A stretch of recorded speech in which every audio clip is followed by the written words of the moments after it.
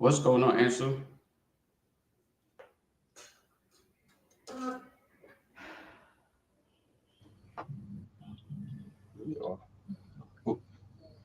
We good to go. Yeah, you guys are good. Let them use the same link. You get yours? I can hear you loud and clear. We, we good to go. Okay. So I tried to do some research. I went down. I got a miss anything, so I took it off the screen. I have brown, so I want to see how bad it can go. Okay, well try you go live. Let's see what happens because you already live though. You You live. already live, you live, you live. Yeah, you live already. Have the other So folks. just tell the guys. I think I even resend it. They send link back, so they just gotta open it. They can't do. Let's see what happened from there. All right. Let me talk to them. There you go. Da, you get What's up? yours? What's up? Hello, Da. How are you? I'm good. How you You get guys? yours? How you guys did the stuff like this? Yeah. Y'all We messed the whole stream, y'all. no. I think it has been resolved. We tried doing it over again. Then Well, why Nikita Raba keep coming on? no, we'll take it off. We'll That's take the it off. that's the subtitle. Yeah, we'll take it off. And you gotta send the link to the other guy. It's still this, yeah. The link out in the group chat. You just play and send to the guys. All right, I'll tell Tony to do that. Yeah. Lofa, Yes, it won't sir. get ready. Y'all should be good now. Okay. So just try the same link. Just send it to them. It will appear like this. Yeah, it is good now. Yeah. But All right. take that Nikita Robert off from the what you call it. Yeah. You know how to do it, right? Okay. Let me do that. Yeah, just take the subtitle off. All right, guys. That everybody keep. Look like you like beer? No, I'm back. I'm back. I'm back. Oh, I tell you, stay in like beer, though. Back. I'm gonna. I just. Lofa, how to pay some fun. We've been busy. I'm father the protocol. I'll Aaron Dog. Dog himself. The How we live? We live. Yes. up the screen Okay. over the boom, man. Hey, people, we live. We're looking at us live. All right, guys. Yeah, we good. Lofa, thank you so much. Lofa, you did well. I don't know how we managed, but thank you, Lofa. Because this was quite an embarrassment, but one thing, Lofa came on and made everything possible. So Lofa, thank you. Thank you, Lofa. We don't know what happened here, Jana. We're confused. Right. Henry did most of the work. So No, Dog. I've been working better than that. I've been working too. Good job. I would have a consultancy. Huh? I would have a consultancy. Your consultancy fee, right? I would have a consultancy. But I've Your been working. consultancy fee? How much you charge? Peabody, Huh? check the cash app. Somebody sent some contribution for these guys in Lima. Oh yeah, I do have it. Yeah, Nora Nora Hopes, right? It's $175. Thank you, Nora. Okay. Yeah, I just got it. Okay. Yeah, and then I will release it to them. Yeah. So, yeah, with the just we're expecting some more. So just wait till tomorrow. You send everything. Okay. All right. Yeah, we can get started. Go ahead, Peabody. Go ahead. Well, guys, thank you, everybody. We apologize for the late start. We had some technical problem, and then our man Lofat Julius came to our aid, but we had some very serious technical problems. So if you're just joining us, we ask that you share this show.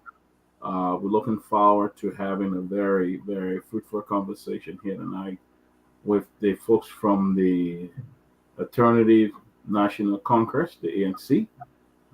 We have some folks here. Others will be joining us shortly, and they're going to be talking about the ANC upcoming program for the ANC that they're going to be having and all of that. So we like to welcome. I see some others. Let me see who's in the back. Okay.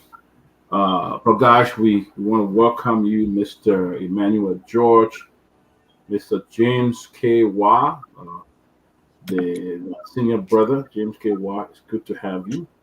from the ANC, and we're joined by one of our panelists here, Hameen, as well, and of course the chief moderator, Tony Niwolo, Chief Sim Tony Niwolo George. So, guys, we're looking forward to have a conversation. And Sidiki is joining us too from all the way in Kigali, Rwanda. He's on unknown caller. So, guys, welcome everybody, Mr. George.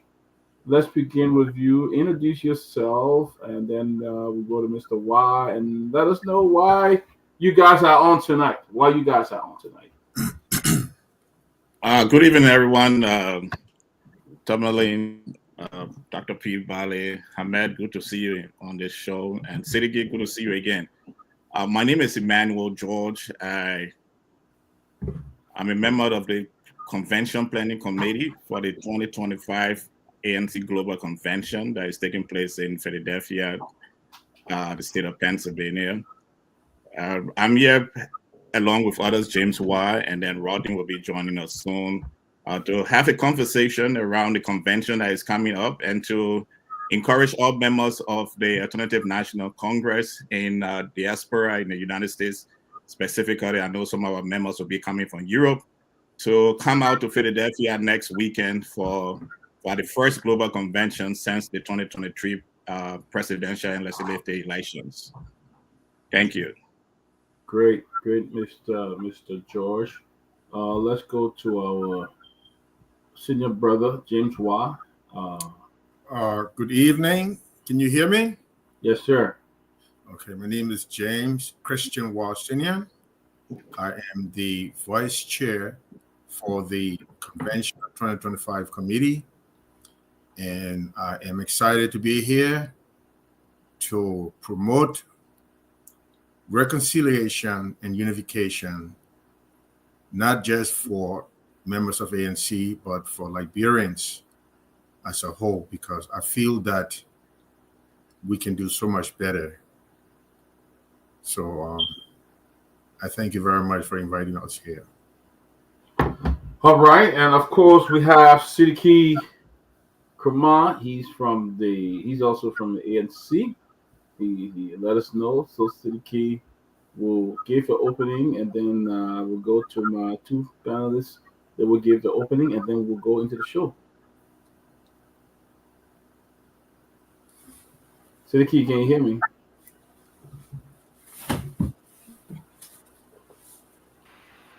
You're muted. Hello? Yeah, go ahead. Yeah, what was your question? I said give your introduction. Oh, yes, good to be here, and hello to everybody. So, looking forward to a great show, and most especially having people from the ANC Global to come and talk about the convention, which is going to be taking place in 2 weeks from now. That's a great initiative. Yeah, and for my end personally, I have some questions, and which as we go into the show, sharing with the team that are here to engage with Liberians, whether independent voices or people who are, undecided voters, or people who are not part of any political parties. Even people who are part of it. But once you are Liberians, they're always open to that. So just looking forward to a great show. Yeah. All right. Mr. Stefanik Hameen, go ahead and give an introduction. Yeah, how you doing, gentlemen? It's always a pleasure to be on the Closing Argument, one of Liberia's best and renowned platform that provide an opportunity for Liberians to digest issues of national concern. It's also a pleasure to have folks, friends, of course, from the ANC today. We think it's a good thing when our political parties continue to strive, survive, and remain in the barrack of upholding multi-party democracy in the country. We we are excited to have this conversation with them. We take note that ANC is a great party. They are actively involved, I understand, in the NEMA by-election, and all of those things are ingredients that continue to turn political parties engine. And so we look forward to a great show. We look forward to hear from them what new, what's the message, what's the strategy, and to engage them in some other dialogue that will perhaps give the Liberian people a new insight on what the new package ANC intends to unfold. So it's a pleasure again to be on the show. All right, Chief Tumling, give your introduction, and from there we'll try to jump into the discussion and talking about the 2025 convention of the Alternative National Congress. Well, again, it's good to be back on the closing argument. It's always good to have my fellow panelists share the platform with you guys. And tonight we hope to be a very good show. And just for the information, I've invited the political leader, Mr. Cummings. I'm sure he's watching the show. I know Mr. Cummings chatted to me yesterday, so I extended him this invitation to attend the show, watch the show. Also, your lawmaker, Mr. Ta Wangwe, even all of them have been invited to watch the show. I'm sure they're watching the show live. But and I know you guys are the global, but some questions that come today that should be answered by the national. But I'm sure you guys are in touch. So we look forward to having an interesting show. So it's good that ANC, the Alternative National Congress, one of the most talked about political party. Everybody want to know what ANC plans for the next 4 years or so. So we're looking forward to having an interesting conversation tonight. Welcome. Now, Russell, yeah, okay, Mr. Russell is here too. Good to see Mr. Russell, and Mr. Russell will talk about that police thing later on. It's important, but at another time. But let's go on the ANC people today. Go ahead, ANC. Mr. Russell, good to see you. Any opening before we jump in the conversation here tonight? Yeah, Mr. Russell. I'm looking around who they, Mr. Russell, you're talking. I think my pa you're talking about here, so. You call you Billy D or Billy D or I know, right? All right, guys, it's so nice being on here, and a great seeing you all. It's always a pleasure when you come on here to have these great exchanges. So I'm looking forward to it. There are a lot of things to cover. Obviously, I'm sure we'll be digging and diving into a number of those different issues that we have to talk about. So once again, it's good being on here, and thanks for the opportunity. Thank you. Good to see everybody. Let me start with Mr. George. Mr. George, you talk about the ANC 2025 convention. Tell us about that. What has the ANC been up to, and now you guys are having a convention? Tell us about it. Oh, our convention. We normally have a convention every year, but we have been working on a lot of stuff since we came back from the election. So this is going to be our very first convention. So the 2025 convention will be held in the city of Philadelphia. We start on the 25th with a meet and greet at an Airbnb that we have rented so our members can come sit and wind down. And then after that, we go to our business meeting on Saturday. At the business meeting, most of our officers have terms, so we're going to have elections of new crop of officers of ANC Global. And the night of the 26th, we're going to have what we do all the time, have an ANC banquet and fundraising as we gear towards supporting our party efforts towards 2029 and strengthening our base in Liberia, based on the constitution of ANC Global and the purpose of ANC Global. So that's what we'll be doing that weekend. So we are calling on all frank sympathizers, partisans of the ANC to come up in the city of brotherly love. Let's meet. The theme of this convention is reconciliation and unification. two very powerful words that we will be working on throughout that weekend. So we're looking forward to seeing all our members. I know that the chairman for Europe will be flying in to join us along with some of his members. We look forward to our members coming from all parts of the United States to this convention in Philadelphia from the 25th to the 27th. Great. You say your team is reconciliation and what else? And unification. Reconciliation and reunification.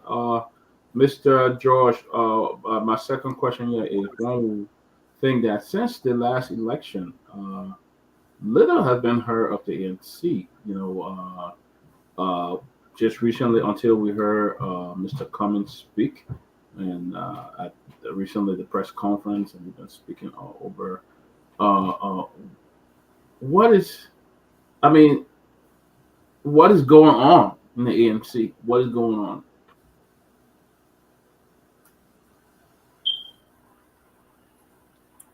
So, Dr. George, you want to respond to that?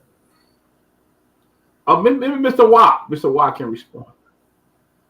Well, Dr. George is back, and you addressed that question to him, so maybe you want. Okay. So yeah. My question is, since the election, little have been heard of the ANC been about a year and a half. Well, not too recently when Mr. Cummings came, and Mr. Cummings gave a press conference and came back, and we have seen people not. I don't want to get into politics for now, but let me ask you, why the silence all this time? Been more than a year now. Why the silence? Because when you work in a corporate entity or you deal with organization structure, when there is a leadership change, you try to give the new leader the opportunity. Remember, we went to the elections and the Liberian people decided that we're not a party of their choice. There was a strong enthusiasm for the Unity Party, although we argued that it won 20,000 votes with the CDC. But there was this strong enthusiasm for the Unity Party. Besides that, we have been labeled a greedy party. Our political leader was labeled in the streets of Monrovia as being very greedy, wanting to hang on to power. So after the elections, we have to recalibrate. We don't go, if you go running into things, the same labor will follow us. But right now, we have given ourselves time. We have given the Unity Party time to prove itself to be a very incompetent, inept party, and they have been doing a very good work with that. And since they have done such a great work proving to the Liberian people that they are a party that is non-functional, have short of ideas, do not know how to run the country, it is now the opportunity for us to come back to the Liberian people to tell them very clearly there was a serious alternative. Remember that all the surveys in Liberia towards the 2023 elections pointed that the best person to run the country was Mr. Alexander B. Cummings. Based on every indicator, the only indicator we had negative, who could run the economy of Liberia better was Alexander B. Cummings. Who was corruption-free? Alexander B. Cummings. Who could unify the country was Alexander B. Cummings. The only negative indicator we had was that Liberians were not willing to vote us into power, even though they agreed that we were the best party to change the country around. So definitely we have given them the Liberian people now know that despite the 40 years of experience of President Joseph Boyka, that experience did not amount to anything about leading a country. He have not led anything serious in his lifetime. He have not changed anything serious around.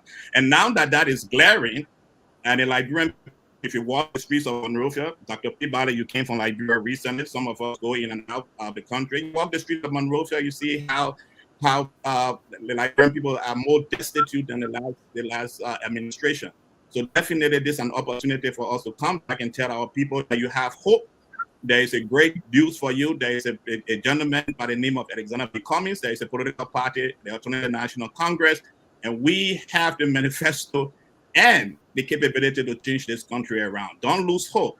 We have another opportunity. The opportunity is 2029, but let's start working now. We'll all start from the April 22nd elections in Nema County. That will be the first signal that we have to send out to this government and for the Liberian people to speak their mind as to the inability of a United Party to rule. We have given them 12 years. They're going to 18 years, and for 18 years they have proven that they have no leadership capability.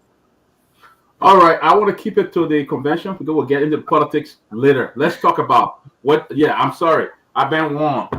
Not to get into the politics too early. I've been warned. But we'll get into the politics. Yeah, but we want to for now keep it. Tiola already gave me strong warning. So I stepped it to Tiola. Sorry, but I wanted to keep it to. Then we'll go at the end of this. We'll go into the politics because it seems like you guys are ready to fire up and stuff like that. But let's go to Mr. Y. And then we'll go to Hamid Timberlane and then Mr. Russell. But let's keep our question now on the convention, and then later on we'll jump in the hot spot because let the ANC brought their ready to fire. All right, I see all the loophole and the red all the other loophole in the government, so they're ready to hit it. So let's go to Mr. Y. Mr. Y, tell us what you would hope to achieve at this reconciliatory and unification at the convention this year. So thank you, Dr. Peabody. It's good to see my old friend Hamed Stefanik. I hope all is well. Thank you for being here. So, I want to be clear that this reconciliation and unification event that is being hosted by ANC Global, it's not intended just for ANC Global members. It is time that Liberians came together to move our country forward. And it is in this light that we are inviting all Liberians come and become a part of the ANC.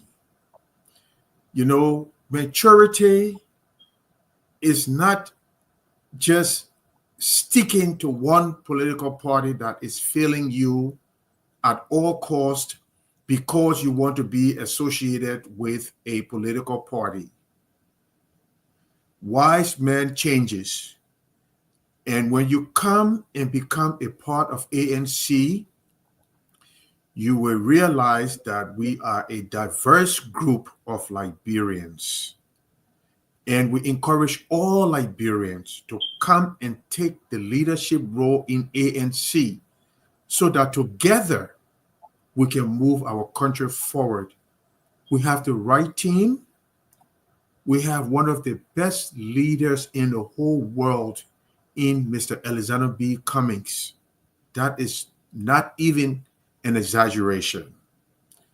So this unification event this year is about bringing Liberians together, reconciling the past and differences, and know that when you come and become a part, that we can move Liberia together into the future where we belong. Thank you. Who's next? The next person. Hamid. Welcome, Mr. Ronde Wilson. Welcome. About the convention, we still asking about it. Just keep it. Thanks for having me. Okay, well, I think all we would seek to do is to wish the ANC a very successful program. We think it's a good thing to always have these occasions to reflect, to re-strategize, to recalibrate. So we hope that its members within the United States can attend. Also, I just want to know how many persons, by your calculation right now, do you expect? What's the total number of people you most likely expect at the event tomorrow? Are there any fees attached to these events? Dr. George, you want to address that?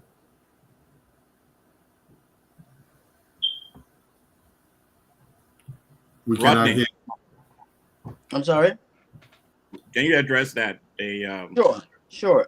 With regards to the fees, the general public will be paying $50 per person, and there will be $170 for our members, which will include their membership fees and the $50 for entry. In addition to that, there's a third denomination, which will be $220, which includes a member's fee, the entrance fee, and an additional guest.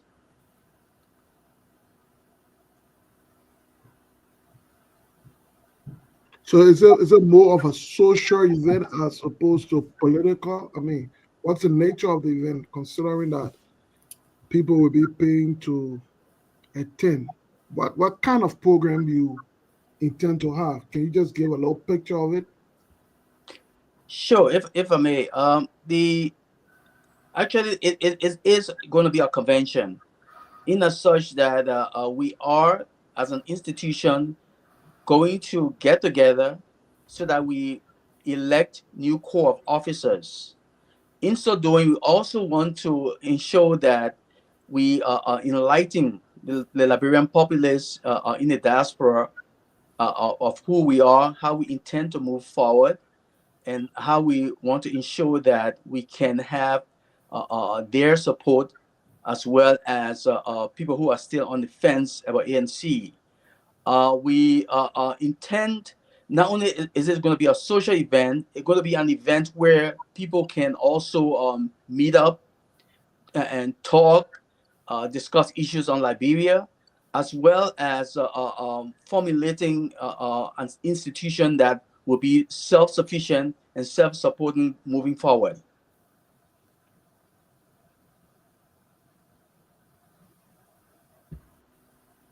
Timothy.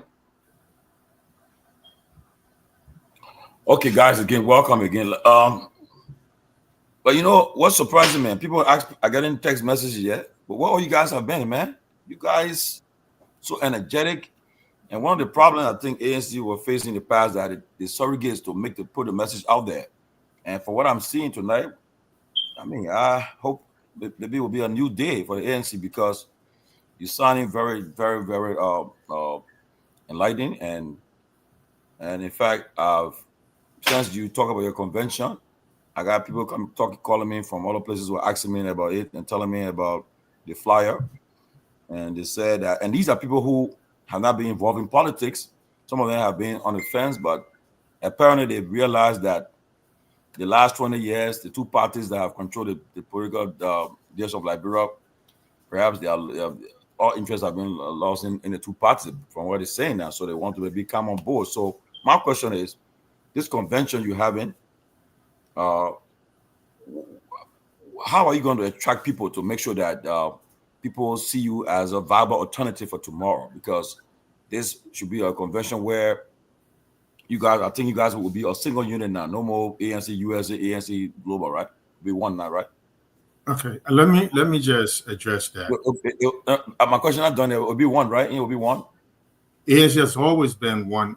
No, I thought it had ANC USA, ANC Global. There were two. There were two different groups. Let me allow you to complete your. Okay, so yeah, so hopefully you guys will trash all of these things and maybe form a one unit, global unit, and so forth.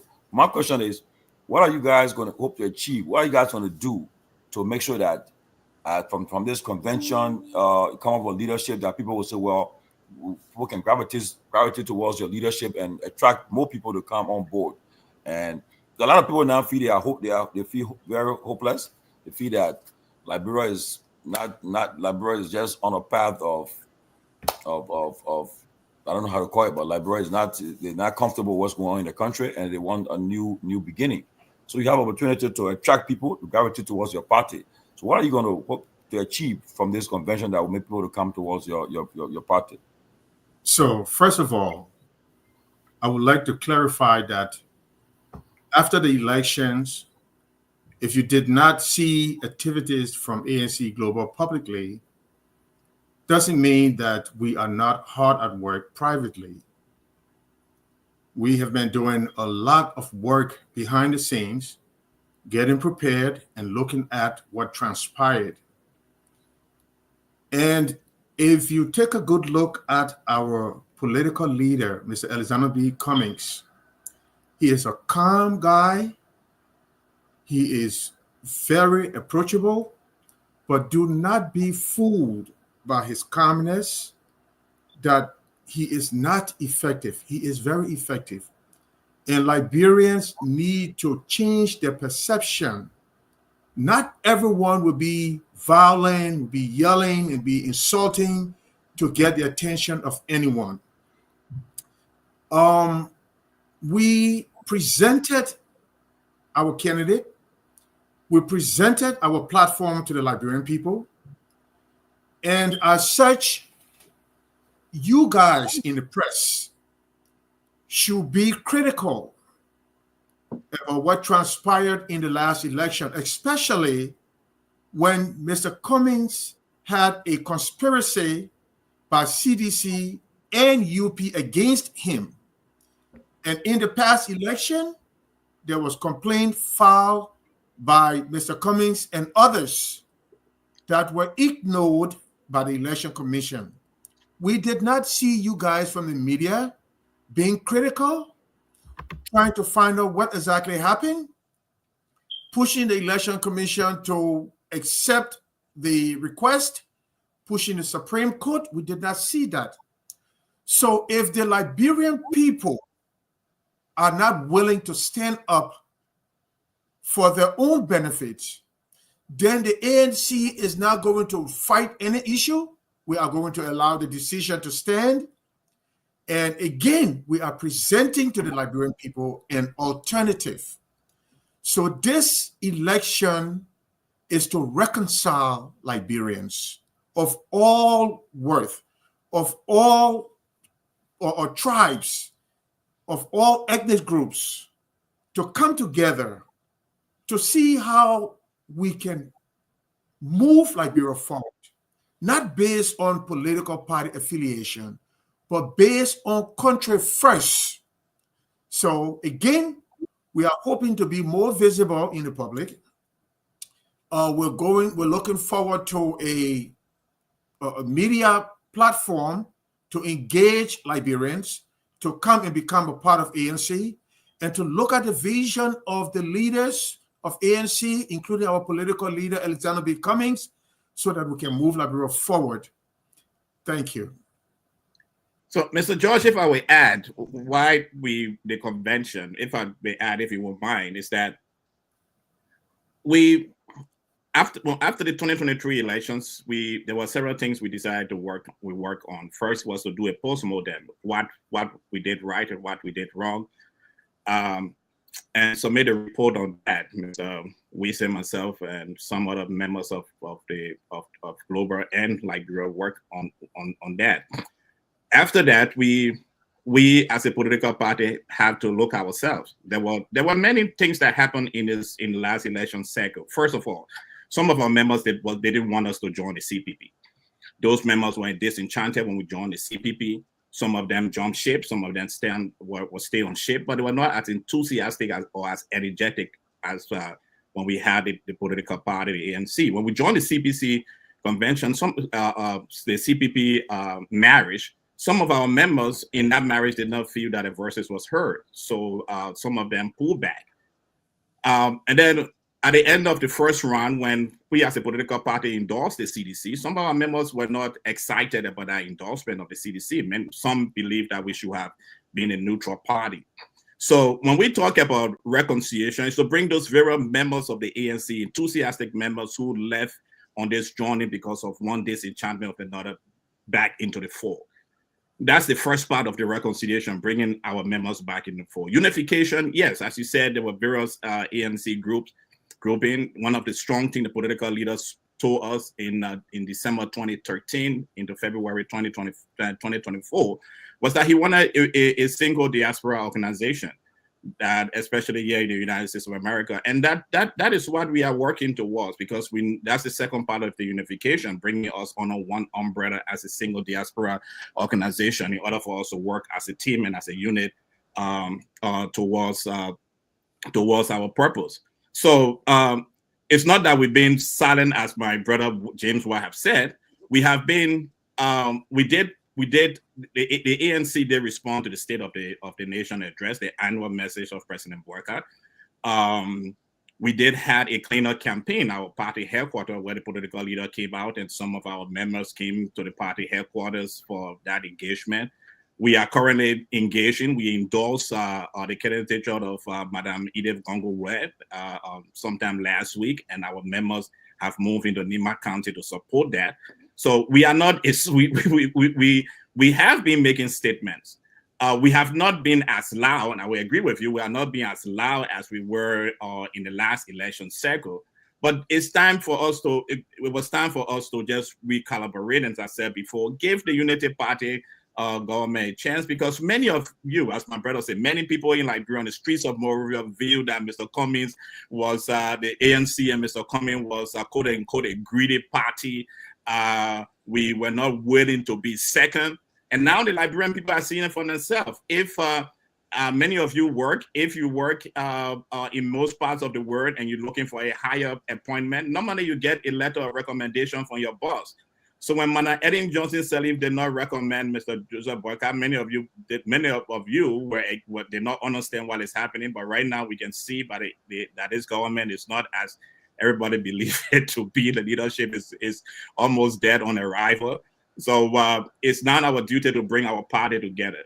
There is a saying, whenever you ride in an airplane, if you ride Delta or how they call it, or United, you will see it on the screen behind your seat.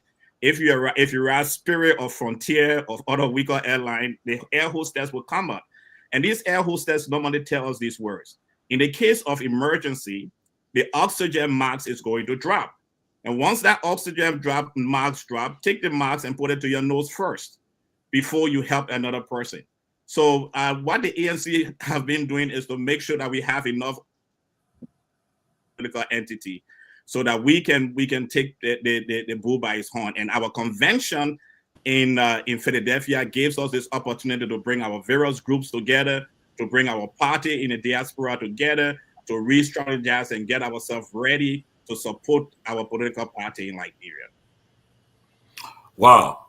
My last question. Like I said again earlier, Emmanuel George, I didn't see you. I didn't see an active. Honestly, when especially to make the rounds, to make the case for the ANC in the past election, I think the voice like yours and Mr. Y and others, Mr. Wilson, I think they were missing. These are people about it good. I think that it sounds encouraging that you guys are speaking out and really making the case, explaining about the ANC, which is good. But and my question is to what will be, at the convention you're having, are you guys will you guys be recruiting new members? Will you guys be on hand to recruiting new members to join the party? People who want to join. I know I got a couple of friends in Rhode Island who called me and told me that they're interested, they want to come. I said, well, I'm not a member of ANC, so I don't know, but you can call the numbers on the flyer and find for them. Will you guys be recruiting new members to come and join the party and make your broad base in the diaspora? Rodney, you want to address that? Yes. So that's one of our goals, one of our many goals. I've spoken to several people as well who have whose desire is to come and see how we perform, how we operate, so that they can make their decision. And it's important to note that as Liberians also, that I mean, we're not only doing it for the party itself, but we're doing it for the Liberian people, for our country. Because if you are all aware, we are, I mean, the last couple of administrations, we've been going backwards. I mean, we look at our neighbors, they're so far ahead of us. I mean, and people have seen that, people are encouraged, and they see ANC as the alternative. And with our political leader, as strong as he is, our plan is to ensure that the Liberian people also get to know him better. Because, I mean, for some reason, they think fame, people who have fame or people they like will do better for them. They've seen the opposite. So, I mean, it's time now that we encourage everyone, I mean, those who are on on the fence and asking us to be part of this institution, to come in, join us, join the party, come and join the convention, have fun, and find out that, I mean, what we are capable of in terms of not only fundraising, but also our ideology, what we stand for in ensuring that Liberia get out of the state it's in today. We're in the dark ages, and we're in the 20th century. What's happening to us? I mean, we are not different from any other country. We need a better leader. And Mr. Cummings is going to do that for each and every one of us. All right, let's go to Mr. Russell, and then we'll go to Siddiqui. Good. So my only question,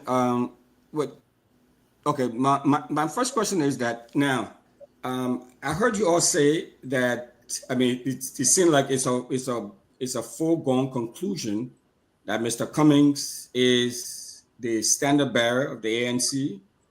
And you guys are talking about having a convention now, except the way convention takes place in Liberia is different from the political convention that I know, that I've also participated in.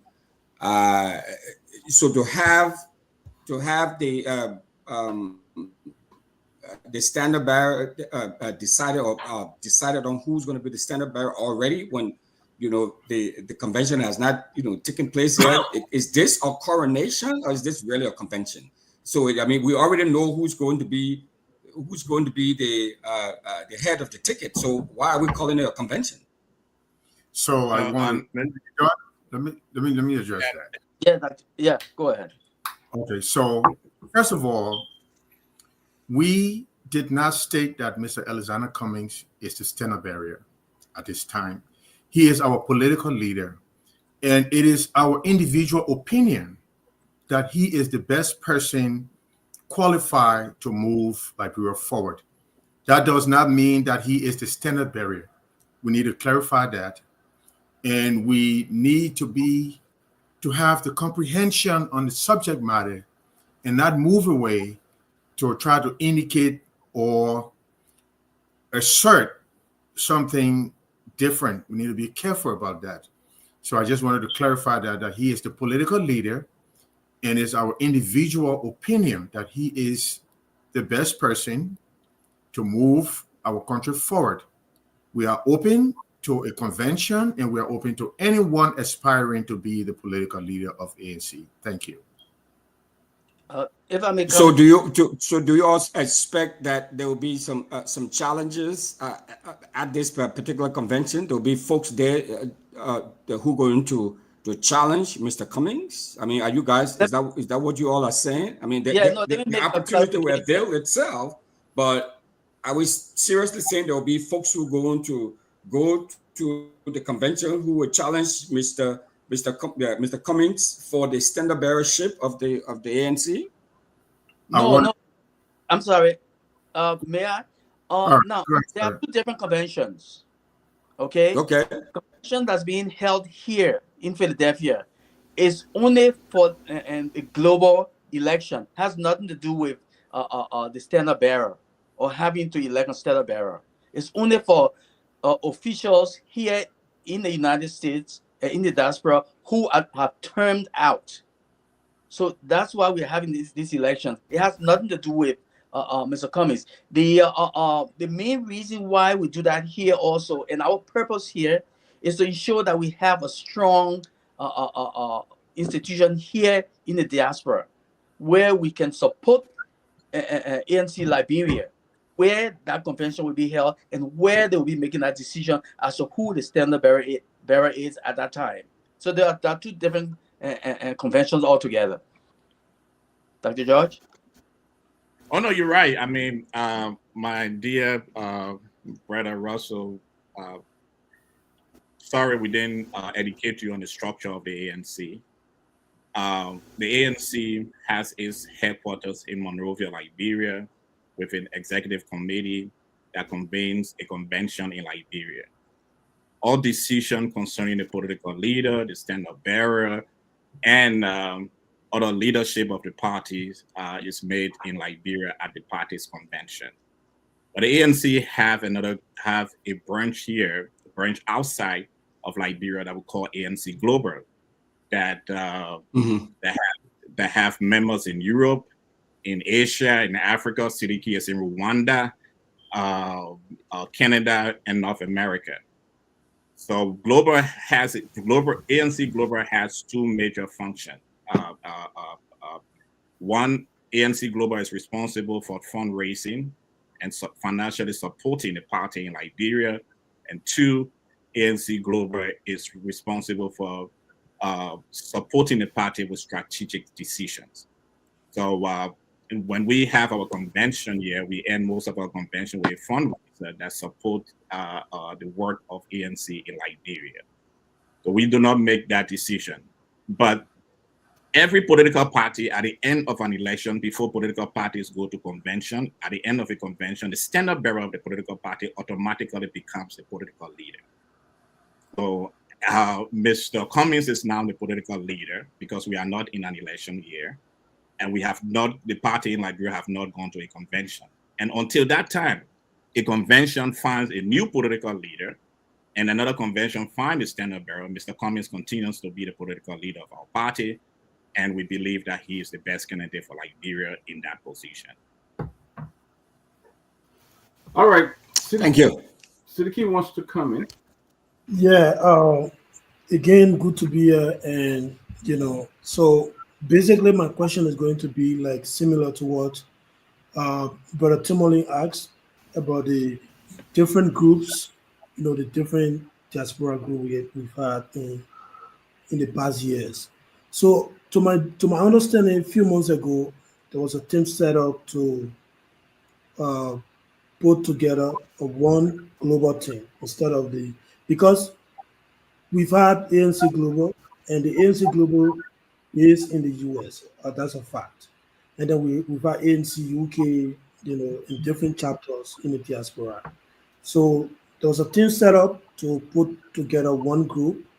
And to my belief, all of you here tonight are part of the committee for the ANC Global for the upcoming convention, which is going to take place in 2 weeks. And most of the people who are members of the ANC Global, they are not aware of this convention. So, so I'm just thinking if you guys, as being members of the committee of this upcoming convention, do you guys think you've done a good job, because you just have 2 weeks from now to have this convention and your focus is to reconcile, to, kind of get people together to keep engaging, and support the party, which is good. So I'm just thinking, because I've seen Mr. Wilson post a lot of flyers, apart from him, I've not seen a lot of publicity about this convention. Always I see him post, and sometimes I even try to share on my status and Facebook page. But I just wanted to know, like, most of the members of the ANC Global that I know, they are not aware of this convention. So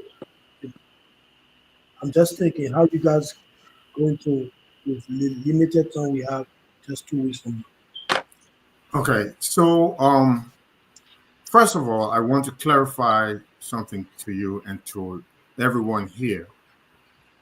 ANC Global is an institution. We are always open to new innovations, to new ideologies, to anything that is going to bring us together as one. So if there is a mandate for our political leader to look at ANC Global or ANC becoming one in the diaspora, then we are going to look into that. We are going to commission a team to review that. So once we review that, if it's feasible, we are going to proceed with that. If it's not feasible, we will not proceed with that. And so there's only one ANC Global. There's no more ANC USA. And any other group that was put together was commissioned by our political leader to look into that possibility. But at this time, we feel that ANC Global is big enough to invite everyone to come together under the umbrella of ANC Global. And we want to inform you that we have been doing publicity about this event. As you can see, we are here and we are promoting that. And it is your responsibility as a member of ANC to promote that.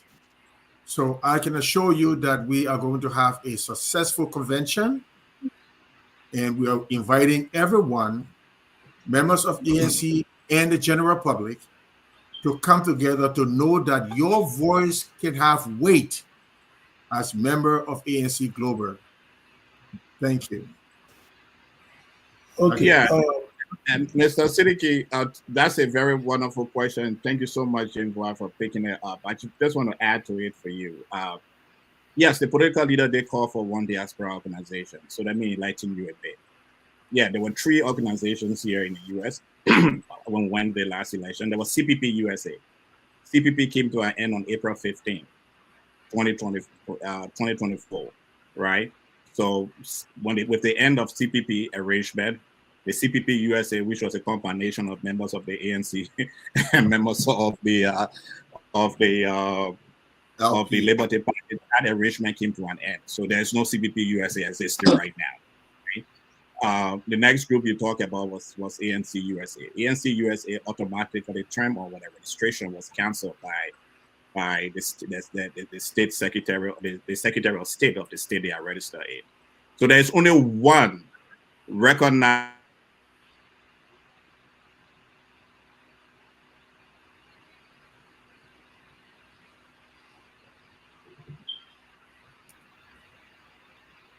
I believe Dr. George is muted.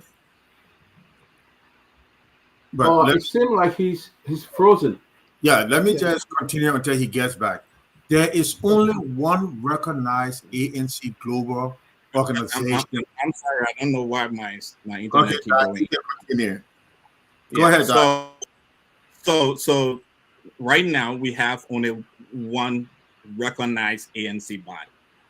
But be as it may, let's agree we have Mr. James Wise, a member of the One Diaspora Committee. Be as it may, once a decision is made, ANC Global has to meet at a convention to adopt a resolution accepting a one this new.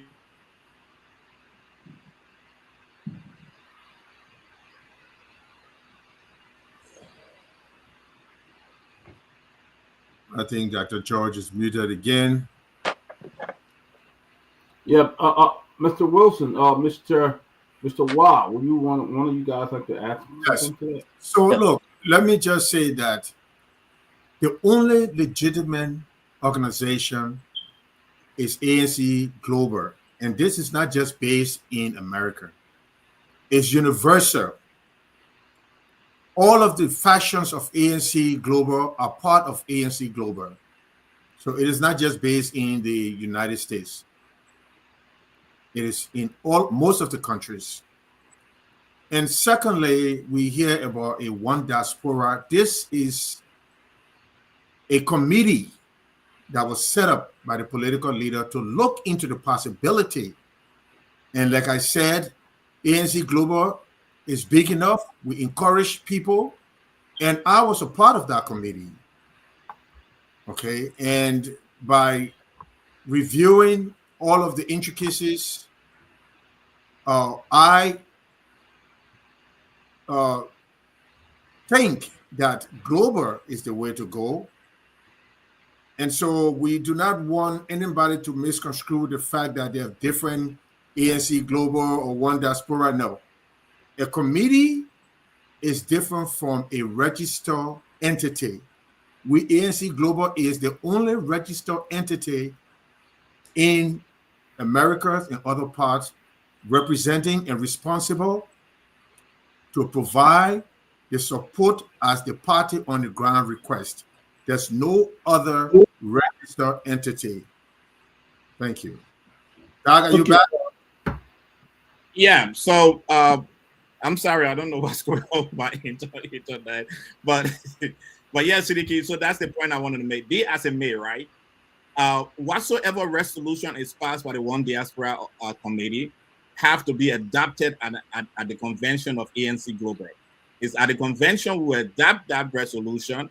It may be at the convention that will also decide based on how strong that resolution is. When we adopt it, we decide the way forward and decide where we next with ANC Global. But at the moment, we are the only registered, recognized entity by the United States government called ANC that is operating in this country as of now, and I'm speaking to you. So we are open. We have always been open to having to the recommendation raised by the political leader, and we have always have conversation around that. So this convention is also people from the one. There are people who are on that One Diaspora Committee who have registered, and they will be at this convention. They have registered. They have paid their dues. They're going to be at the convention.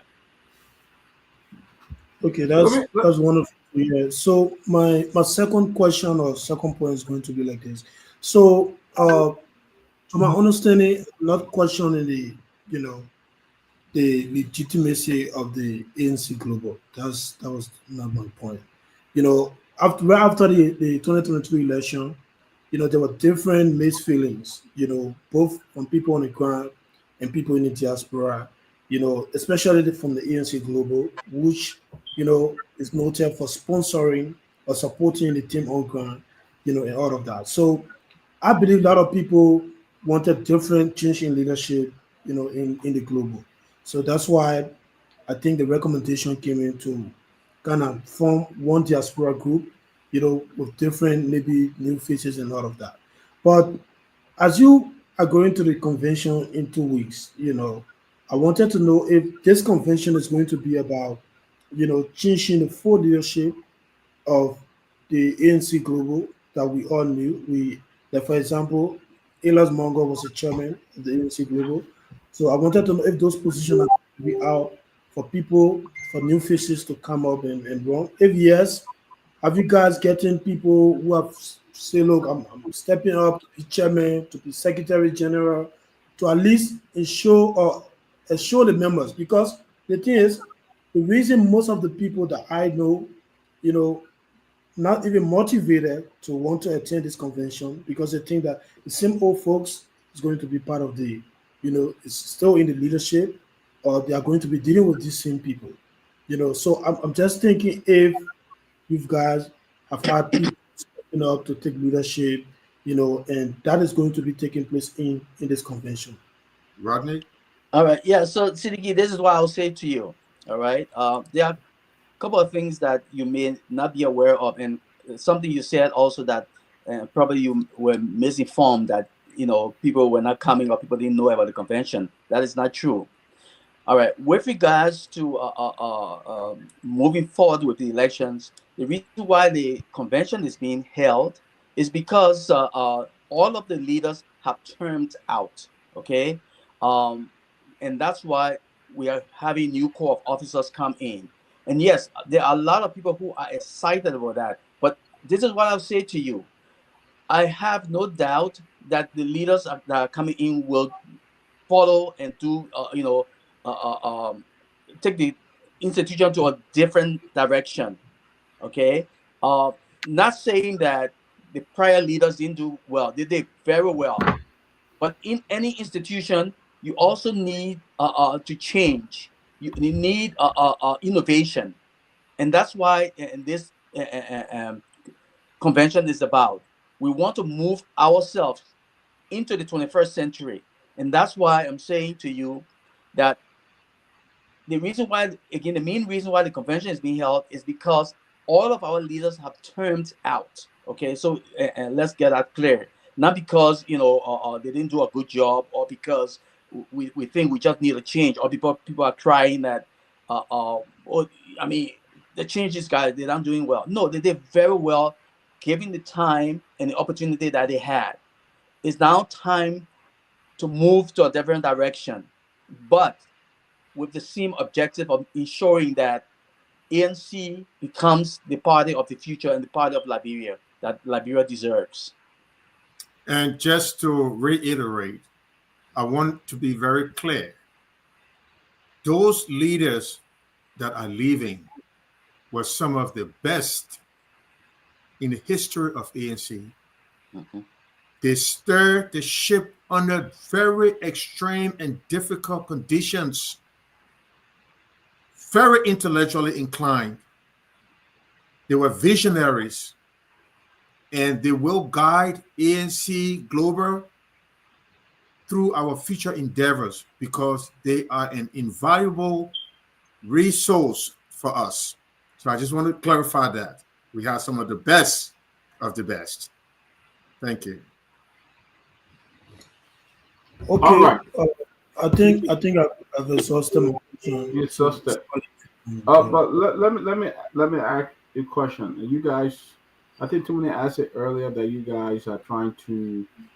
There will be would there be a membership drive at the convention? Will on that day? What people? I don't know whether you got answer. You probably did. What do people need to know about it? What they need to bring? What to become a member of the ANC? What would they need to do? So yes, I believe there will be a membership drive, or at a certain point during the convention, we will invite Liberians to come and become a part of the ANC. And I know people have different opinions about the ANC, but we want to assure you that once you come and become a part, you realize that you are in control. You realize that we respect you and gave you the opportunity to maximize your potential. So that's what we're all about. That's where we have diversity. So again, there will be a drive. We will call out for Liberians to become members of the ANC and to help us stir the ship of Liberia forward. Dr. George, do you have anything to add?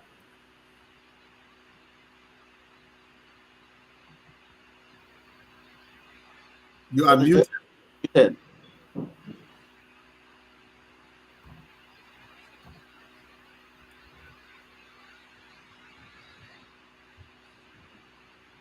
Dr. George is muted again, so perhaps. Now, what about Mr. Wilson? Mr. Wilson, want to add something?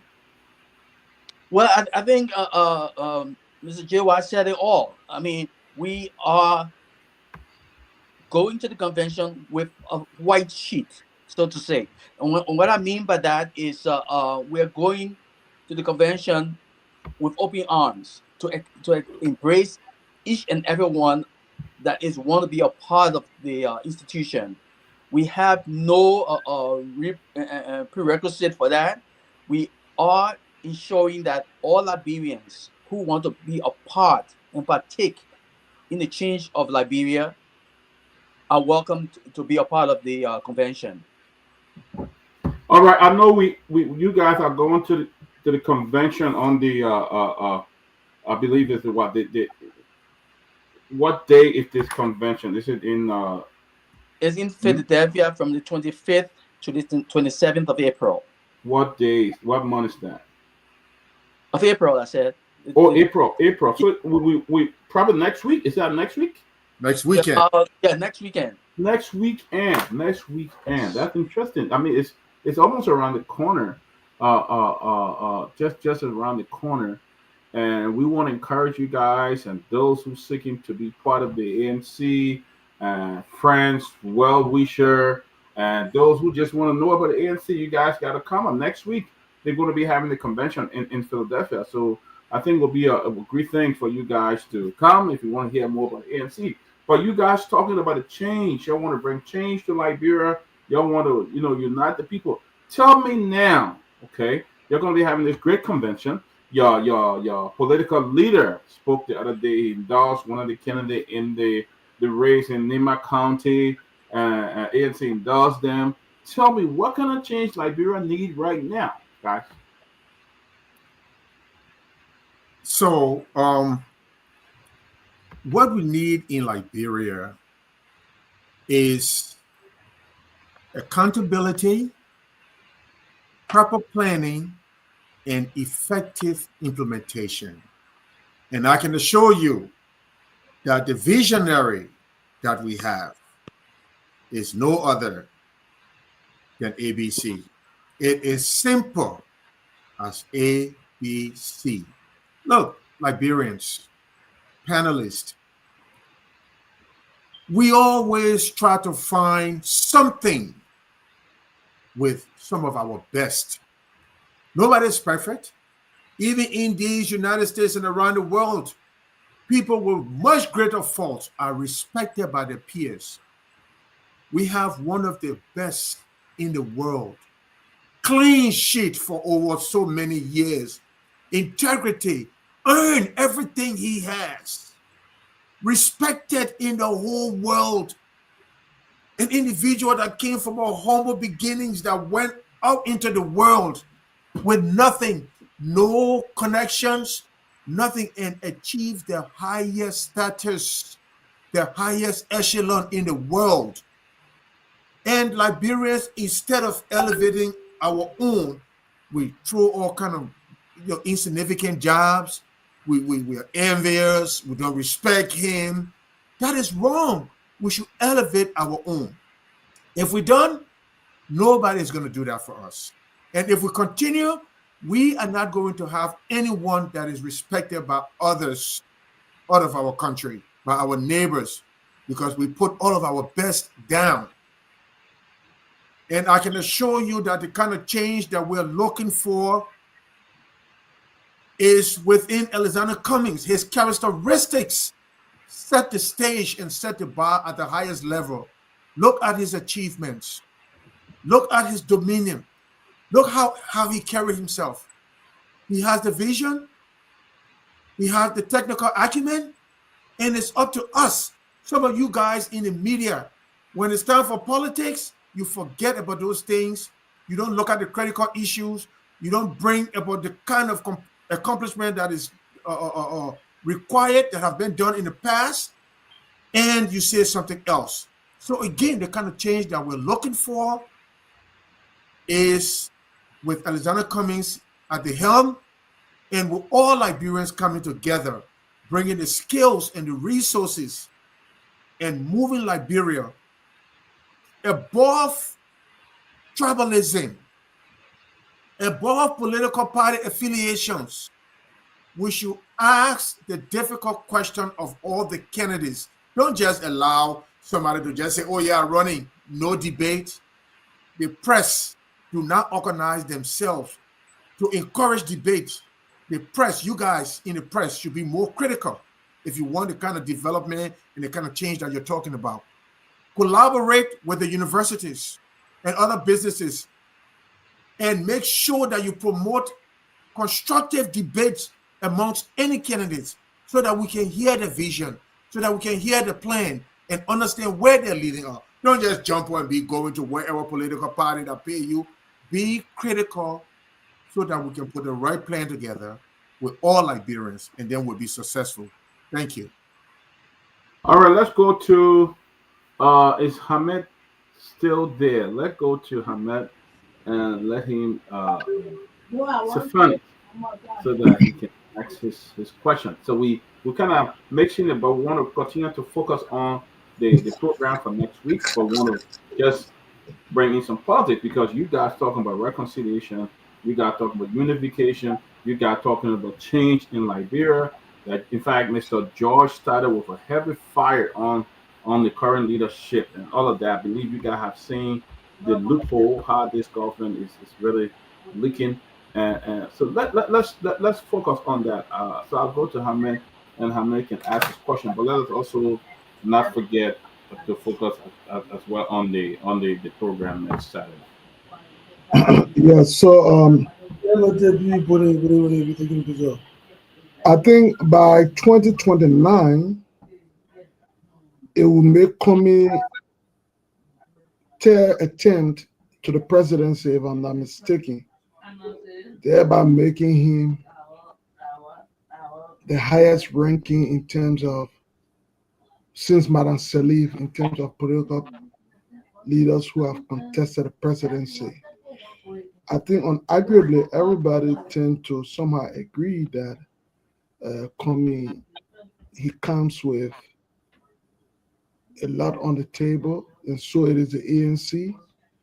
It includes some very respectable Liberians.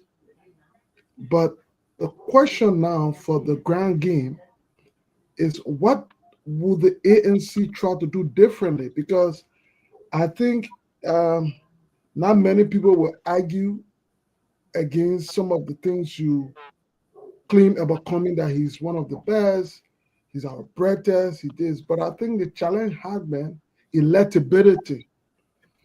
And it doesn't matter what it is in politics, ultimately, the grand game, the electability, that's what counts eventually.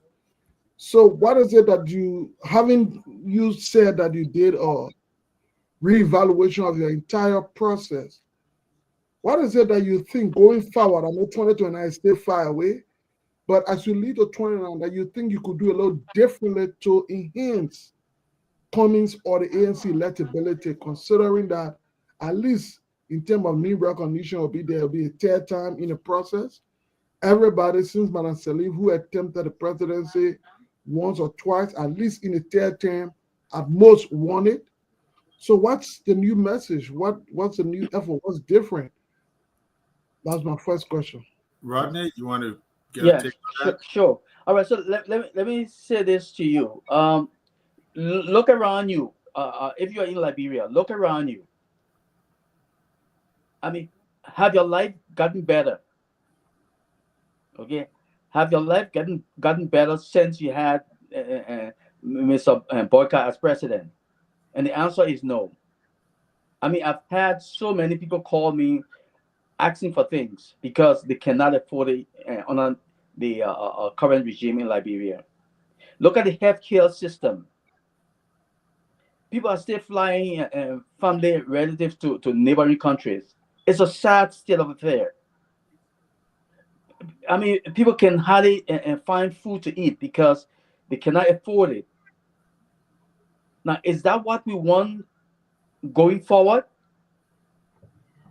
And the next thing I would say, it's incumbent on each and every one of us, including the press, to ensure that when there are fallacies, when there are lies perpetuated whether on an individual, that they investigate these lies and inform the Liberian people appropriately. I mean, it's a shame that as we are educated in the press and other professions, that we align with this kind of falsehoods.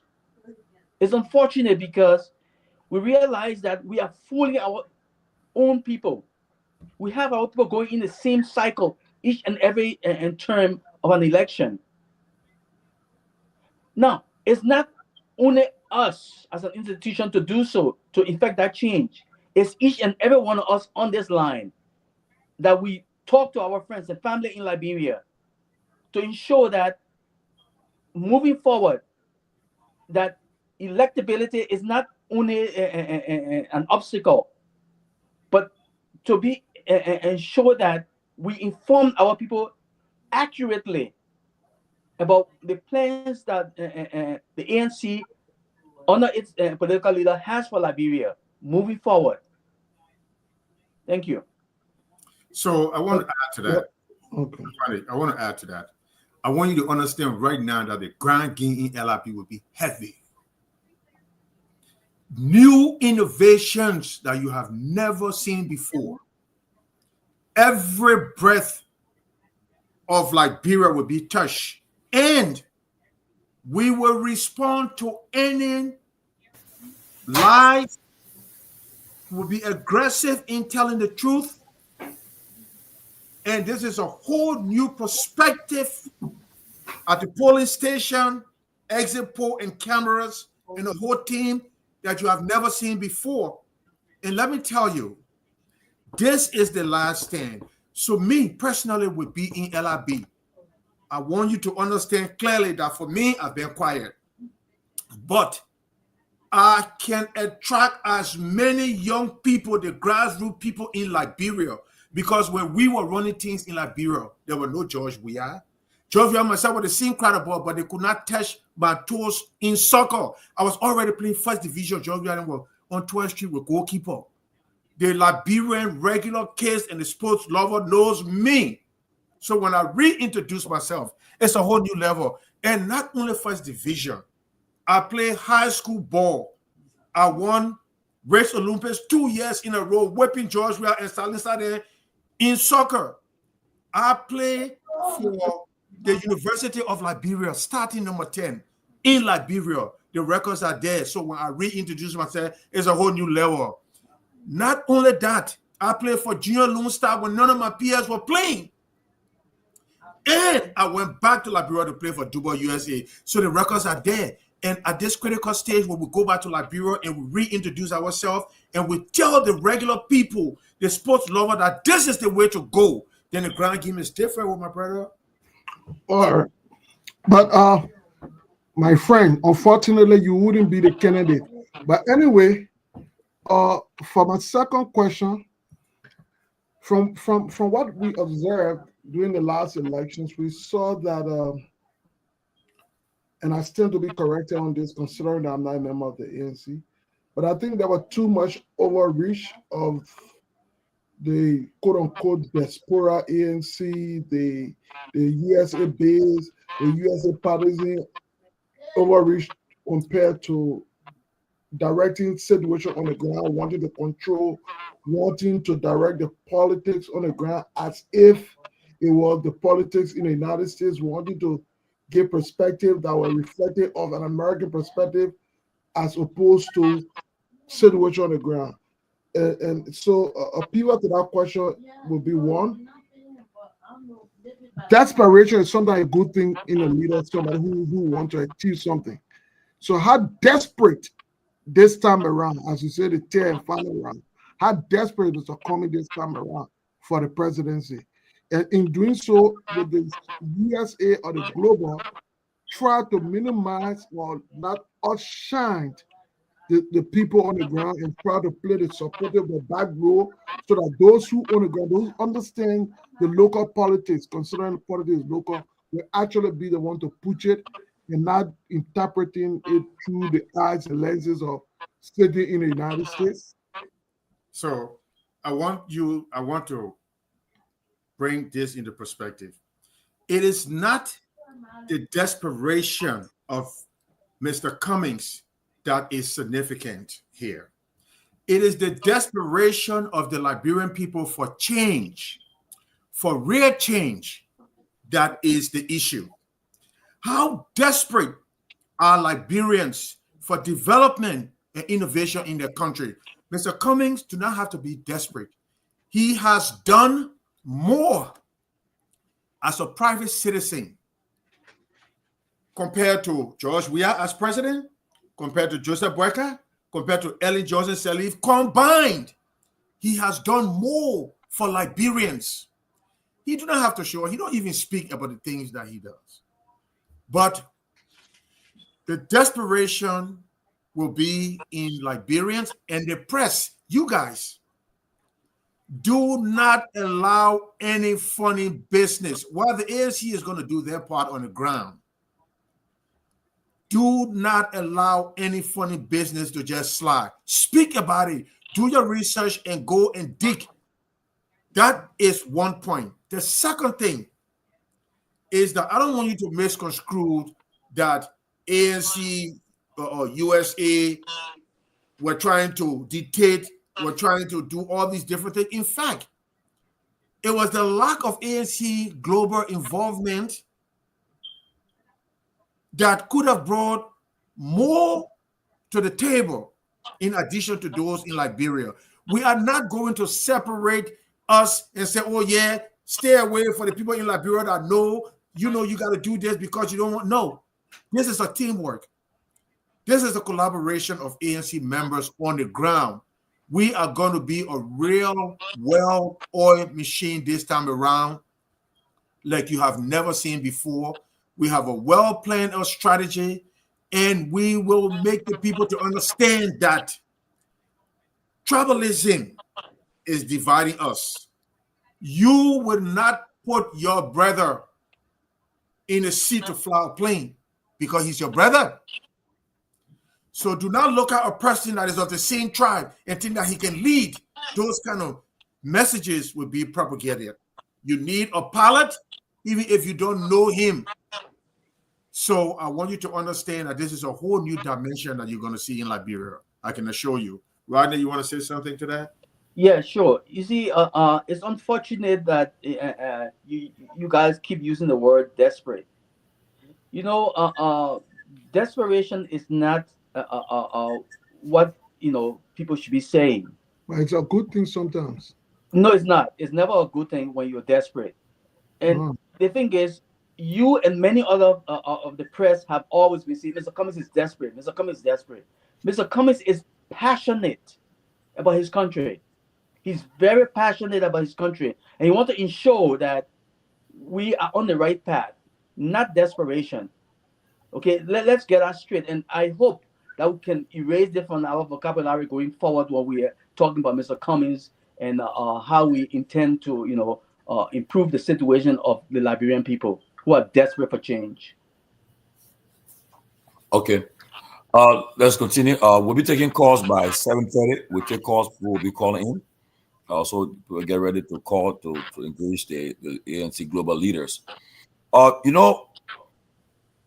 you talk to people in the political in the spectrum, people were saying that this could be the chance of the ANC. Who knows? Because they have tested the two parties, CDC and UP, have been tested in the last 20 years, and they have controlled the political space in the country.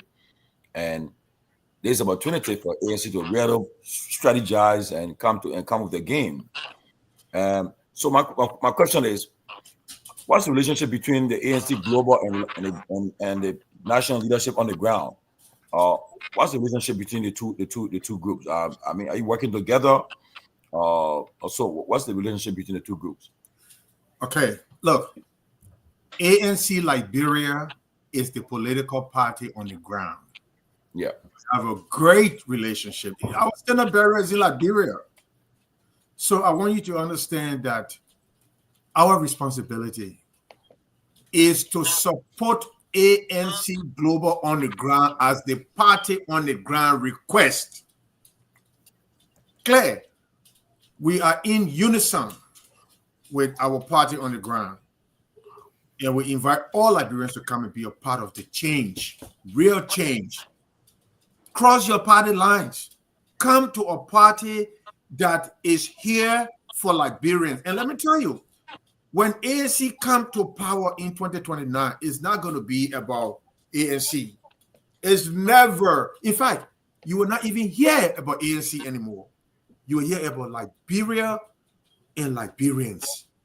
Mr. Cummings is not a guy to say, okay, yeah, of course, there will be some concessions to certain trusted leaders in certain positions because that is with any political entity. But the primary focus would be about Liberia. We want to have some of the best hospitals. We're going to have our people working the whole world to make sure we have good roads immediately. We're going to work with the universities to empower them with agriculture. We're going to encourage the farmers in different areas to have their products brought to market. We're going to try to clean the streets of Liberia. We're going to look at the infrastructure of technology. We're going to be working in a hurry with a plan to bring our country to where it belongs. We're going to listen to our constituencies, to our citizens. We're not going to be trying to justify. We're going to have a well-constructed strategic plan. We're going to listen to our people. We're going to adjust. We're going to be dynamic. And we are going to work tirelessly for Liberia until you're going to see the change. It's not going to be about ANC, though. Even though now we have a political party called the ANC, but this is not about the ANC. This is about Liberians. That's why we keep asking people who are not members of the ANC, forget about all these political parties. The ANC is not a group of people that are just together. We want everybody to come because 2029, when we get in power, we want to hit the road running. We want to make sure Liberia is to where it should be, where our people then that are here will have no reason to come here. They will want to be in Liberia because we want to create jobs. We want to say, look, a group of Liberians come together, put some money together. The government is going to match that money to start a business in another county. Come together again, put some money. The government will match it in another county, so that we create a real middle class. And they will want to collaborate with all of the middle classes and all of the businesses, and they open a real bank that's owned by Liberians. We want to move our GDP up. We want to move our budget for Liberia to at least $1 billion. We want to make sure we have enough private investment in Liberia, that job is accessible for our females, so that they're not compromised, for our young men, so that they have the opportunity to be able to go to work, like our political leader always say, with a living wage, to be able to come home as a young person and go to your own premises. You see, this is what we're looking at. You have to cross party line for that kind of ideology. You have to cross party line for that kind of vision, and come and see how we want to work together. We need to come together as Liberians to make sure that they allow Liberians in the diaspora to vote. That is our constitutional right. Those are the kind of issues that we're going to be addressing. So this is what I want you to start looking at now in the future. Thank you. Okay. They say that all politics is local, and people are watching the show. You got a lot of people watching this show tonight. Almost 1,000 people watching this show tonight, and I don't know if the ones that are watching listening to them today on the radio. I don't know, maybe I don't know the amount of, but a lot of people watching this show tonight, and all politics are local. And from what you're saying, I would tell my ANC friends, you have to win before you govern. You sound like somebody who is governing, the way you spoke just now, who in a governing seat. But to get to that point with all of these flowery ideas and good vision for the country, you got to win before. And since the election in Liberia, some of us go around a lot. You go to parties, you go to weddings, you go to funerals. After everything, when they start to talk, politics come in. And when they bring about Liberia, they say, well, maybe this time ANC we should look up to them because perhaps we have not tried them before. But here's the thing, though. In order to reach to that point, you must be able to attract people, right? And for instance, Mr. Cummings, honestly, the last election, he and Councillor Gonglo, Mr. Moneybat, they were the three hardest working candidates. They campaigned almost the entire country. Okay, but the results that came in the election were very disappointing. But for me personally, I would tell people that result, that 2023 election, I believe was a fraudulent election. I would say so. I was in Liberia. I don't believe the result that came in the election. I don't believe that Cummings got 1%. That I don't believe. I can argue that any day. It's just not possible to see an Appleton who never heard about him until election, after the election, Appleton coming to a place, getting thousands of votes. That's something that needs to be investigated. I don't really give that result too much credence because of what happened. I can tell you that. I can argue that any day. But so now, in order to make this last stand, take the last stand, make this pooch, it must be something organic that will. What plans are you guys making? Okay, they're both the local, national in Liberia and you guys in the diaspora, to make it organic where Liberian people will feel the need to say, well, look, we have tried the two parties, we have done this. We must not encourage this man. How can we? It shouldn't be like people are using the word desperate. No, they should be desperate and say, well, we need him. What are you guys doing to make the Liberian people be desperate that they need Mr. Cummings to be president? What are you guys doing to say, well, we have tried all the guys, so let's try Mr. Cummings now. Let people come. Let people take the lead and say, well, we are going to take the lead to come and go after him. Instead of going after them. What are you guys are doing in that direction? So, Rodney, you want to take this and then I will follow up? Yeah, sure. Thank you very much for that, Joel. Yeah, so this is what I'll say to you. All right. You cannot give your strategy out there to another person. Okay. You don't expect us to tell you, oh, this is what we're going to do and this is what we're going to do. But this is what I'll say to you. The fact that Liberian people are not feeling that they are not being desirable to their current leaders. That's proof enough to tell you that we have been on the right path all along. What we need to do, okay, is to ensure that we continue what we're doing and do it adequately, professionally, and ensure that the Liberian people understand that we are here for them, that they deserve better.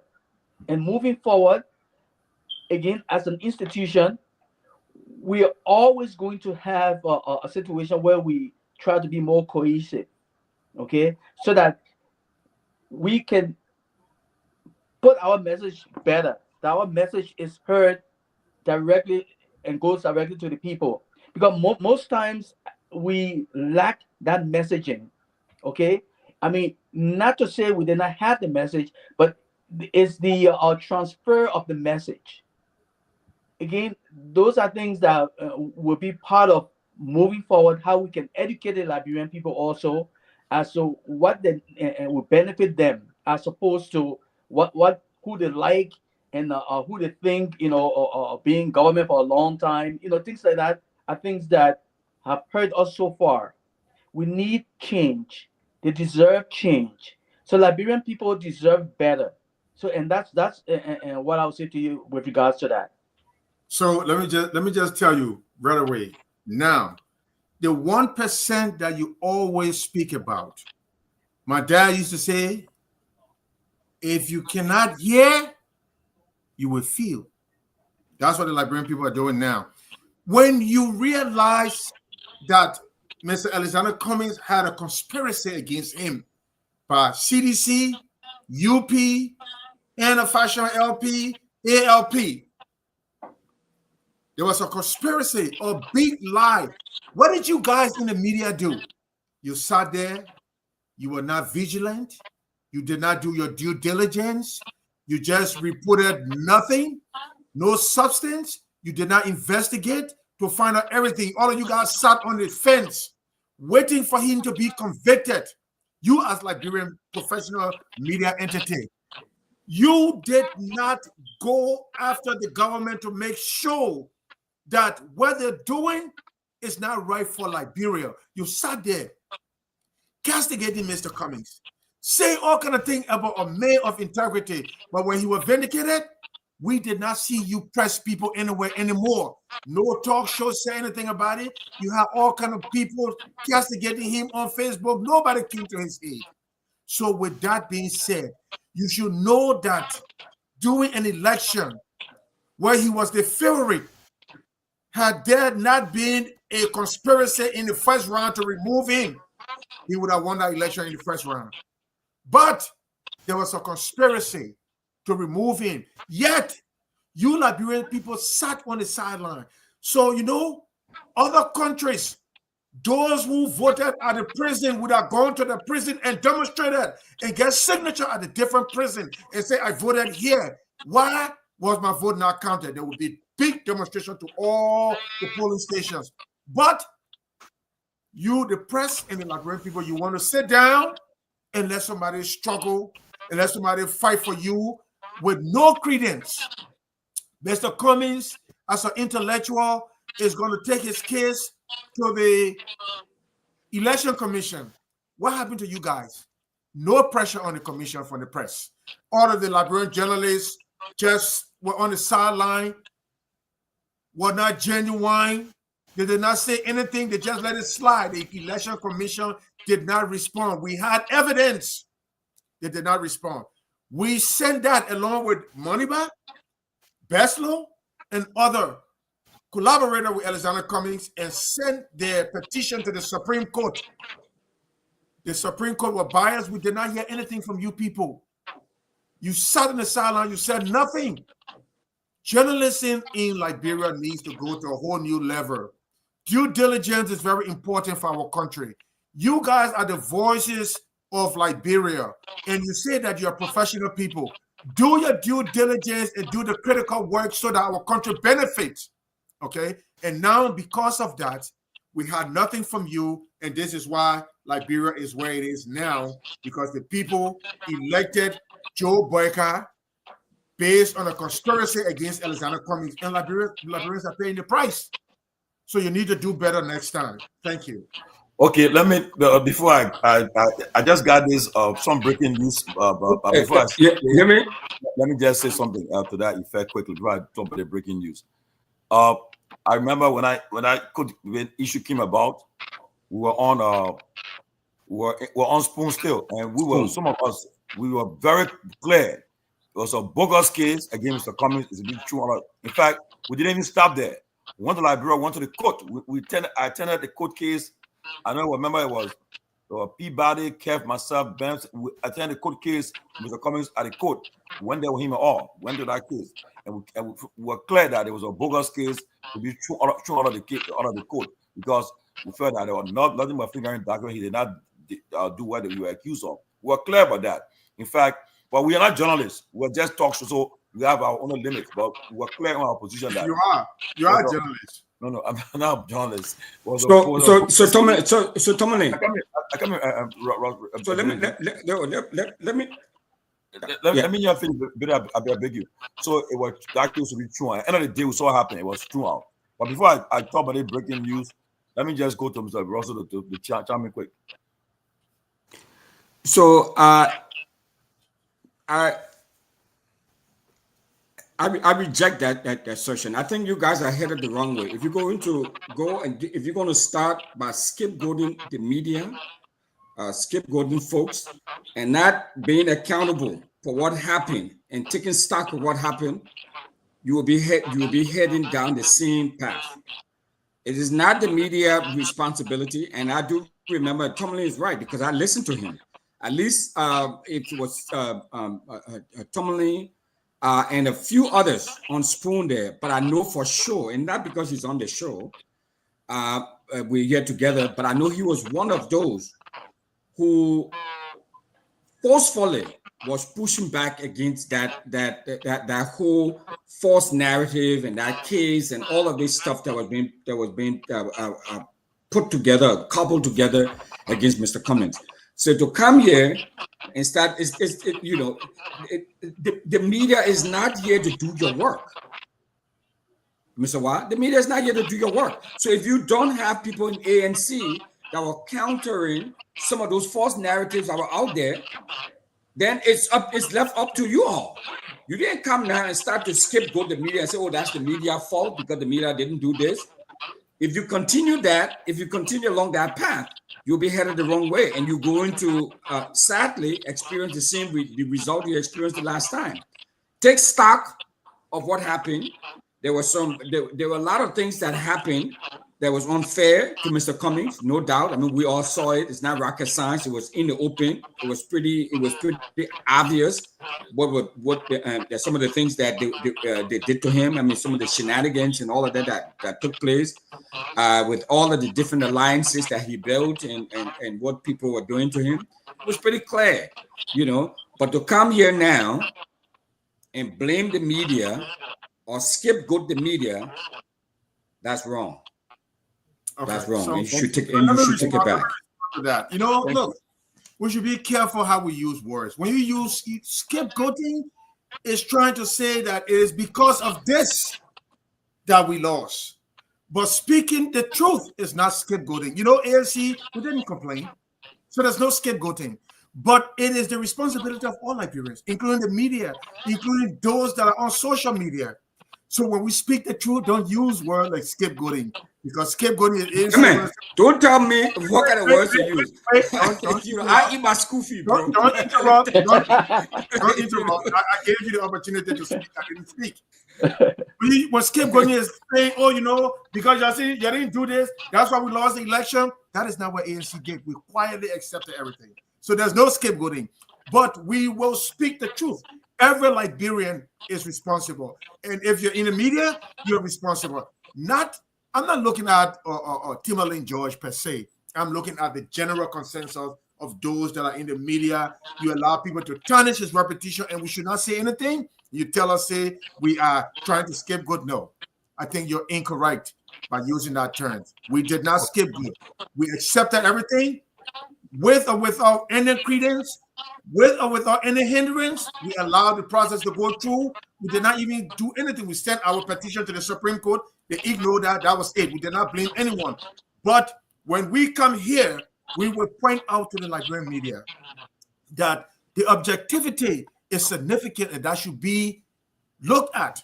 Due diligence is significant and that is not scapegoating. So I just wanted to correct you on that. Sir. Okay, I want to say that I agree with Mr. Russell 100%. I think he even give you guys a pathway to even redeem yourself on what you said, but we'll move on, right? But let me just say this: since the ANC and the candidate that you endorse involved, okay, the Supreme Motorcycle Transport Union of Liberia, they just issued a press statement for immediate release. They're saying that the Motorcycle Transport Association of Liberia endorses Madam Edith Gonglo in the upcoming Nima by-election. We are calling on all motorcyclists to reject the government candidate.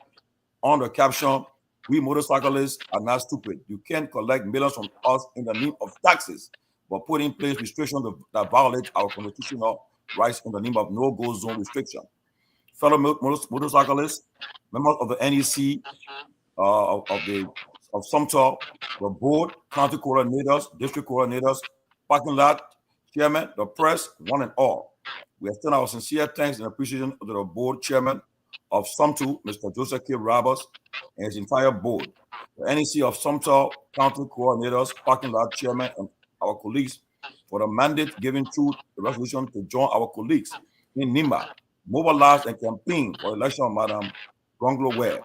Most importantly, this decision reflects our commitment to gender equality. We do believe Madam Gonglo Ware is an ordinary Liberian like us. She has been through the darkest path of life like we are going through right now. And we do believe she will advocate for the rights of motorcyclists. We'll be supporting Madam Ware for the following reasons. She is on record for speaking out for the rights of ordinary people. She has contributed to the growth and development of Nima. She is best suited candidate for this position from her experience in the public sector. She is not corrupt like her opponents. Our activities are going to consider radio appearances, visitation of district leaders, parking lot, and campaigning for the election of Madam Gonglo Ware. In closing, we are pleased to announce that we are now making our way to Nima for the campaign activities of Madam Gonglo Ware. Thank you. Signed by George D. Williamson, approved by Chokon Regino, Yellow Machine, National President, Supreme Motorcycle Transport Union of Liberia. Well, ANC endorsed Madam Ware. That's why we read this release. It just came up. And, whenever it's very important, they talking, the guys, they are claiming about they pay money for the registration of motorcycle, and then the government is trying to restrict them and affecting their business. So they're trying to pay the back on the government. Who knows? So let's see what happens. But back to the show. Let me go on to Mr. Russell, because he was next. Mr. Russell, go ahead.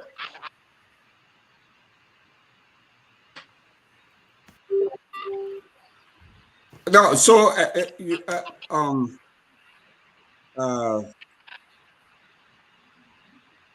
think we're not going we're not going to legislate this issue. But all I can say to you, my humble advice to the ANC folks would be for them to take stock of what happened, to do an after action analysis of where they may have gone wrong. I mean, Tomlin is right. I mean, he was on the ground. I was on the ground. We saw how aggressively and actively Mr. Cummings were campaigning. He was all about and all around the place. I have a completely different theory as to what may have led to why Mr. Appleton received more vote. His vote count was much higher than Mr. Cummings. I have my own theories, and I have posted that. To say that Mr. Cummings didn't work hard, or to say that Mr. Gonglo or even Mr. Moneba didn't work hard, would be completely false, because we all were there. We saw the efforts they were putting into the campaigns and all of that. But at the end of the day, the buck stops with the ANC folks. So if ANC folks did not have some clever and pretty assertive media practitioners to go after people who were spreading lies and rumors about Mr. Cummings, then you guys are the one to blame. Because I mean, truth be told, there are a lot of things being said about Mr. Cummings that you guys did not have the capacity to counter, and you should have countered those things. The journalists did their part. Tomalin, a podcaster who was there, I heard him many nights pushing back. Even Dr. Peabody, when they all were on Spoon, were pushing back against some of the false narratives that were coming up against Mr. Cummings, that was being put together against Mr. Cummings. But at the end of the day, they were opinion leaders. They were putting out their opinions. You guys have paid media people working for you. They should have been the one going out there to counter some of the things that was being said about Mr. Cummings that were negative, that were damaging. There were people on podcasts that would, major national podcasters who were spewing out some things that were negative. It's not the work of Tomalin or other podcasters or journalists to go and do Mr. Cummings' work for him. They were not being paid to do that. They could have done it on their own volition, but they chose to do what they wanted to do. But I did hear some of them, Rodney Sear, Gelatier. There were a lot of journalists who were exposing some of the ills and some of the lies that were being pushed out against Mr. Cummings. So my humble advice to you all is to just forget that. Keep it moving, keep your head up, pick it up, and move forward. Now you know what to do. You guys need to put together an aggressive, robust communication team that would be out there. Many of these candidates have radio stations. Many of these candidates have podcasts. You had you had many podcasts around that were supporting one candidate or the other. Okay. What's that podcast called that with George Lobo and all those guys? Tomalin, Class Reloaded. Okay. Yes, Class Reloaded. They were there aggressively pushing one candidate. Okay. What was it that the ANC couldn't do that? You guys had the resources. What was it that the ANC couldn't get radio stations all over the country to propagate your messages? Why couldn't you guys do that? Why couldn't you have paid media consultants or public relations folks to advance the messages that you all were advancing and to push Mr. Cummings messages through and make him likable and favorable to the people? So don't blame the media. Don't blame the people. You've accepted the loss. Take stock of it, learn from it, and move forward. I'm talking to you from experience based on my experience too as a candidate, but I'm also an academically trained journalist. So I speak from all of those vantage points. Yeah, can I comment? So I want to 100% agree with Mr. Wilson, and to my big brother James, I support Mr. Cummings 100%, and I'm always on the show. If Mr. Cummings don't consider running 2029, I think we're also just be observing Liberian politics. But here is the thing. I think it's a wrong move to want to blame the media, about what happened during the second round, because I understand your point. Your point was specifically focused on the 1% thing, and then the media not taking a stand. But here is what I want to bring to your attention, Brother James. When we got that 1%, the party Mr. Cummings came from, which is the CPP, what did the party do? That should be the question instead of the media. Those guys, the pressure this man, instead of challenging the result, instead of going to the NEC, following the complaint Mr. Cummings filing, they were in a bad pressure in Mr. Cummings to take a side in the second round. I was fortunate to be in some of those meetings. And all of the argument, 2029, you'll be the face of the Liberian politics, And this man continued to tell them that this is not about 2029. After this man spent millions of dollars, and then they come from the pool, they told them that they may got 1% of the vote. All of their concern were to support a candidate in the second round to maybe get a job for themselves. And that is part of what I asked my first question about the ANC global leadership, because even the global members that were on ground, some of them took side, which is not bad. But knowing fully well that we went to the pool, we voted for our candidate, that the election result that came out is not reflecting on the reality on ground. What Mr. Cummings needed at that time was to stay with him, loyalty. But all the meetings those guys were organizing, either to support George Weah, to support Joseph Boakai, and all the other stuff. And so it's just so unfortunate that I'm hearing you, and I'm really, really impressed to see a new face like you. And maybe I know all of you've been around, maybe you've been doing the support from the back, but the fact that people like you can come on board, I think there's a hope for us to correct those wrongs. But I don't think it's a good move for us to blame the media. We should blame ourselves. The CPP collaboration, both Liberty Party and the ANC folks. You went to the vote, you know very well you voted for Cummings. And they came up, let's say, they make out 1%. I think somebody mentioned that recommendation. I think it was you, Brother James. You talk about going to a police station to go and protest in the front of, look, we voted here, and some of the results that are coming out does not reflect the kind of vote we cast. For example, on 15th Street, Mr. Cummings' security, the entire security duty voted there. The polling center around 15th Street, around Mr. Cummings' house.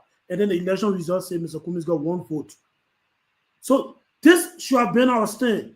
But all the executive of the ANC, the CPP at the time, they will go in meetings. So that's supposed CDC, 2029, and it was just all about self-interest.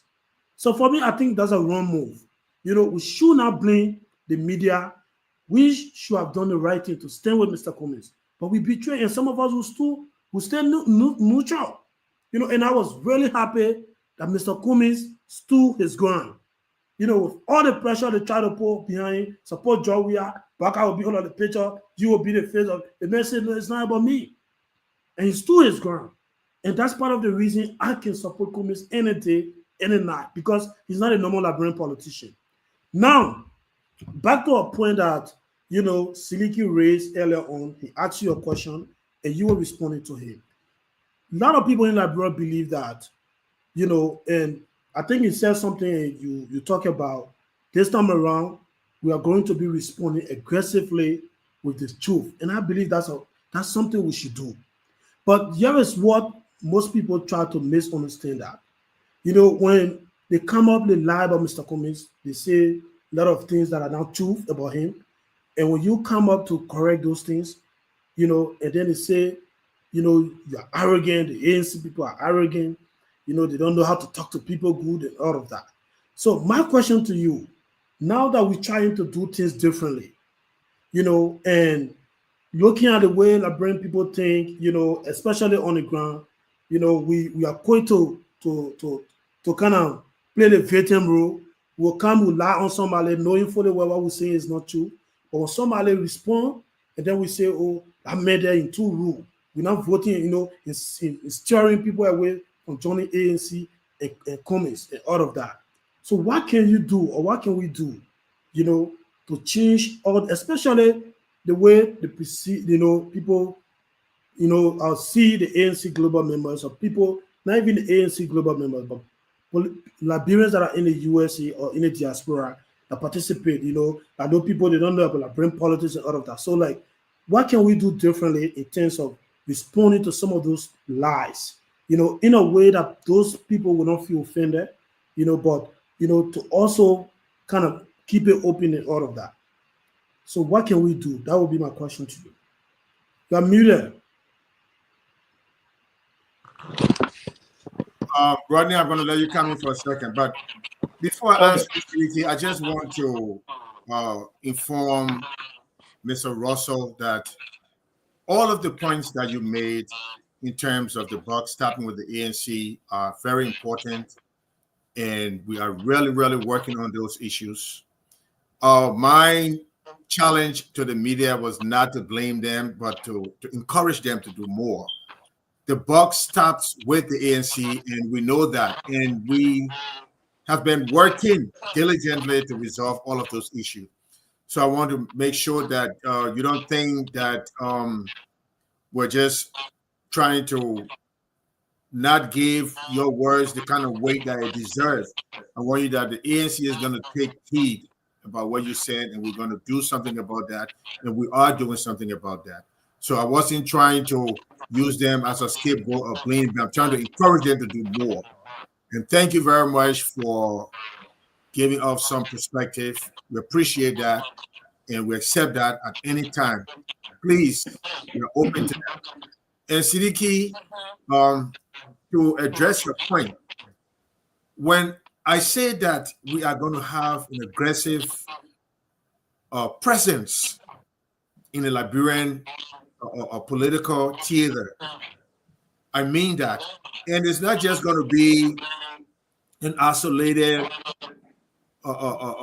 campaign. No, it's going to be a strategic campaign that's going to engage Liberians in small groups to explain to the regular people on their level of some of the things that are being said and the reason why they're saying these things.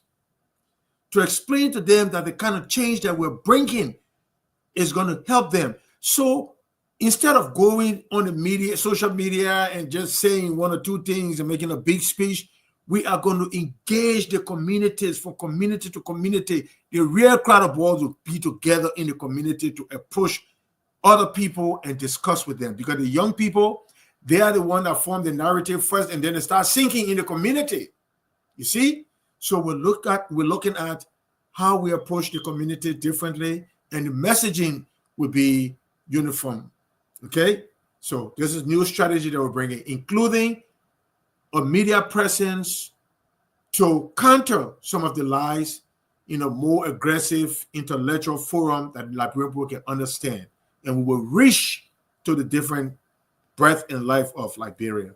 So, Rod, you want to say something to that, sir? Rodney? Yeah, thank you for that, JY. I mean, this is what I would say. We, I was part of the postmodern committee, okay, looking into what transpired and moving forward. We understand, as an institution, that there were things that we should have done better, and we will do better. Okay, so we are looking at a situation where I mean, we need to be more inclusive, and that's being inclusive, having all Liberians and voices heard.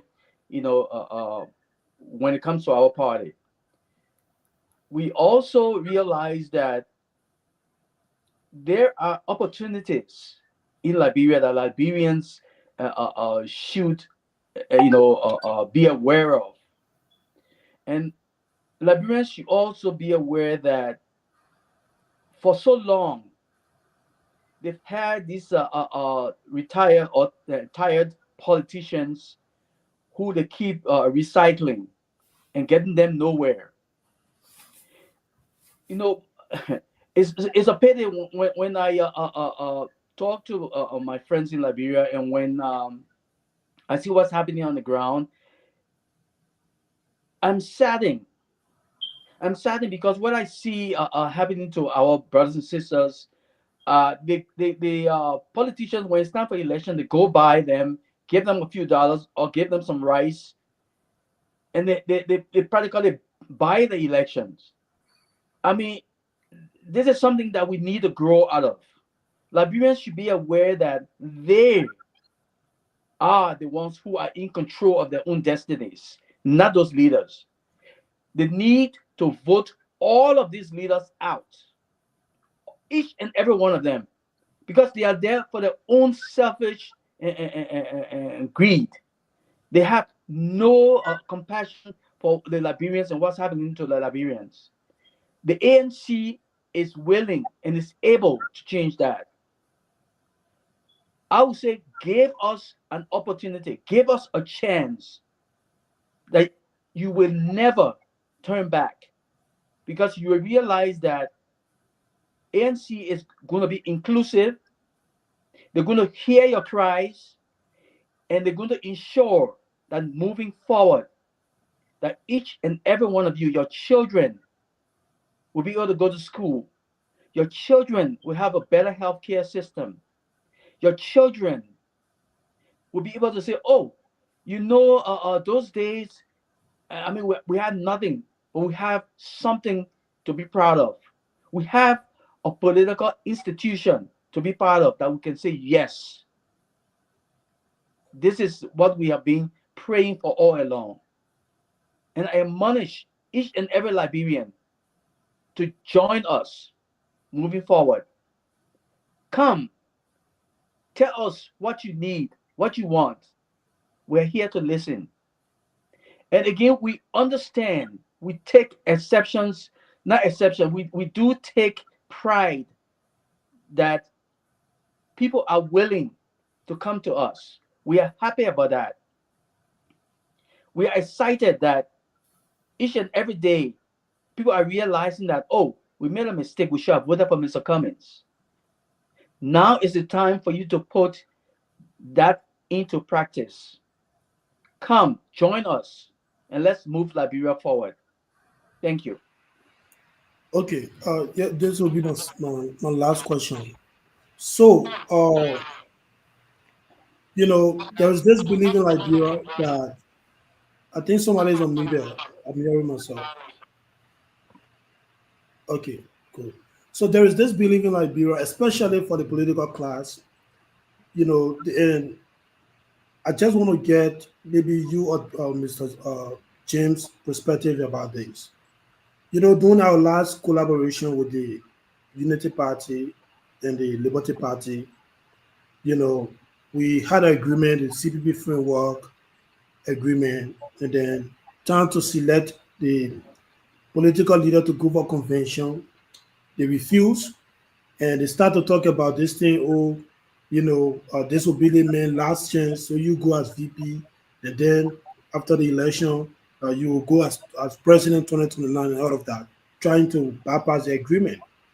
And now we are in opposition with CDC, and many Liberians believe that we cannot vote, we cannot win an election on our own as the ANC political party. And I also share that same belief because, all the people who won election in Liberia, they've always have some kind of collaboration or, joining other party to form alliance, to go into the election that have always made them to win. So looking at how we are in opposition right now, you have CDC people to coming up saying, Kumi didn't support us second round, so Georgia will run. And 2029, after Georgia says yeah, then we'll bring Kumi again, the next election year and all of that. So do you guys also share, even though we're working now to have a presence on the ground, to have our party, rebrand, to have full engagement on the ground, to do everything we can do to be operating in Liberia. Do you guys share this belief of opposition, the ANC going to a collaboration? And if yes, what would be, maybe Mr. James can come in or you, Mr. Wilson, what would be that position like? Are we going there again to sign documents, knowing fully well that, all these people, they are the same group of people, they may not respect those agreements we're going to, or we are going to focus on rebranding ourselves, to just maybe anything can happen during the election year and all of that. So that was just basically my second point.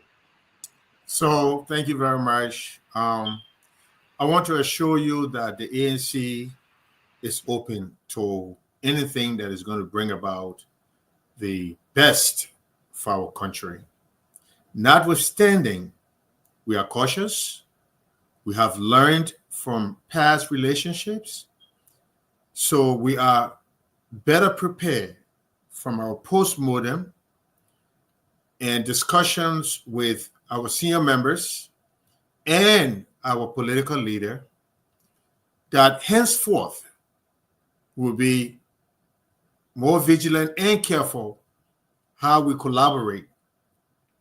So I can assure you that those things that occurred in the past, they are not going to occur in the future or in 2029.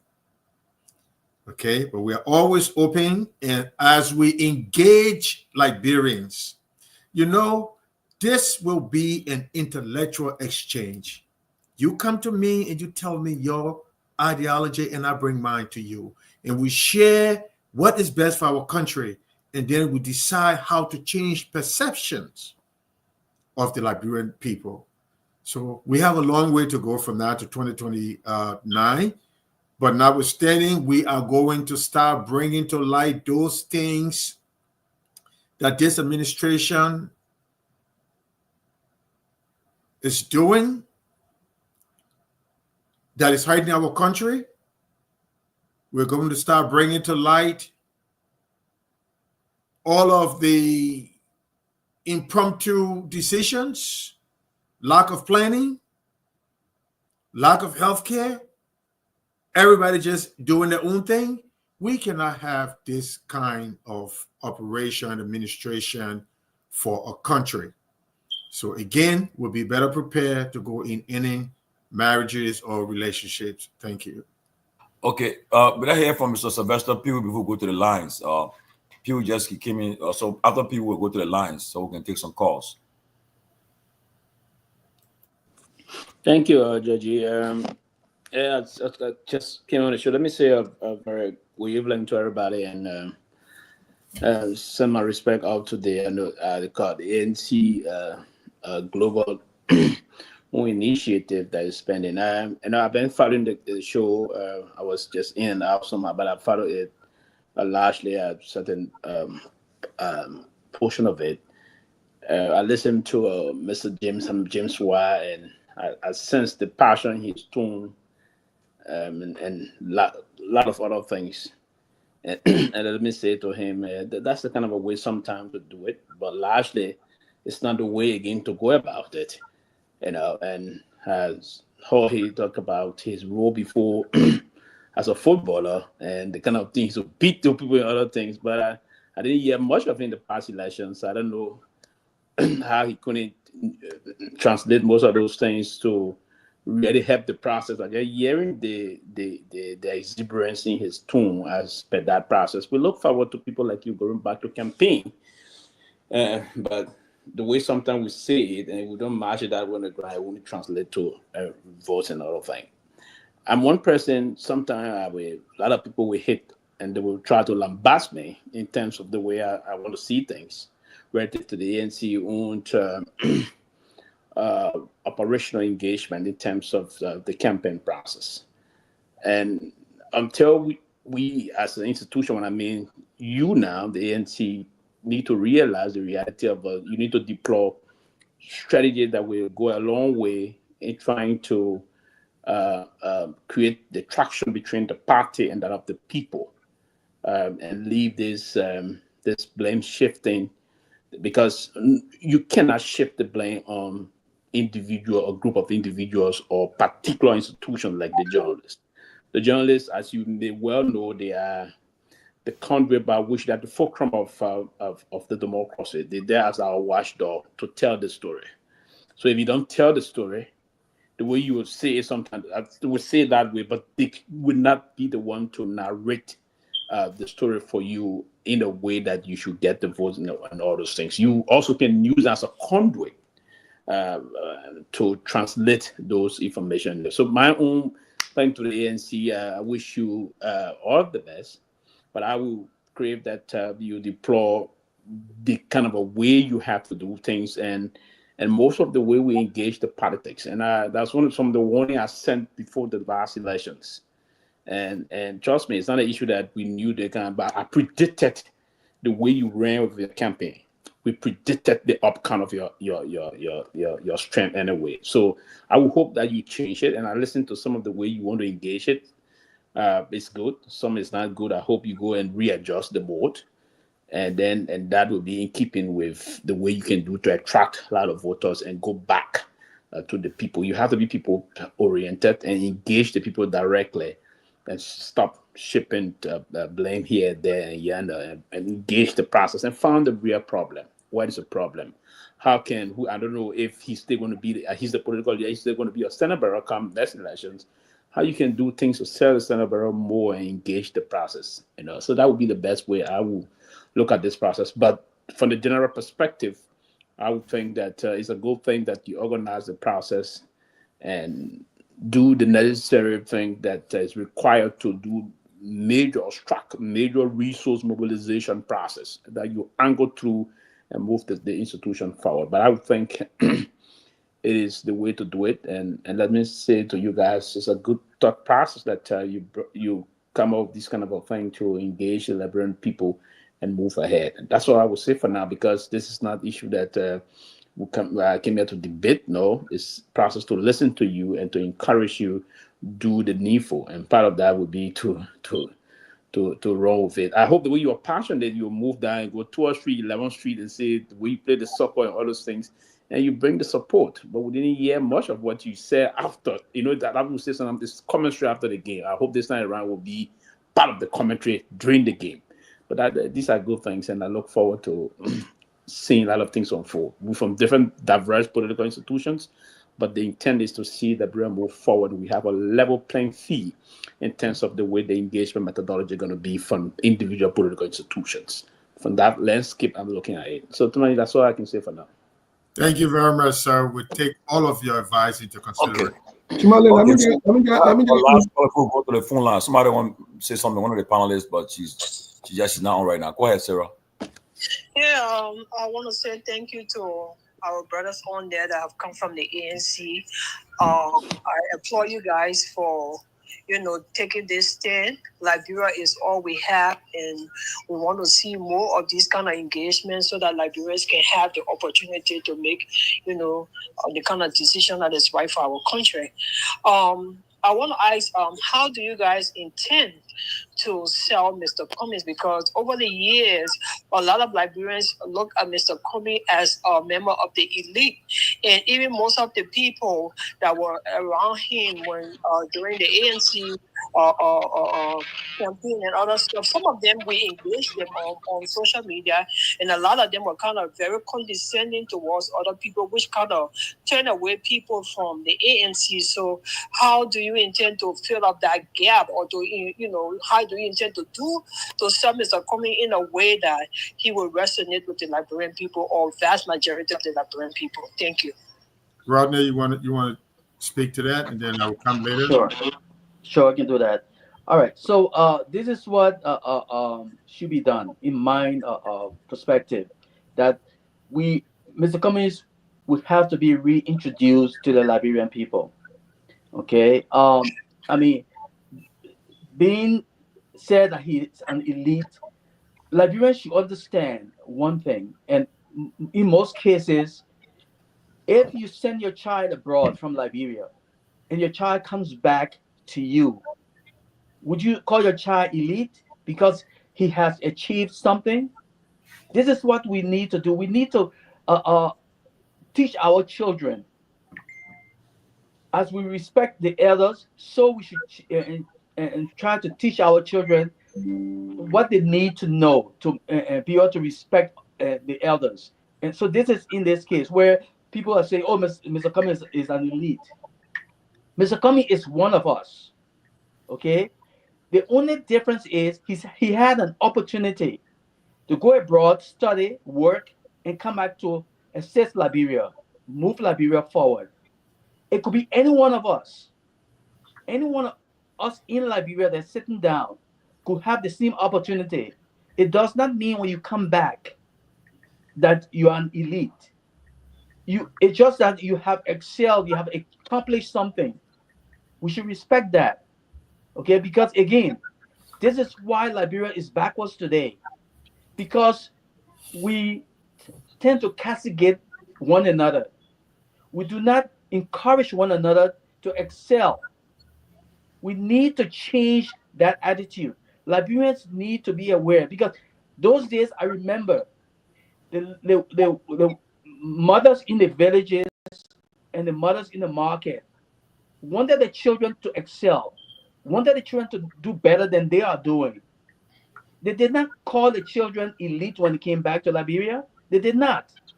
They opened their arms. They put the lapas on the ground and welcomed the children home. Because these are the same children who are coming back to improve the lives of the families. So look at it this way: Mr. Cummings is there to not only improve the life of his family or the lives of Liberians, but the life of the country as a whole. So let's stop saying an elite. That is the wrong word to use. And I hope people in Liberia will understand that. Thank you. James? So quickly before we go, Sarah, I want you to understand that, you know, in a political theater, words are used to just bring about certain results. So the word elite is a stigma. They just attach it to you, and people don't really understand. So we engage people about that kind of word, and we will explain to people the reason behind that. It will be insignificant. We will approach our people more closely, and we will talk to them about the kind of strategy the opposition will be using, or the ruling party, when they have no substance, and will present to our people the reason why they're using those words. That word, such a word, will be of the past. I'm telling you right now. Thank you. Okay, we're about to go to the phone lines. I see Henry already, but before we go, can I slip something in real quick? Yeah, go ahead.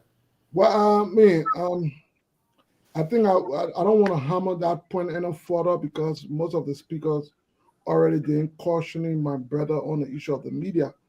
But one thing I just want him to depart with is that in politics, to control the media is to own one. I hope that is something the ANC can consider. To control the narrative of the media, you have to own one.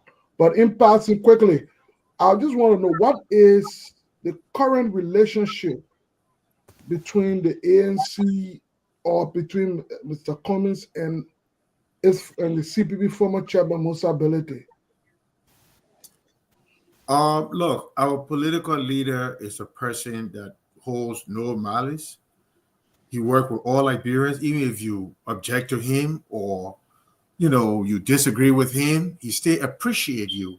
And there's no rivalry or anything. The marriage or collaboration of the CPP ended, and everybody went their separate way, but they still have the mutual respect for one another. So I think they have a good cordial relationship. Mr. Cummings is the easiest person to work with. Simplicity is one of his primary tools. Thank you. Okay.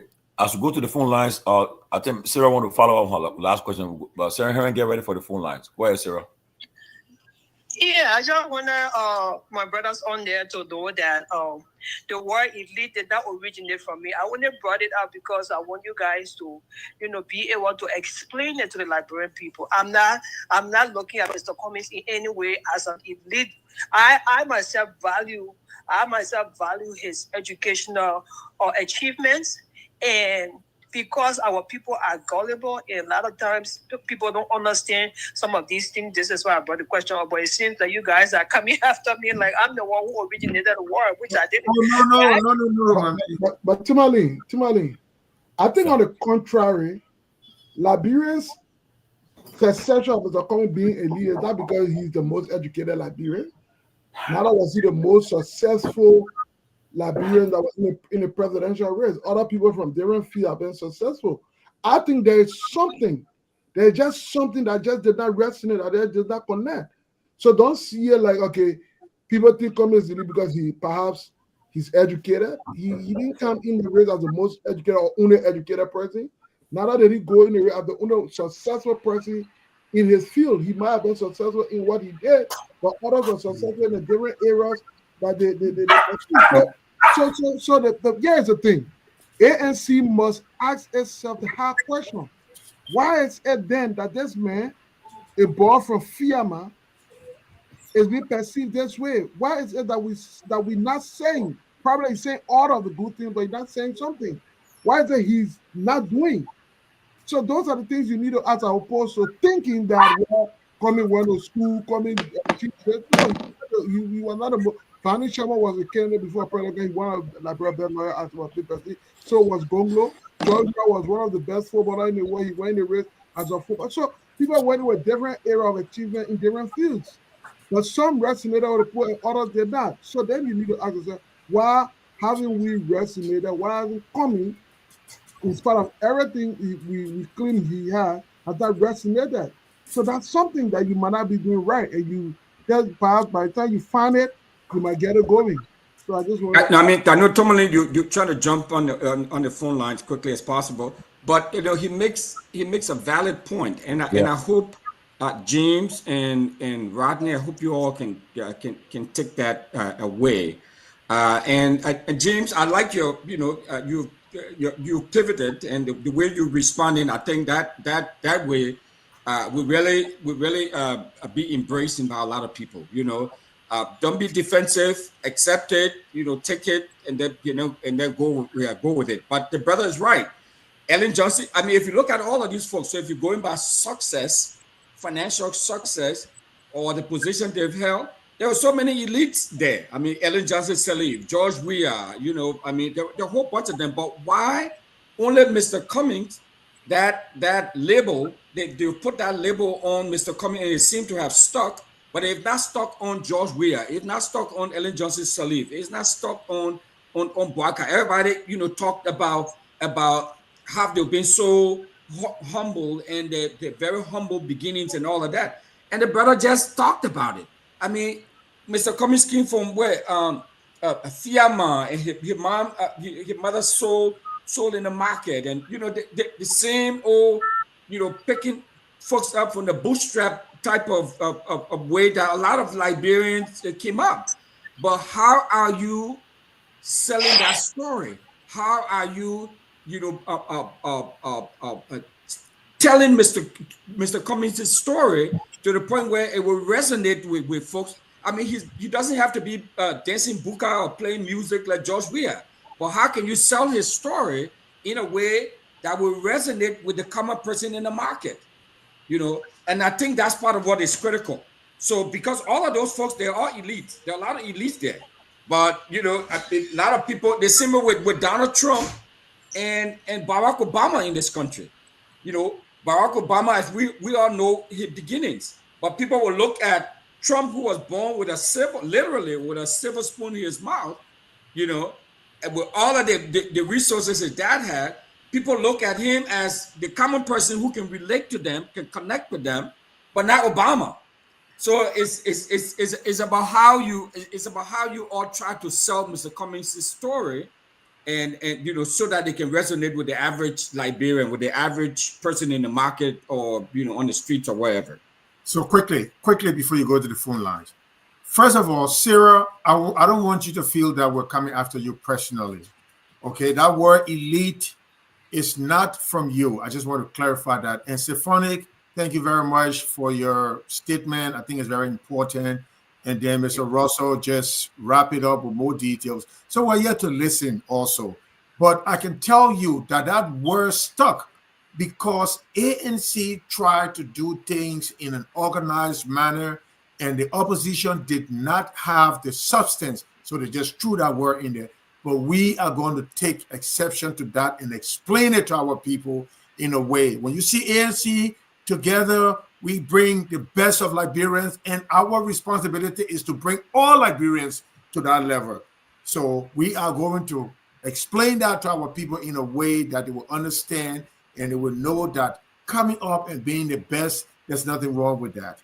Thank you. Okay, so we're going to take some calls now. The numbers are on the screen, and we can get it going so we can, the call us. What have to say? Go ahead, call us. Because it's all yours.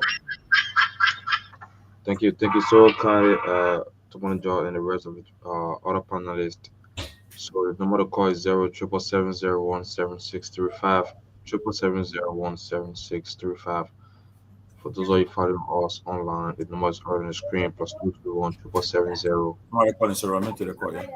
635. The first caller. Okay. Go ahead, caller. Yeah, Timothy. Good evening to you guys, man. Good evening to all of the panelists. And Great show, man. Listen, man. This is a fascinating topic. Why it's true that I just got on the show. This is Abraham Conner calling from New Jersey. The achievement of Mr. Cummings and his contribution to our body politics and of course Liberia is something that needs commendation. He's a fine gentleman. I see his demeanor, though I have not met him in person. I see his demeanor and how he relates. He's a relatable person, quite honestly. All right? Why it's true I'm not part of his party. I did not support him. But one thing that I really want us to remember here, the followers and those that were in the supportive cycle of Mr. Cummings, over the years, what have noticed the condescensions, how they relate to people, the commoners. Every time they would tell you, "Oh, this person he doesn't know what he's doing. His level of education is beneath imagination."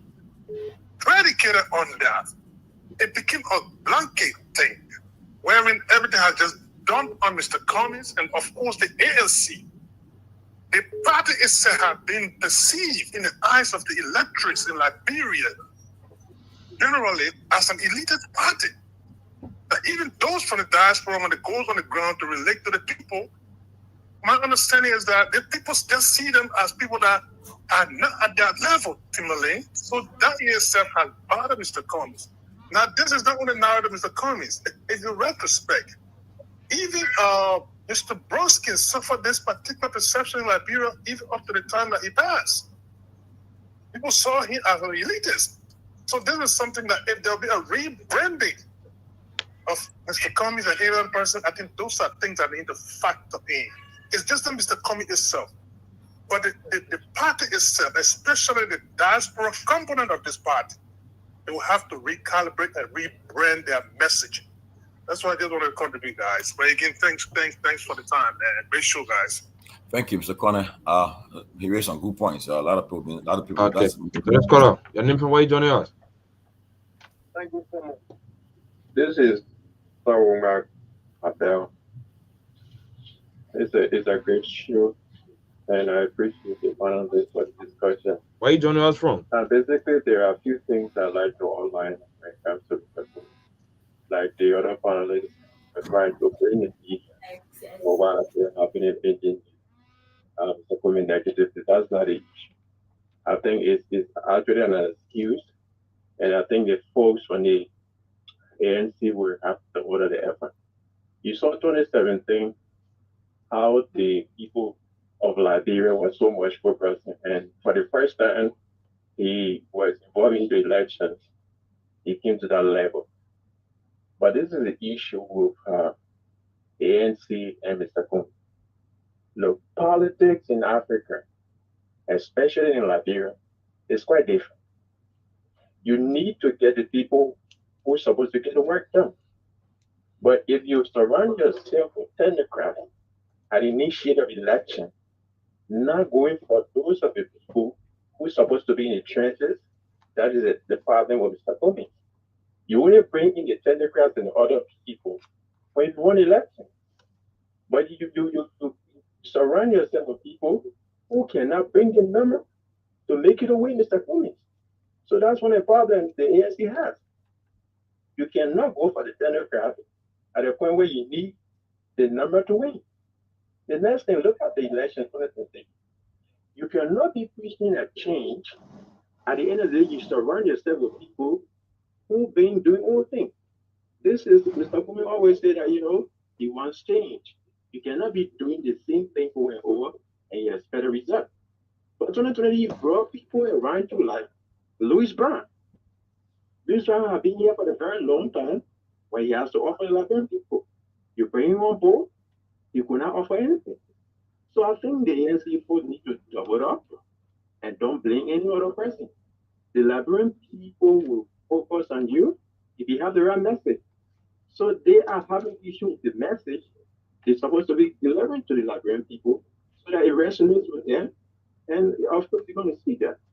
So, but they need to leave from, the stage of, being technocratic for every other thing and not going for those of the people who's supposed to be the one bringing it up. Okay, my brother.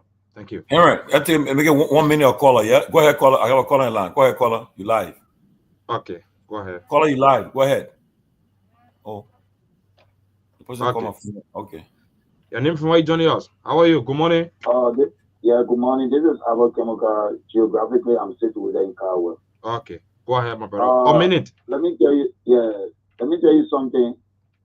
Mr. Cummings really, when he came down 2017, I listened to him at the Stephen Tobo estate, and he was very clear. But what happened, Mr. Cummings was clear that he came as a clean man. 2017 came back and passed. 2023 election coming, they formed the CPP. The Liberian people bought the idea. If you listen to many callers, a similarly just can make your own spoon at the top. People bought the idea. But Mr. Cummings was then misled by other people that don't go with him, man, and so on. And the Liberian people were very clear. Okay, my brother. That we need Mr. Praga to go with, and later on, the ruling party started attacking the opposition. Okay, my brother. Hold you there. That girl that call coming in a minute per quarter. That's the mandate at the moment. Your name from where you joining us? Hello? Your name and from where you joining us? I'm Elena. I'm calling from Maryland. Okay, go ahead. Hi, hi, all the panelists. I want to thank you all for coming on today to just speak on the ANC. I feel like Mr. Cummings and the elite thing is a lot of people in Liberia that they're afraid of Mr. Cummings, they're afraid of his achievement, and they just raising the propaganda and poisoning our people's mind. They don't want to tell our people what they can achieve, what Mr. Cummings can achieve for the country. So they would say things all kinds of ways to poison people's mind. They're afraid of what he can do because he will stop the corruption and he will expose the track. They will do everything to just come against his character. We saw Ivory Coast, we look at Sierra Leone, we look at Rwanda and all these places. And we see how the people will elevate people that can bring achievement. Okay, thank you. Thank you so much. Your name from where you joining us? Yes, hi. I'm calling from DC. Okay, But go ahead. I was calling on the ANC, and of course, I'm listening to all the people, and I thank my sister Sarah for saying what she said also. But the thing is, it's threefold in this thing. I've been on the ground a lot trying to, profit the ANC and Mr. Cummings. And yes, a lot of people feel like the people from the diaspora with the ANC have an attitude or they have some form of elitist thing and things like that. What we have to do, we understand that Liberia has a class of, like Mr. Cummings will put it, a musical chair class. So they like the same things. So these political groups, what they would do is, of course, they do not want change, because if a person like Mr. Cummings come in or a person like Winfred comes in, they're going to want to have change. And Liberia, We gotta hold you there. We gotta hold you there and take more calls. Thank you. I got a caller in line. Go ahead, caller. You live. Go ahead. Thank you so much. This is William Bro. Where you calling from? Calling from France. Okay, go ahead. I want, please, at least a minute, 30 seconds. I want to hold down all of Cummings' says mistakes. So that good show tonight, I really admire the show. I don't usually call, but I want the people in studio to speaking well. Let me tell you, in Liberian politics, no individual tell you more than yourself. Cummings himself never sold himself well, and so it affected him today. You were giving an example on Ellen Johnson, Sally, George Weah, and Wakado. People sold themselves ever since from the 80s when they were making headway in the various fields. Ellen sold herself in politics. She went to jail. She came back. She became senator. Similarly with George Weah sold himself when people were on refugee camp, different contribution, other things. At that time, Kumi was in Haiti. So the people be upset. But yet, when it came to the political field, Ellie yet never ran for the presidency. She went to the Senate. But she later refused that because of the person who won. She claimed it was fraudulent, so she fled. We are King, with all his popularity, he never won 2005. Why he did? He went out running mate on a whistle top in 2011 and went as senator. Let me tell you one place that Kumi, even Kumi too. One mistake he made again was he appeared on Jakarta show when they asked me about the gay. He never understood the Liberian environment for you to dodge that question and be acting like you in America was the biggest error of the political life. And then there is one thing again he made. When they were in the CPP, when they longer wanted to be senator, he's supposed to seize that occasion to be senator and fight how to change the status quo in the House of Senate. He may say, he said, no, he just want to go straight to be president. No, your image has not yet been sold. He was going to set himself at the Senate there, but he never did. Again, he missed another opportunity of going as vice president. All he target was, he came with that kind of corporate mentality that send out a higher shareholder in the company, I'm going to be the CEO. No, they're not how politics go. Politics, you must submit yourself and you must sell yourself in a way, even from your tune, from your association, from the way you interact with people. He never did. And until the time, he's still in that same error. There are a lot of things that we can explain. People must really talk to the Kumi man and say, to say, well, okay. But he's not doing it. Tommy, can I ask the caller a question? Yeah, go ahead. Okay, caller, can you hear me? I'm hearing you. Okay, thank you. So I just had several questions to have, but I'll just narrow it down to one in the interest of time. And this narrative has been out there for a long time. It's been twisted so many different ways. Folks have debunked it. I'm not a member of ANC. I'm just a member of the podcast press. So that's where I come from. So and we've talked about it on this show to try to bring some clarity to that and debunk some of the half-truths and misinformation out there. And that question is that you said Cummings didn't want to be vice president. What do you mean by that? Was Cummings offered the opportunity to be vice president to anyone and he turned it down? Yes. What can you say about that? Yes. He will offer. In politics, they are signs. Sometimes your opponent may not come to you directly to offer you because they're not business now. Politics are optics and signs. Sometimes you will know in the gathering have people gossiping or have people pulling you. They're putting you somewhere. You got to understand that sign.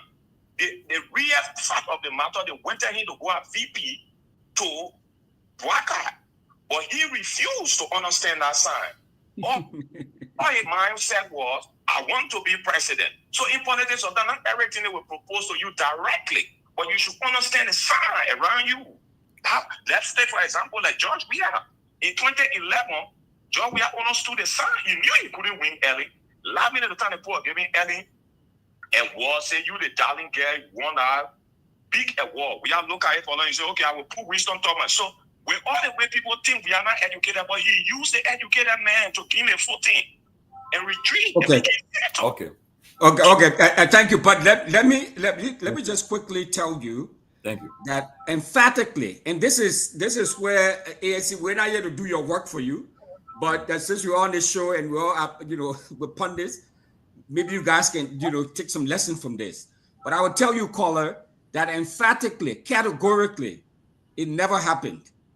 Mr. Cummings was never hinted, nudged, asked, wanted to be. It never happened.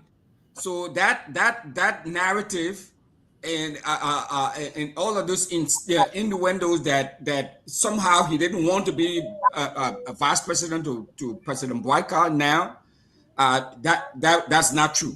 That's false and that's not true. So ANC folks, these are some of the false truth and false narrative that continue to bedevil your party and your candidate. So you guys have to find a way to try to address that. Somebody knows this. Many of us know this. It never happened. Thank you, Mr. Russell. I will speak to that later on, but let me get a caller's chance. Go ahead, caller. You live. I thank you so much because I was cut off from the Liberia call, which I'm very hurt with the guy sitting in the studio there. Thank you, Winfrey, for saying that. Because one thing with UP has very good propagandists. And that's what they go through with their propagandists. So they will propagate all lies against Mr. Cummings. And we saw that in the CPP with the lies that they were propagating against Mr. Cummings. But with all that being said, why I'm coming on here, and all these guys are so good at what they're saying, on the ANC. But we have a class of political leaders since 1980. Mr. Cummings has the mind of Tolbert. So many people came against Tolbert, and that's what people didn't understand because Tolbert wanted change. And that's the same thing that's happening today. Mr. Cummings wants change. The rulers as B don't want the change. And people like you, Winfred, or even my cousin Collins, that is the mayor for what the place their name? Helena Montana. In the Montana. Montana. Yeah, in Montana, but these are things. People like you go to Liberia for change. The people don't want change in Liberia. But what we need to do as ANC people, and with Mr. Cummings in Liberia, we need a strong leadership that are grassroots from the grounds in Liberia. And I think that's what's happening because Mr. Cummings now is doing from the bottom up. So he is really changing the narrative in the ANC. And that's what I think when we change those narratives in the ANC, I think you always see a new brand of ANC. You always see a new brand of Mr. Cummings. And this is what I'm hoping for. And I hope the same thing happen to the changes that they will be making in the one diaspora that's going to happen with the ANC in the diaspora, in the different areas of the diaspora, not only in the US, but in Europe and in Asia and all those other places. But yes, we need to get to the people. They need to know that we are one of them. And not because some of us came over here and learned, the white man language that we cannot, we're not one of them, because I've been on the ground and a lot of people love Mr. Cummings. But we have people like the UP people who will just come and propagate lies. And the CDC too, they really came against Mr. Cummings in 2023, but things will happen. 2029 is going to be a different year. I thank you, Tamale. Yeah, what's the name? What's the name? Okay, my name is Letty Thompson. Okay, thank you, Letty. Don't be laughing for it. Don't laugh, or is it true? Let's go ahead. Okay, another caller. Caller, go ahead. Caller, you live. Hello? Yeah, you live. Okay. My name is Thomas. Okay. So actually, I've been following the show, and I want to, first thank those guys that came to represent the ANC. I will tell you, I'm one person who actually went to Liberia during the campaign time, and I can tell you nobody actually knew. I went there to, do my own survey on the kind of work the ANC was doing, because I'm a strong supporter of Mr. Cummings. And when I got on the ground, I realized that the information we were getting from Liberia while in the States here was quite different from what was on the ground.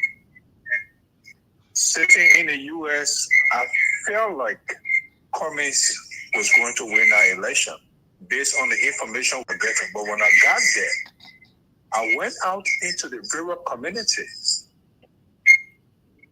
and I found out a lot of things. One of those things I found out was that most of those that were around Cummings were not actually in support of Cummings. They were there in disguise. Some of them were sent by the Unity Party and the CDC. And he didn't know, he used them, he appointed them into key position. And these guys, they used those positions to suppress his operation. One thing I realized when I went into the rural community to campaign for him was that I found out that the coordinators, because every district, there should have been a coordinator, a party coordinator who is responsible to mobilize the people within that area for the party, like run campaign. But what those guys did at the top, they cut all of the coordinators off. When I went there, those coordinators, I met with some of them, they explained they were frustrated. And because of that, they were not even talking to people in the community. You see that? So on the ground, I realized nothing actually was happening. I even spoke to one lady who told me she had come from the same town, you know, in Kawa. And I asked her, she told me, you know, she support Cummings, but she don't see anybody. She have not seen anybody from Cummings camp going there to campaign for them. Or for Cummings, let me just say. There were other places I went. I even went and put people together and went to the party headquarters.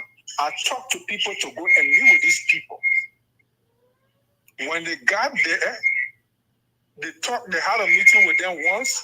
They promised they were going to go back. They never went back again. The people were in our view around the election time, I'm telling you. But they went there one time because you know, there was pressure on them from me. Once they went there the next time. You get 10 more seconds. 10 more seconds. Yeah. Let's say, to cut everything short, I realized that those that were at the top, they were actually campaigning for the United Party and the CDC in secret. People like Grace Bay and you think how they got their position with the government today. They were all down there in disguise with the ANC. And they were suppressing those guys. They were not working with the coordinators. No coordinator ever campaigned for Cummings. That's why I realized on the ground. When I came back, I told some people here, some of the top ANC members, I said, what I saw, that was before the election. I said, what I saw on the ground, I'm not sure. My hope is just dash. I don't believe that Cummings will do anything because the coordinator I spoke to, all of them have dropped their tools. They're not doing anything. Okay. You see? That's the problem. And they need to work on that. I plan to be involved in the next 2029 election. Okay. If it is possible, I would even want to go on the ground before the time and start going into various counties, you know, talking to people. It's better to start the groundwork very early, one-on-one. Okay. Interaction with people in the community. Okay. Nothing like that happened this 2023 election. That's why I found out when I went. Thank you. I came back, I was so discouraged. Before the election, I told them, I said, from what I saw, I'm not sure that ANC will win or the CPP will win. Okay. Well, guys, keep on. We're still getting calls there, right? Hearing two female minutes. We're gonna let the guys get their popping comments. Okay. Good morning. Your name from where you joining us? Go ahead. Good morning. You say? Your name from where you joining us? Robert from Zinta. Please, let me ask a question before I go on. I want to know the color and the elite. You might help me, and then I could try to start my point. You know, I listen to people from friends of the people in my front to that the poor don't want people, the poor don't want good people. Tell me who don't want their people to make that is good or this make it bad. All the good people when they come back like yeah, it's not really I say good or bad. But by the time the focus, when something influence this was the next thing is about this. If you start to think that and feel like people, what do you expect of me? I agree with the they need to put around the poor will not put it there. And when they say themselves, you know, people, my own, that's a scheme. Because those are the issues every good thing from people. So you're getting you want to put money, now you want to put mistake. I tell you, getting the middle of the with people with you. It's all the important people. But in like here, all that we are doing, let's take it from back in the You see what Tower did? Tower was a vice president, third man. You saw how far it went, 19 or 40 years. And when he came, Tower decided, he said, I will build the nation from Mark to mattress. So you saw what Tower was doing. It's not at all learning, but all of our guys that will come from them, they go in there, they find it, if you opportunity, they hire, they look down on. We are honest guys. So then you sort of, you know, people, the all just made or able to country. But I think they can't want to learn it like this. When you come, how to get to the it is not giving cash anymore. I don't believe in giving me cash. Let me see your work. Let me see what you do. Okay, my like, brother. I will know that you do something. Not because give me right, and you tell me. Okay, thank you. I think you got to start from mat to mattress. The people got to know you. Yes, before you move forward. That's the mentality here in Liberia. Good morning, your name from where you joining us? Yeah, good morning. What's your name and from where you joining us? Yeah, my name is Avi. I'm calling from Soukne District 4. Okay, Soukne Good morning District to all 4. the panelists in the show. Go ahead, 1 minute. Let me extend my thanks and appreciation to everyone of them because they are doing extremely well no matter what. Okay, straight to the issue. Let me give one reference, and my reference is to the CMM Musa Belisi. Before Musa Belisi who become representative in the campaign, station number 7, he did so many tangible things to the people of station number 7 in my country. Michelle is saying the people voted for him. So, the weekend, let me go. We get a part of our face, thinking where there are two parties, the CDC and the new party. The Latin people have already made up their mind. So you guys when you come back with that ear money and gain your vote. Thank you very much. Thank you, my brother. 077701763 777017635. We'll take about 2 more calls and then go back to the team before their parting comment. 077701763 is the number to call. For those of you following us online, the number is already there, +231 777017635. Good morning, your name from where you joining us? Yes, I'm Hesga M. Charlie Jr., calling from Peace Island. Peace Island, go ahead, my brother. A minute.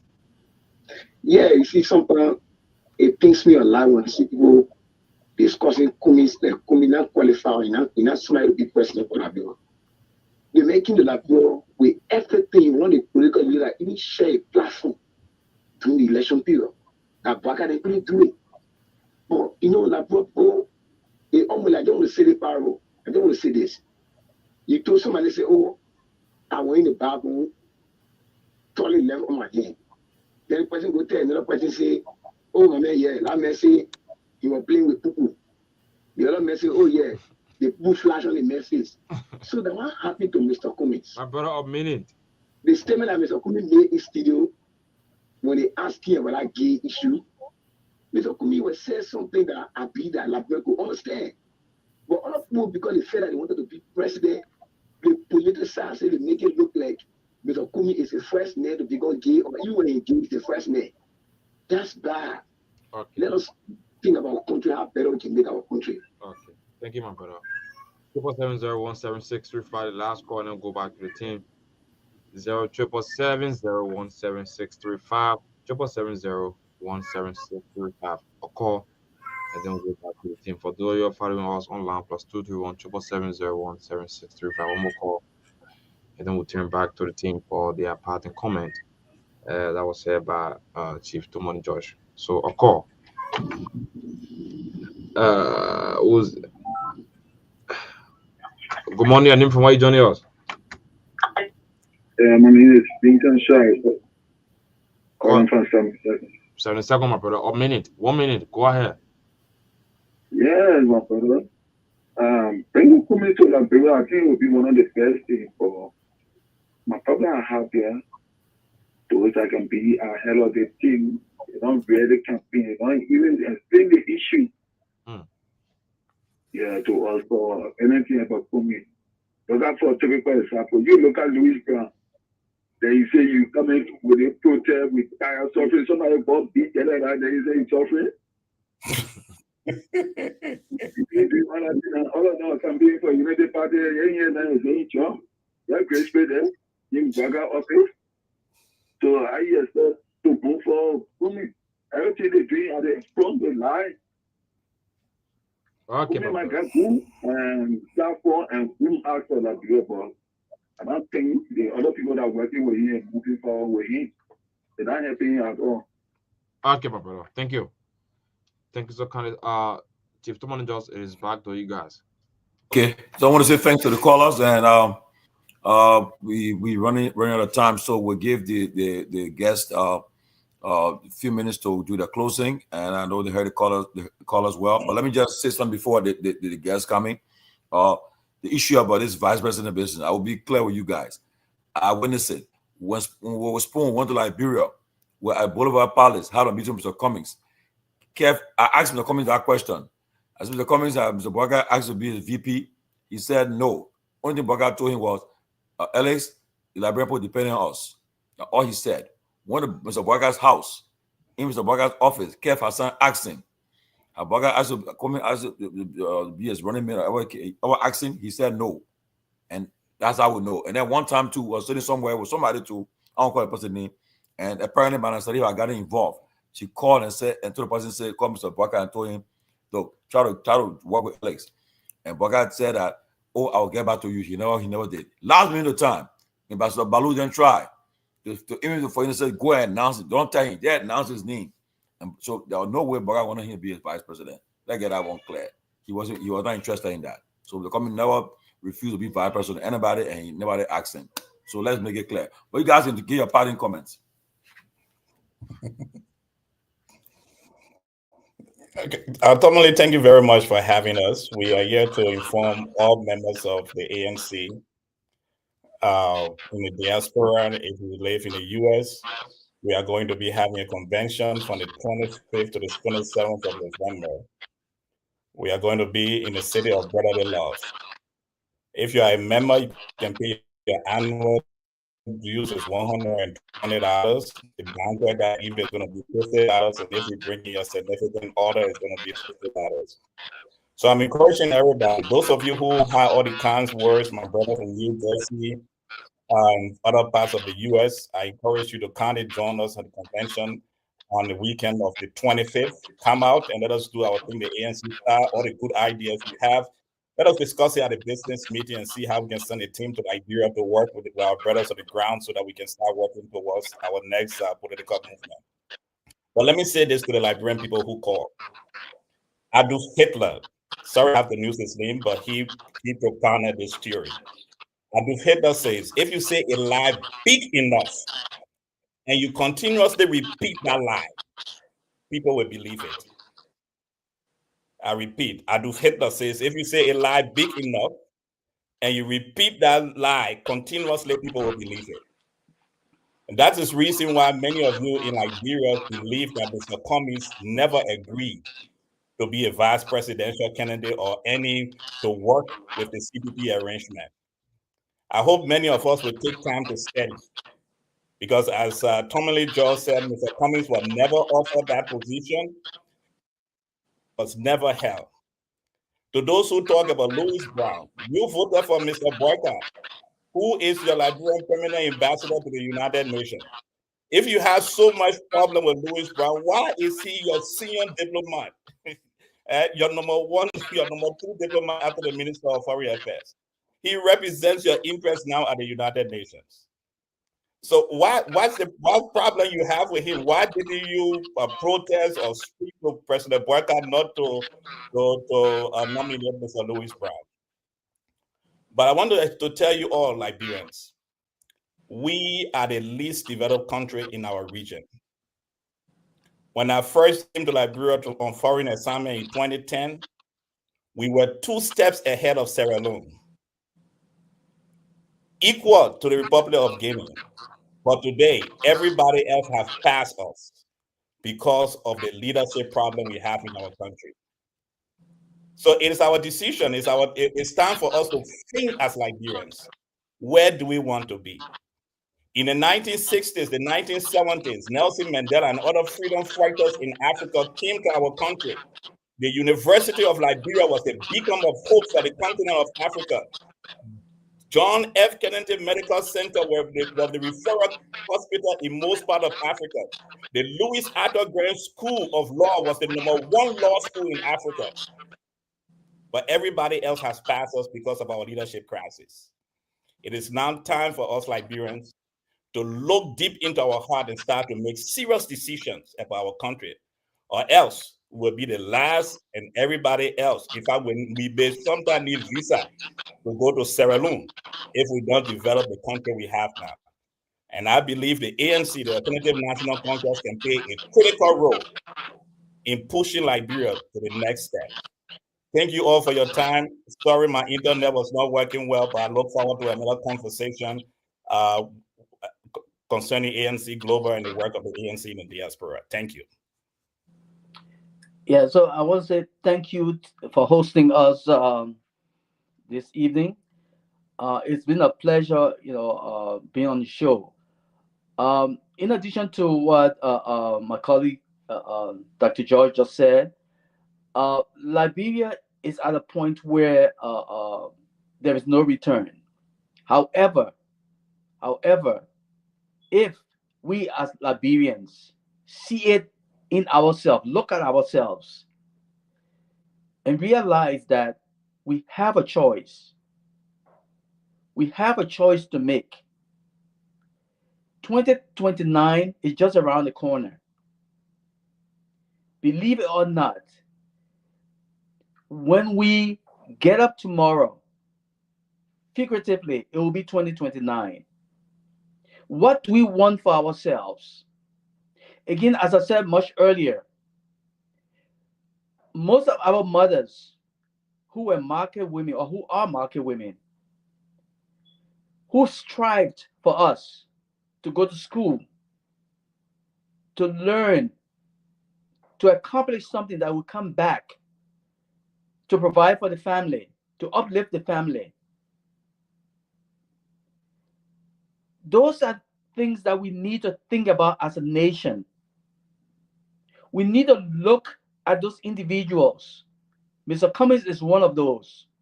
If he decides to run, see him as your brother, your son, that you sent out to go to school and have accomplished something to come back and move us to a higher level. It's a pity because, again, as my colleague just said, in the 70s, Liberia was a beacon of hope. We used to host refugees from other countries. Our neighboring countries used to come to us to shopping and to do things. Where are we today? What went wrong? It's incumbent on each and every one of us here, and especially in Liberia, to realize that there is hope going forward, that we need to look at each other as brothers and sisters and say, oh, my brother, help me, because I cannot help myself. Yes, you can help yourself. Vote right. You'll be able to help yourself. Vote right. I also want to say welcome to our convention. Individuals who are here and who are traveling from Liberia to the US, you are always welcome as well to be part of the convention.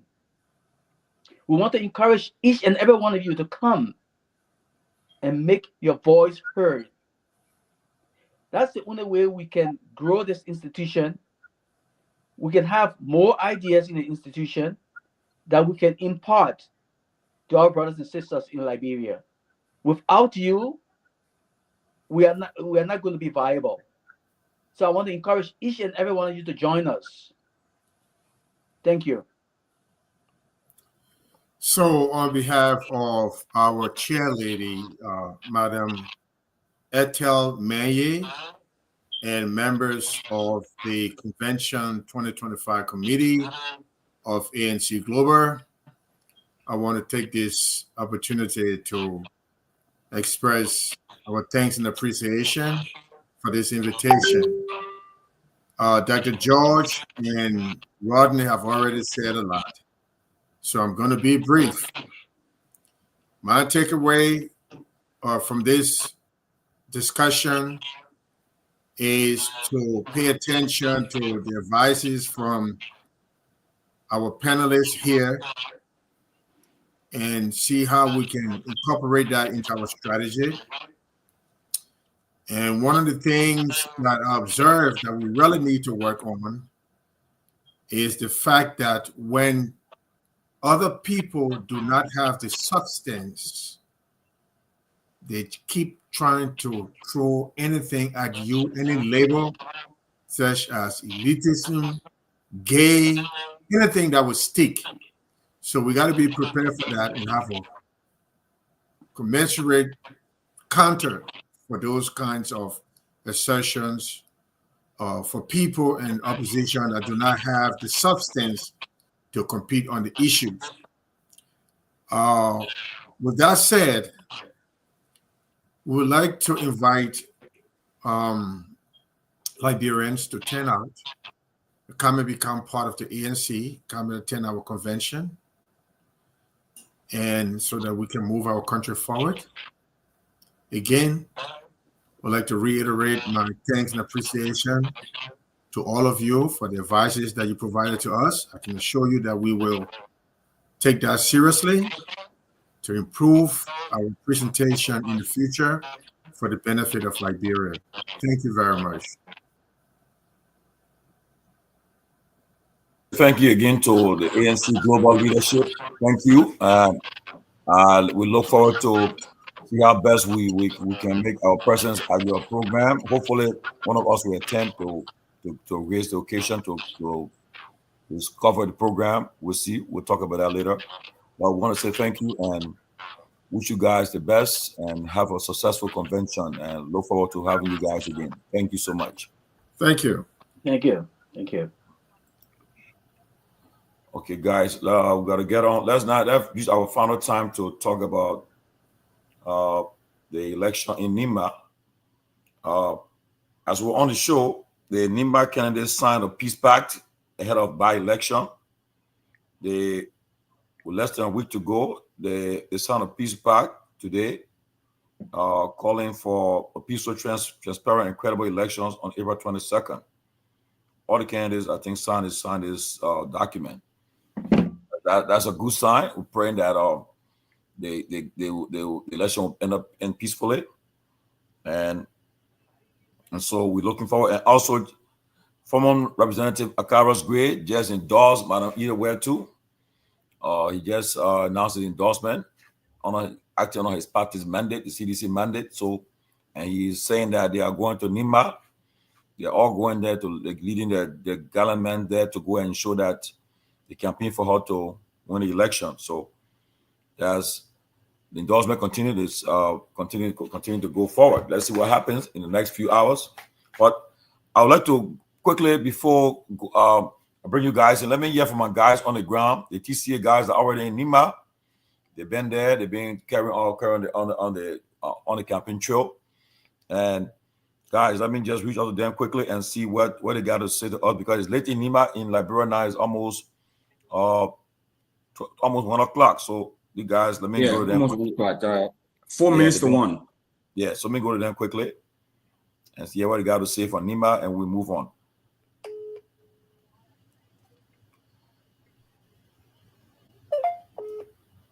Okay, they're on the line. Guys, you guys are on the line live. Want to tell us how's Nima County tonight? How's Nima? How's the campaign? Well, Nima is okay, and the campaign is kind of very tense when it comes to maintaining the peace. But what our sense is, the opposition candidate, Mana Ide Congo, will need to double up her security, and because the kind of tension we experienced today in Tapeta, if it continue, I think she will be able to campaign in most of the Ethiopia. Wow. Guys, anybody can ask them a question quickly?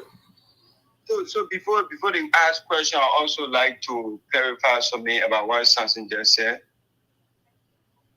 You get me? Yeah, go ahead. You live. Okay, so those who we saw from what you just said, those who we saw that were in the art, like they were fighting. They are from the district number 6 bill, which the phone on the representative of that district on the downtown Gikia.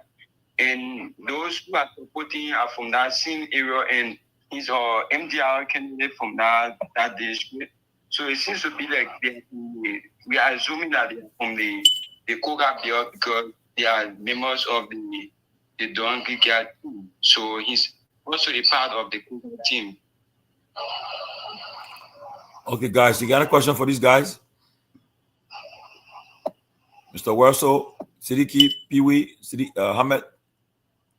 Yeah, so we hearing that there seems to be a shift in momentum. The momentum seems to be going towards the opposition candidate Edith Gonglo. How true is that perception or situation going around? That there seems to be a new momentum in her campaign, new energy. All right. So the presence of Honorable Yeka Kolobat, the presence of Honorable Yeka Kolobat changed the narrative for Madam Ide Kongowule. Since campaign started, she has not been actively campaigning due to fear. Honorable Yeka Kolobat says he came in the county on Sunday. He been actively engaging with her supporters. They raised up some of the Gio bill that people thought could not be, she could not have some supporters. They were in Yekepa, they were in Tapeta today, and they also visited Kample.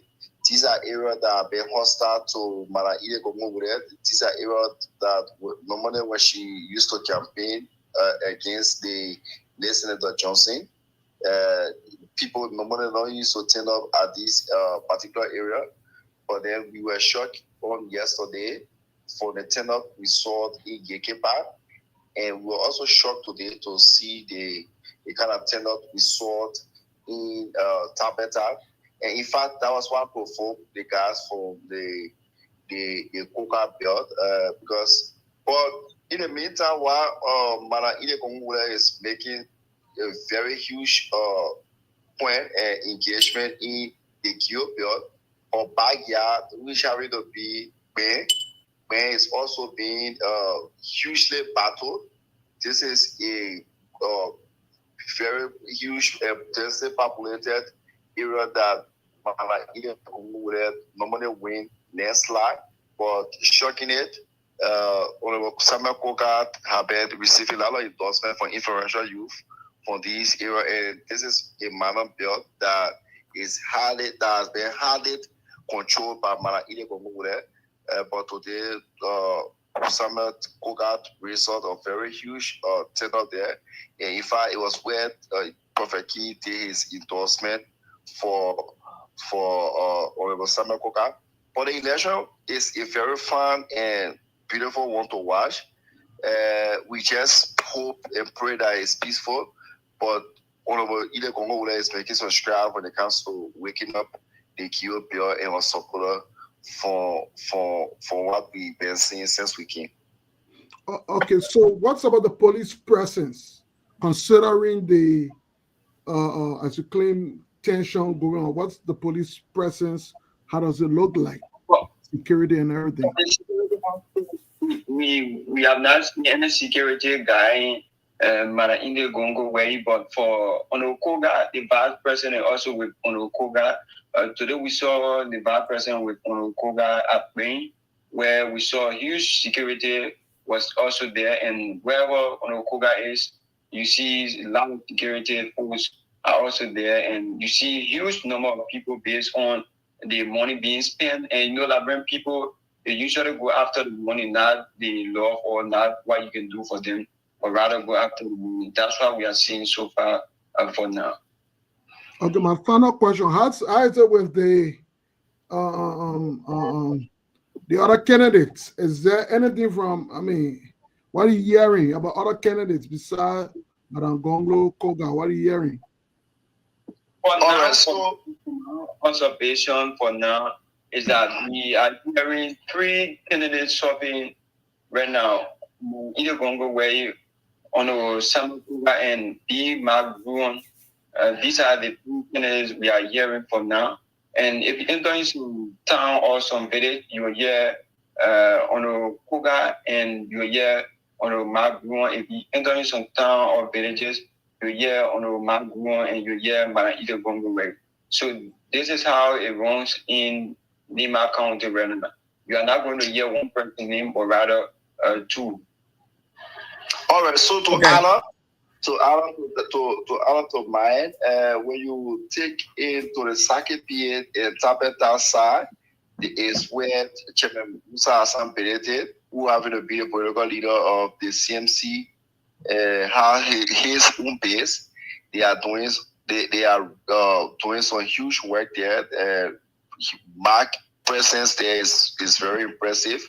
And when you also hit Tapeta, is where Mark is also from. So he's putting a very huge fight there. So from our observation, Mark and whenever either Congo will going to go head to head in Sakepit in Manobel, and they might also go head to head in Tapeta. We are going to be Ethiopia. But the general politics in the country now is, I don't know who crafted that propaganda or idea. But the general politics now is many are saying and many the Malians believe that Honorable Jeremiah Kungu, having been the vice president, was the one responsible for the death of Senator Prince Johnson. That was most of the motorcyclists are saying, and motorcyclists play a very huge role when it comes to campaign. So the news is being spread all over. I don't know where it came from, but it's been widely spread all over that because Jeremiah Kun is campaigning for Honorable Kokan, they're going to get the harder because they were the one responsible for the death of the late senator. Okay. I know we pressed for time and you guys kind of late out there, so I'll just ask you one question. So from your observation, which one of the candidates has the best ground game? Which one of them would you say, has the best ground game? So for what I've seen so far, without money, upper head and upper power and government support and all that stuff, Manaida Congo is doing a very good job because she don't have money.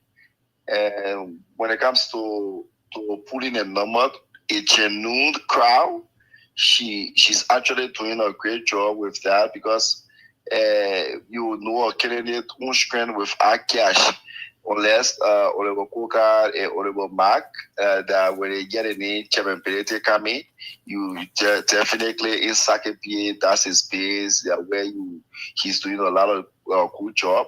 So the human people also come out, and when it comes to Coca, anywhere you buy, they'll say Coca coming with money. Just today, he donated $100,000 to the women.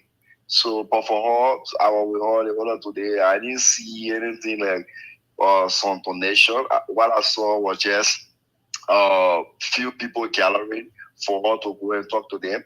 And in fact, there's a school, a guy in Tapeta who owns a school. I think he get two different schools that have up to 1,000 students. He told the parents there on Monday that if they vote, they go where she win the election, their children will go to school free for the next 1 year. Wow. That's the Dream Academy. He contested the former representative candidate in district number 6, Lima County, is Emmanuel Doko.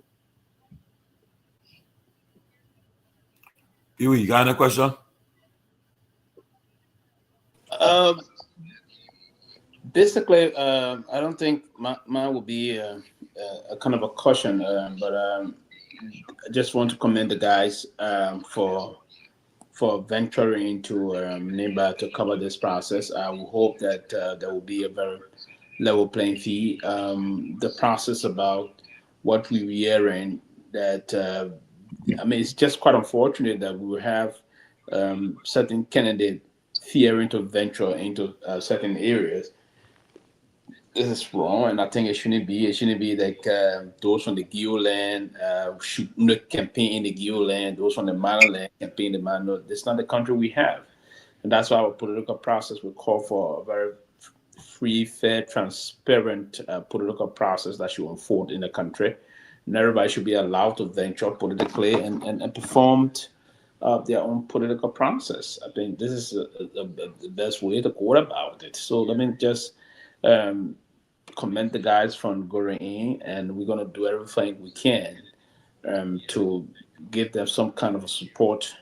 I will be so that they can carry on their coverage and the rest of that. I will hope. I'm wishing because there are other political institutions that have been canvassing in the area. The CMC be doing very well in terms of our campaign process, but the fact that the United Party also is supporting Koga, we have Madame Ware, who was of the independent candidate.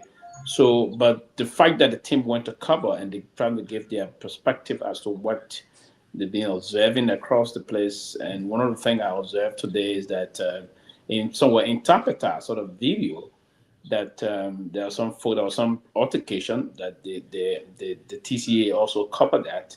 There was a coverage of that, and I listened to the commentary. It was not a good thing from the beginning. I listened to Yeka himself trying to be a peace ambassador in certain areas, saying to them that it's not time for this, we should have to do this, and we have to do that. But I think we need to do a process that Mr. Koga, that's not his birthright. Manager, I think I carries one talk to Uncle. It's not his birthright to be senator of Nema County. It have to be done to a political contestation where in the fee should be level, and then everyone should have the process to canvas. So that's why we just say to the team, we're gonna push everything to support them while they're there. Then we're gonna follow them closely and to see as to what's gonna unfold. I know everyone is moving into Nimba, and I will hope more. And my quickly, I will end here. Some of these endorsements will even harm some candidates, and folks will have to be a little mindful as to how the process is going to go on and the way we engage. But I think the Libyans should prove people wrong that you don't have to be a Geo man to campaign a Geo area. That is totally unacceptable if it is true as we hear in the street. Have to stop that and allow everybody to canvass, and you select you elect the best person. That's the baseline of what. But what I saw today in Tapeta is not a good signal, and we have to start denouncing those that are involved into those kind of a terrible and unacceptable situations unfolding in that country. Thank you. That's the diplomat himself, the neo-progressive leader, Sylvester Pee-wee. Samson and Maya, I want to say thanks. And like people said, we are making all efforts to continue to support you guys in Nima. I want to say thanks to Nora Hawks, Eugenia, and Mark and Randa. They sent the contributions for you guys today, yesterday and today. And hopefully by tomorrow, you guys will get the contribution from them. Somebody also promised 20 gallons of fuel. At least you guys have the motorbike there. You guys got another call today for somebody for you guys to pick up another motorbike, but you guys already on that side. I don't know how to get it there, but look forward to you guys doing a good job. Take it easy. You guys are pressed. The closing argument, we are not supporting any candidate in that race. We are neutral. So do your coverage. And I want to see some live polling from you guys, asking people what the intention, who they're voting for. You guys do some live polling. And make sure that you always make sure you know that you are not for nobody. You for the people of Liberia, and you are there to do a piece of job. You are not there to take side with anyone. Just report what you see. Give a playback whatever you see. But I think I heard that somebody on the line. Quickly before I was trying to call you. Oh, really? Yeah. Well, they're using my phone. That's why. Yeah. Anyway, so Samson and Maya, you guys have any final word before we let you guys go? Yeah, so we also got the information that Mose Akaragwe will be in Nema, but it has not been confirmed yet. And other cities will be coming Nema. So we hope to see what's the intent of this trip to Nema, whether they are going to support Mara Ide Gongo Way on this trip, or what's the sole purpose of this all important trip, Nima? Go get some sleep, guys. Take it easy, okay? Be safe. Get some sleep and rest yourself and get back on the journey tomorrow. You guys are doing a good job. I'm proud of you guys, okay? All right, thank you. Okay, thank you, boys.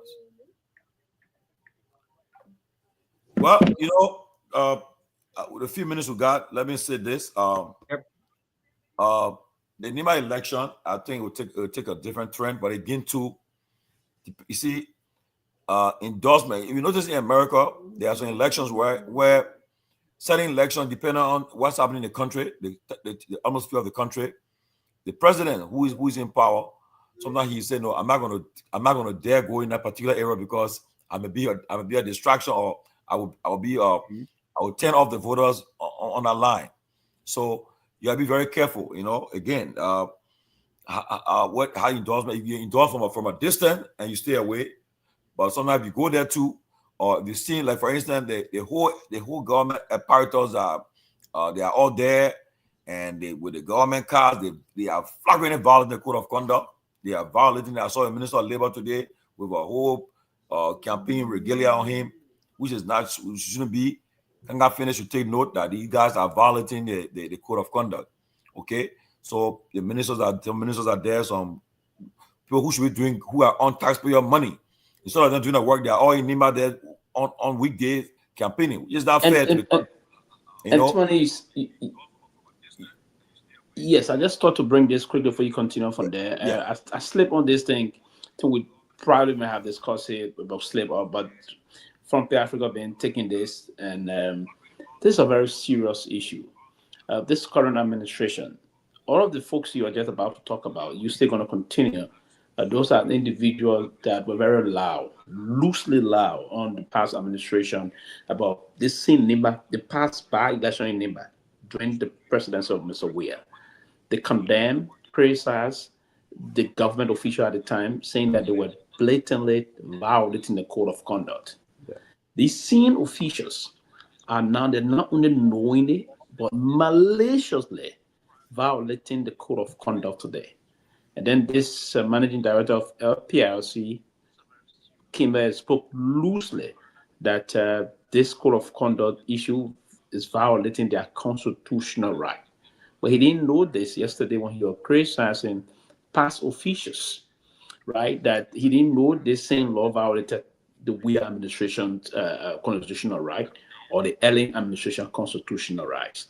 Today, they are knowingly doing it, and this president is very insensitive to the plight of the people of the country. President Joseph Yuma Boakai will have to take a decision as a leader of Liberia. Other than that, he will plunge the society into some problem. You don't have a bunch of reckless government officials trying to knowingly and blatantly violate the constitution or the code of conduct of our country and using government resources to move from Monrovia to Ganta or Nimba County to canvass.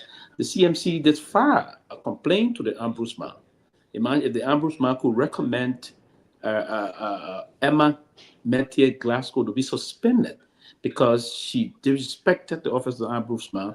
Why is the ombudsman doing about this issue that those guys are openly violating the laws of our country while serving as active government officials using government resources to undermine democracy? It is tantamount to undermining the democratic tendencies of our country. Everybody should speak to this, and we should openly condemn them, and we call on Mr. Bwaga to suspend them and take some action. If you don't, he should lead as the leader of the country. He cannot be very dogmatic and just sit and do nothing. Absolutely, this is unacceptable, and there's a need for a rally. Because I think we'll be invoking the institution of a terror republic because the people are not serious in the country to run the democracy. It's terrible and totally unacceptable. Okay, I have on the line former Representative Moses Akaras Gray. They call him the General, the Field Marshal General, one of the CDC stalwart, who want to say something before we continue. Honorable Gray, you are live. Thank you very much. I want to say thank you to the rest of your panelists. I feel gratified to be part of you for just a few minutes tonight. And again, I publicly let me repeat that I, with the CDC position, as in is part of the TD candidates, I made my decision, and my decision is to go with Ide Gongro, and I will be in the County. I will join the team very soon, and I will be there to help conclude the campaign and ensure that we secure the votes on Tuesday. Oh, so Honorable Gray. So when you say you're going there, you're taking a team or some CDC of guys. Were you a partisan? Were you, or you going alone? Let me say basically to you that we have a lot of partisans in Nimba County that I've spoken to, and also we'll be moving with a team. Like I said, we already sent an advanced team of political operatives in Nimba County to work along with the other team. The election is on Tuesday. So all of the thing we're talking about, the true election is Tuesday when the people are voting. So we want across Nimba County that the people will protect their votes, and we're calling on publicly the national government to provide security to all of the candidates equally, which is really important because we've heard about some violent action against the only female candidate in the race, which is not good, which is unfair to the people of Nimba County to choose their own candidate. But basically, yeah, we're moving. I'm more than a Kairos Grace, not just a Kairos. If I'm going in, we have to move in with the necessary population. Yeah, so we're being with the necessary population. I've communicated with Yeke Korba. He went in before me, and we had some conversations. So we'll be in Nimba County, and we'll be very peaceful, and we'll be very organized, and we expect that we'll take our candidate across Nimba County, and nobody will stop our candidate from visiting any village in Nimba County. I guarantee you that. That's why we call for full security protection, national security protection by the state for the candidate, and they have to ensure that every candidate in Nimba County is protected, and they cannot only protect the pro-government candidate. If they cannot provide security, we'll provide necessary security and move in every village. My last question before I turn to the other guys. What will be the message, the campaign message that you push and resonate with the people? What will be the message, the winning message you tend to carry on the campaign? The message here is clear. It's not just about having a female in the race in Nimba County. Ide Gongro proved to be not just experience, but very abreast with the welfare of Nimba County, very concerned, and such a character in the legislature with independent mind, and somebody who can hold our own grounds, somebody who have been proven to be a strong character, especially dealing with it during the election time in 2023. When she supported the CDC, I can tell you, she's the person for Nimba to have and represent Nimba County in the supreme interest of Nimba. And interestingly, I do know the Unity Party in the NDR candidate very well, Samuel Kogat. With his 13 to 14 years in the legislature or more, he has not been able to present a single bill to be passed in his name in the legislature. One of the cardinal responsibilities of a lawmaker is to make law. So he has shown no sense of standing for Nimba County. In fact, he wanted to divide Nimba County when he was pushing a bill that the county will be divided into two on the basis of Mano and Gio. So he's not a reconciler. I think Ide will do a better job. And with the momentum in Nimba County and the dimension that has changed, I think the people of Nimba County will definitely vote Ide Gonglo, right, for this time. I think it's very important. I respect all of the candidates in the race. I want an opposition victory, but this time I think it's the time for Ide. And she's the best person. And electing Koga would be a deficiency. National government doesn't even have money. So to elect Samuel Koga is to go to another by-election. That money could be used for the welfare of students in MZS schools or public school students and hospitals in Nimba County. Then they'll have 2 elections. So I don't think Koga should be supported on the basis of that. Whether he has the qualification, whether he has the tenacity. You know, interestingly, I worked with Koga and Vice President Kuhn for over 12 years. So I know exactly what I'm saying. Koga is not the best choice. And he had not demonstrated his ability to properly represent Nima County. He always compromised. Okay, even with the meter still do he compromise. So I can say that to you, and I say that with all stupery. He has never stood for Nima County in the legislature at any point in time. Hamed, Mr. Russell, and Pee Wee. Any question for Mr. Gray before we let him go? Yeah, I'll ask a question, but I just want to say to Mr. Gray, I think his endorsement at this time is very critical and it's very important because I think with him, a polarized figure going to Nima County, he might be one of the most senior CDC stalwart that will be in the county. I think it will help to guide the CDC vote, even though as a policy, he has accepted to support 3 of the candidates, but of course, each person has 1 vote, so the vote must be directed at least to one point to have a significant impact. So I think your presence there tomorrow up to election would be a significant push for the Gonglos for the Blacks campaign, and I think it will help to guard the full soil. So I think it comes critically. But my question to you is this: you've been in this process for a very long time, have a lot of experience. You deal with different elections. Do you think this election in Nima can be elevated to a reflection as a evaluation of the government's performance if a win is to go on the other way for the opposition? Do you think we can equate this election? Basically, I don't want to say that. What I do know is that no matter where the election results go in Nima County, it shows that Nima will never be the same again. What do I mean by that? Where there will be a dominant one character, okay, that the entire Nima would drift to. No, I think Nima should be on the basis of their sons and daughters in general. So whatever results that have announced in Nima County, free, fairly, and transparently, I believe Nima will never be the same. So my objective is to ensure that Nima remains the Nima that represents a part of Liberia as a county. And to be frank with you, I can say this to you, that working with Edie is like working with Joy Howard Taylor when she was senator of Bon County. You know, I worked with Senator Taylor, but then when she was senator on the code of conduct, she has sleepless nights with me. She was at the legislature up to 9, 10, 12 o'clock in the night. We were working on the code of conduct. And similarly, working with Edie during the campaign period, she's just extraordinary. You like it or you hate it. She's a phenomenon. So that's the kind of characters we need in the legislature. And that would be good for Nima County. It doesn't have to be on whether she's Mano or Shigio. What is important for Nima County is the representation for the entire Nima County, which is very significant.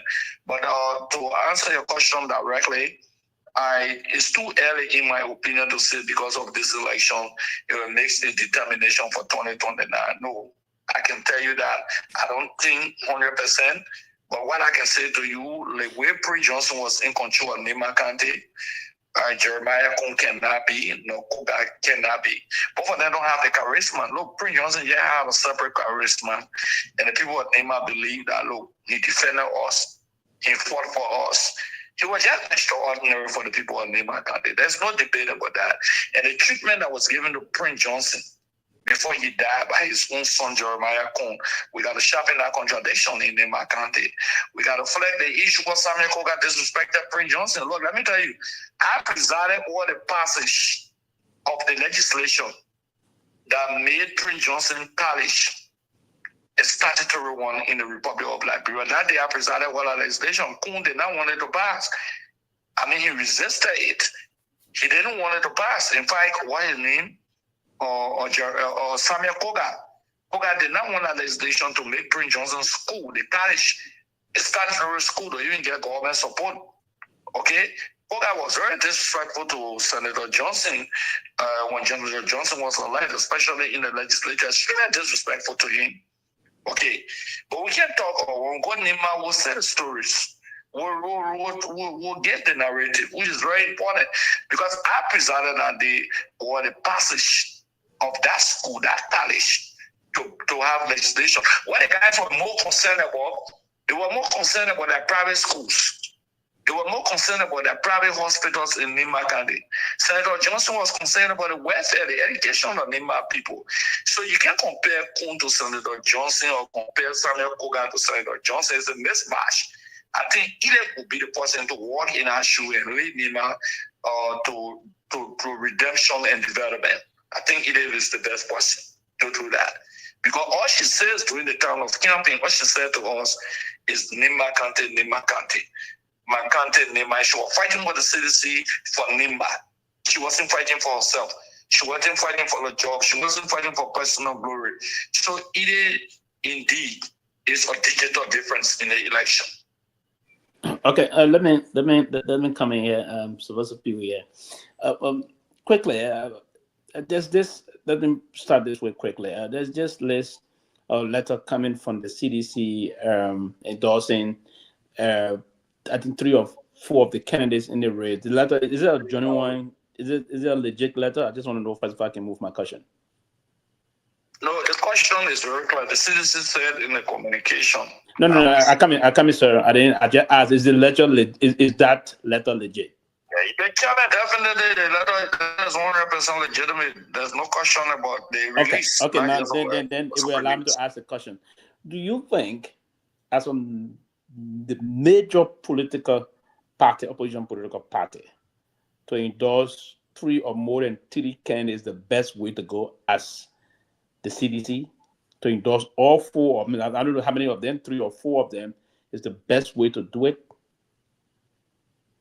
If you read the communication, you will understand what the CDC said. Let me just give you a gist of the communication. Press release, April 11, 2025. The Mali Congress of Democratic Change. They was to inform all distinguished partisans, auxiliaries, and sympathizers of our noble party, Nima branch, that by the directive of the National Executive Committee by the director of the National Executive Committee in collaboration with the County Executive Committee. Listen to this. You are hereby mandated to align and publicly support either of the following candidates in the Nima County by-election. Madam Ida Gonglu, Councilor Garrison, Dode Yellow Jr., and Honorable Mike B. Leon, which means that you can make a decision on either of the 3. So the party has asked its partisans to make decision on either of the 3, which I think is a good strategy. That's why I have made my decision, and I'm calling on citizens in Nima County under my revolutionary voice who are listening tonight to join me, to believe that this is your Akaros Grade. This is the woman who stand for the citizen, who fought for the citizen, who stay fighting for the citizen, who believe in what is best for Liberia and for the CDC. Join me and support Ida Gongro. That's the message I'm going to take to Nima County. So yes, the party has given a go ahead for us to make our independent or individual decision. So I don't see it as a crime. You don't. I didn't suggest it's a crime, but you don't think that would be a scattered agenda, meaning it wouldn't have the party coming with a cohesive voice, giving the other side the right to mobilize. I mean, I'm not looking at it as a crime, but looking at it to not be a strategic decision, meaning it will be a scattered agenda. That way you should look from the perspective. I'm not talking about crime. There's no crime committed there. But we're talking about building a kind of a political strategy. Yes, that's what I'm looking at. I'm not looking at the perspective of doing anything. No, I'm looking at it from. It's a very decent and best strategy. This is not the first time for the city to employ and deploy. Okay. Strategy of people of having 1 or 2 candidates in the race. And I will say this to you very clear. Let me say this to you very clear. The Unity Party fear elite, and they fear or Garrison Yellow, because Garrison Yellow comes from the Gil Belt, And Koga has spoken to me personally even before this campaign that his fear for Garrison Yelu is that Yelu could cut in his votes. So what the Unity Party did, you saw how long it took for them to endorse Koga, who happened, I think, day before yesterday, right? You saw what they did. Okay, they took a very long time because they put Timber in the race. That is from the man of there with the hope that he will cut into either vote, and that's not working for them.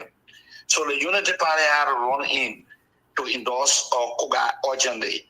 I will say this to you, and I will say this clearly to you, that the objective of the CDC is that Nema will not be the same no more. Nema will be a Nema where the people of Nema will benefit from the resources of the country.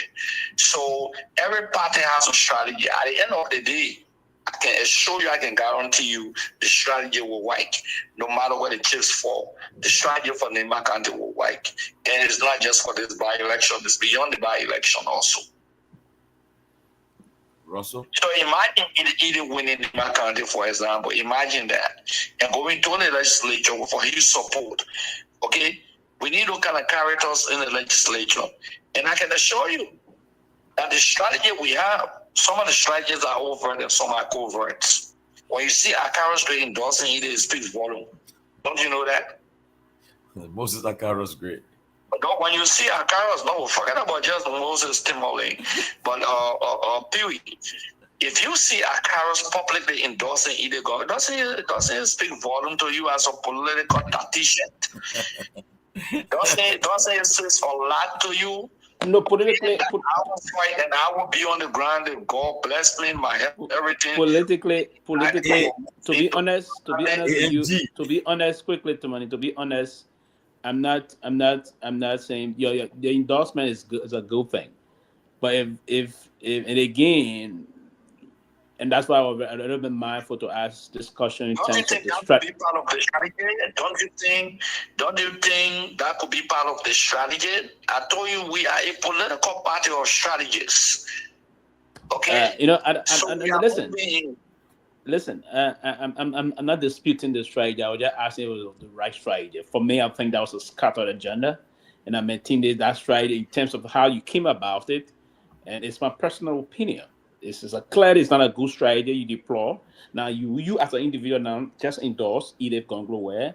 Then the next CDC will come out and endorse Mark Blumer. Another person will come and endorse. It's not going to be a coalition of the willing to rally their support. The intent is to mobilize the appropriate support to counter a force. Remember, there's a tribal politics in Nema. You have to remember this clearly. One of the major aspiring there is a Guillaume. We do have two Geo presidents in the race, but then the major opposition political party, the CDC, is endorsed. For instance, the other ANC came out of clear. The CMC is Karen Mark, is their candidate. The ANC came and endorsed Elif. The CDC has spoken, taking the lead as the lead political opposition institution in the country, and put all these political and say, hey, we can rally our support behind one person. And CDC got a very good vote in Nimba the past elections. It was on the basis of that. I was thinking. Let me say this much to you. But again, you individually doing it, another person will individually do it. You scatter the agenda there, and I'm afraid this is a one vote thing. So that's my fear anyway. So, but anyway, there is a good thing you endorse, and the rest of that. I respect your opinion. Okay, and that's what makes it democratic. I respect your opinion, but people, what you fail to realize, CDC is deliberate in its decision. Okay. That's what deliberate. We're deliberate, and we've had no regret for the position we've taken. And I can assure you, people, one thing you should be celebrating tonight is that for the fact that this resounding voice of the CDC has publicly stated that it is my choice and calling. No, I'm not supporting it, so I only celebrate. There's no need to celebrate. So I think a Carrot's great endorsement of Ide will unravel the mystery behind CDC strategy. I think eventually the ambiguity will become clearer as Mr. Gray descends into Nema, of course, as he said. He might be going along with others. You just don't know who the others will be. And you know what? Quickly, endorsement come at a critical junction where he now provide a pathway. I think, you know, you give a general strategy, and then you as you get narrow to the target, you get specific directions. So the overall strategy is there, which says anything but the ruling party. That's a razor. I come in the general strategy is that anything but the ruling party. And as you proceed towards the end, then you become directed and clearly in terms of the direction you take to ensure it's not a ruling party. So I think there's a great presence in Nema along with other. Let me just tell Pee-wee something that you don't know, Pee-wee. When we're fighting in Lofa County that we brought the independent candidate, we dropped in some political commandos in Lofa County. Okay, and they were operating at different levels. Have you dealt with the United States government operating different levels? The commandos dropped into some territories, or the CIA operating with other people and they know who they want, for example. But anyway, Pee-wee, I don't want to talk much. What I can assure you is that I will be in Nema County along with Yeke Korba and the rest of the people who will provide the necessary operatives. In Nema County, we will be there. Our candidate will visit every village and everywhere. Nobody will stop our candidate. We only calling and demanding for national police protection or security protection by the national government. Where they cannot provide the protection, we'll provide the protection. We have people that we can take in to provide the protection peacefully in an organized manner. But all we're asking for is national security protection. And we believe that the people of Nema are very calm, very tolerant. The election will be very peaceful. And those who Koga and Jeremiah who want to use to cause chaos, I advise them not to do that because Nema County is a peaceful county. And the people of Nema deserve peace. The people of Nema deserve a peaceful and organized election. Whosoever win the election in Nema, we have to accept that once the people of Nema speak publicly. But tonight, care about my pronouncement. Let me tell you, I received a lot of calls from Nema County. I'm not even going to bed. Okay, I received a lot of calls across the country. That is psychologically intimidating. And Jeremiah and I work together, Vice President Kuhn. He knows me exactly. We worked together for a very long time. In fact, he was my subordinate in the legislature along with Samuel Koga, who is contesting when I was chairman on the executive. So they know exactly what we say, and we do what we do. So they understand the magnitude of our presence and our interaction and this public support for Edith. I think Edith is one of the best. When you compare Koga to Edith, Edith is more of an intellectual than Koga. Edith has the prowess. She understands the issue. She's very diverse in her understanding, and Edith will write more better bills. She'll write, in fact, better bills for Nema County than Koga. Imagine, man, 12 years in the legislature, over 12 years, you have now passed a single bill sponsored by you in your name. I'm talking about co-sponsor. Then what are you doing in the legislature? Let's be real, then you won't be senator, and the kind of thing we have in the country here is a disgrace to Nema County. Samuel Koga has never sponsored a law. I said chief sponsor. I'm not talking about co-sponsor, where I first realize a bill and you co-sponsor it. He had never done it. The man wouldn't have been there taking pay. That the man in my country should bring that up. Okay, you know what you're talking about? Samuel Koga, when you don't want to Representative Gray, or former Representative Gray. Let me Mr. Gray. If Samuel Koga win Nema County, he and Jeremiah Kun would never pull. They would make force Nema will be divided. Okay, I just have one question for you. This is Winfred Russell. My question is that now that you've made the endorsement of Mrs. Ware, can you come up off on the limb and give a wild prediction? So I'm sure you expect her to win. You think she's going to win. How much percentage point do you think she's going to win by? And can you give a spread? Who do you think is going to? Can you give us a prediction? Who do you think is going to come first, second, third, or what percentage point do you think? Lord, you know I'm not going to deceive anyone. This election we are fighting. I can assure you that with the momentum and a new direction, with the momentum in Nema County and a new direction that I've been taking, even if it's not in the lead, and we expect that she will win.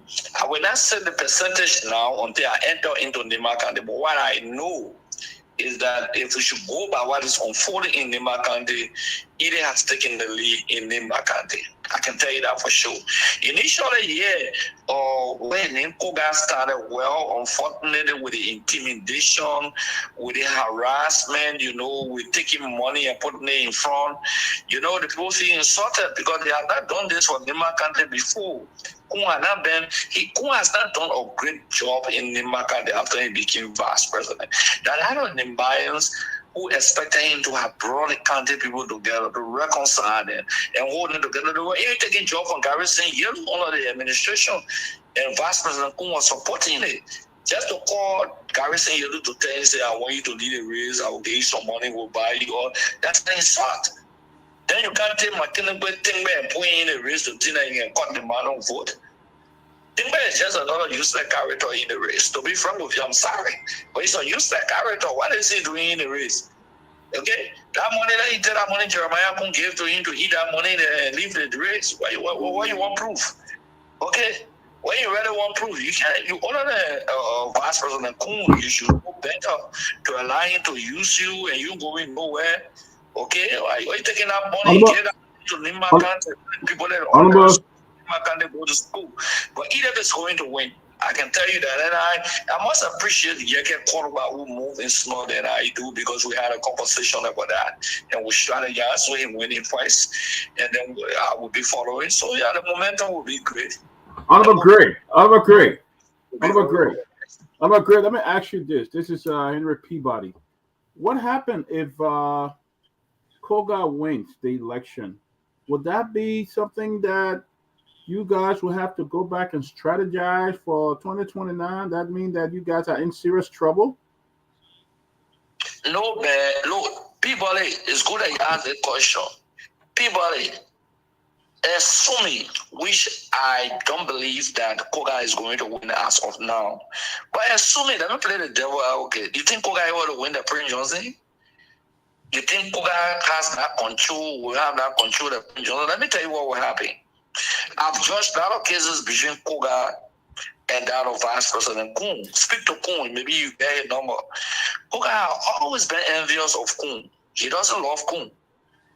Okay? If Koga win that election at trouble for Kun, Koga will be thinking about becoming vice president or president. Believe me today, it's not even good for Kun political ambition in the country. In the country, I mean. It's not good at all, because Koga is more killed than Kun. Probably you don't know today, Kun biological father is Mandingo. You don't know that. Kun is not Kyo. So Koga told me that Kun biological father is you. Or Mandingo. Koga told me that. When Koga used to oppose Kun a lot, he used to say that Peking is misbehaving in the country, I will fight him. They even support Kun for the senatorial race. Do you know that? Koga went against Kun for the senatorial race that Kun narrowly won Edith in. So Koga winning election is a big disadvantage for Vice President Jeremiah Kun. In fact, because Koga believed that Jeremiah Kun is not due.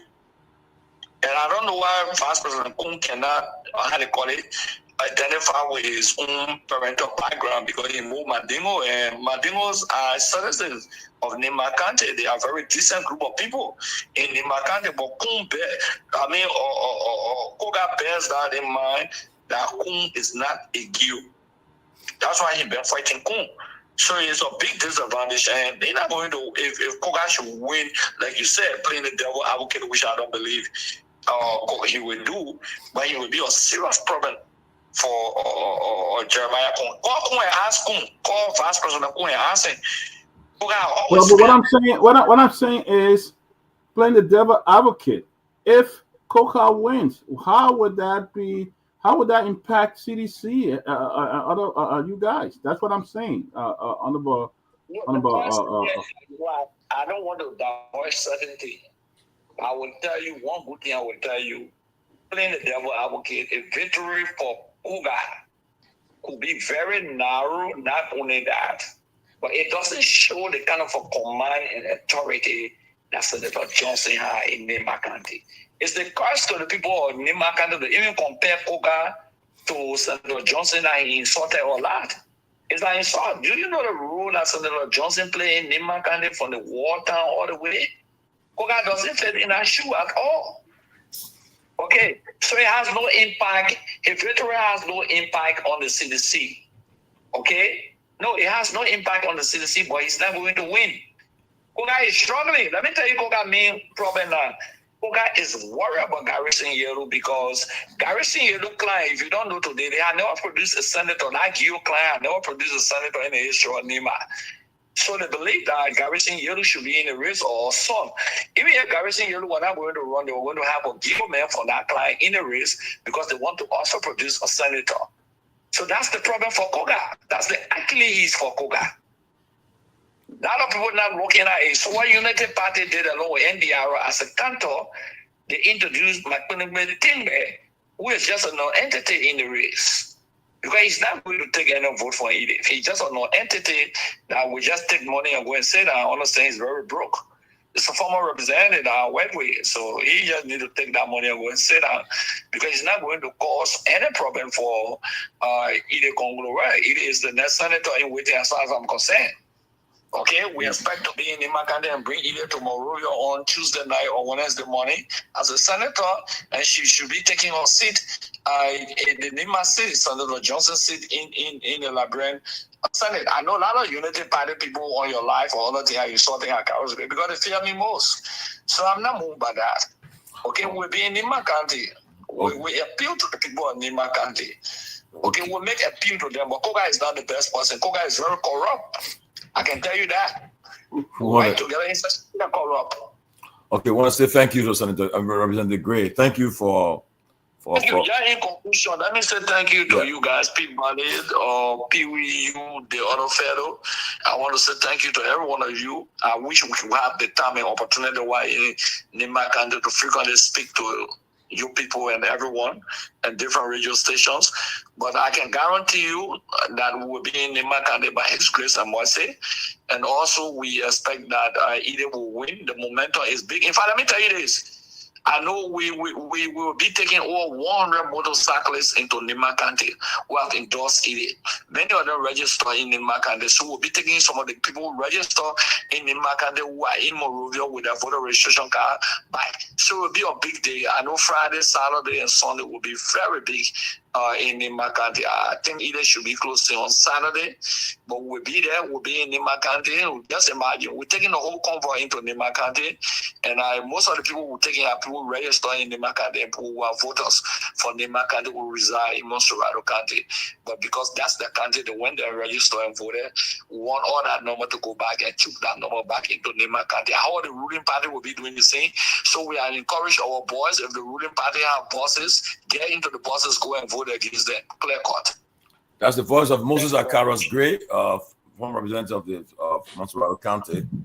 I want to say, guys, the election is getting, that's the election. And, you know, Akaros is one of the most, take it or leave it. Akaros knows how to play, how to do the politics. And then, honestly, you give it to him, you know. But let's see what they will play out in Nima. But, guys, we're almost out of time. Let us give our parting. But let me, before I turn it over to you guys, let me say this quickly. We're still looking for help for our guys in Nima. It's the cash sign TCA 22-2500.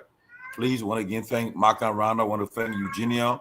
Want to thank Nora Hawks. They came up today to help the guys on the ground. The guys are already there. They are on motorbikes. They are up and down, crisscrossing the whole county. It's not an easy thing. They got to eat. They got to lodge. And they got to get on their feet and move on. But we're wishing that people will support us still. But I want to say it too again before I give it. We'll be having these candidates. I think will be in the next, before the campaign closes. We'll be having them making a closing argument, giving them 5-10 minutes each to come, make them to come and talk to the voters through our platform. Closing argument for them. Each candidate will have the opportunity to talk to the voters. So this program is live, always live in Nima. So to make that case of the Nima people. And before also too, the ANC guys, I think they got great help today from Siddiqui, Pee-wee, and Mr. Russell. The guys getting great help today. What I hope they take cue from what you guys said. That Siddiqui said something important.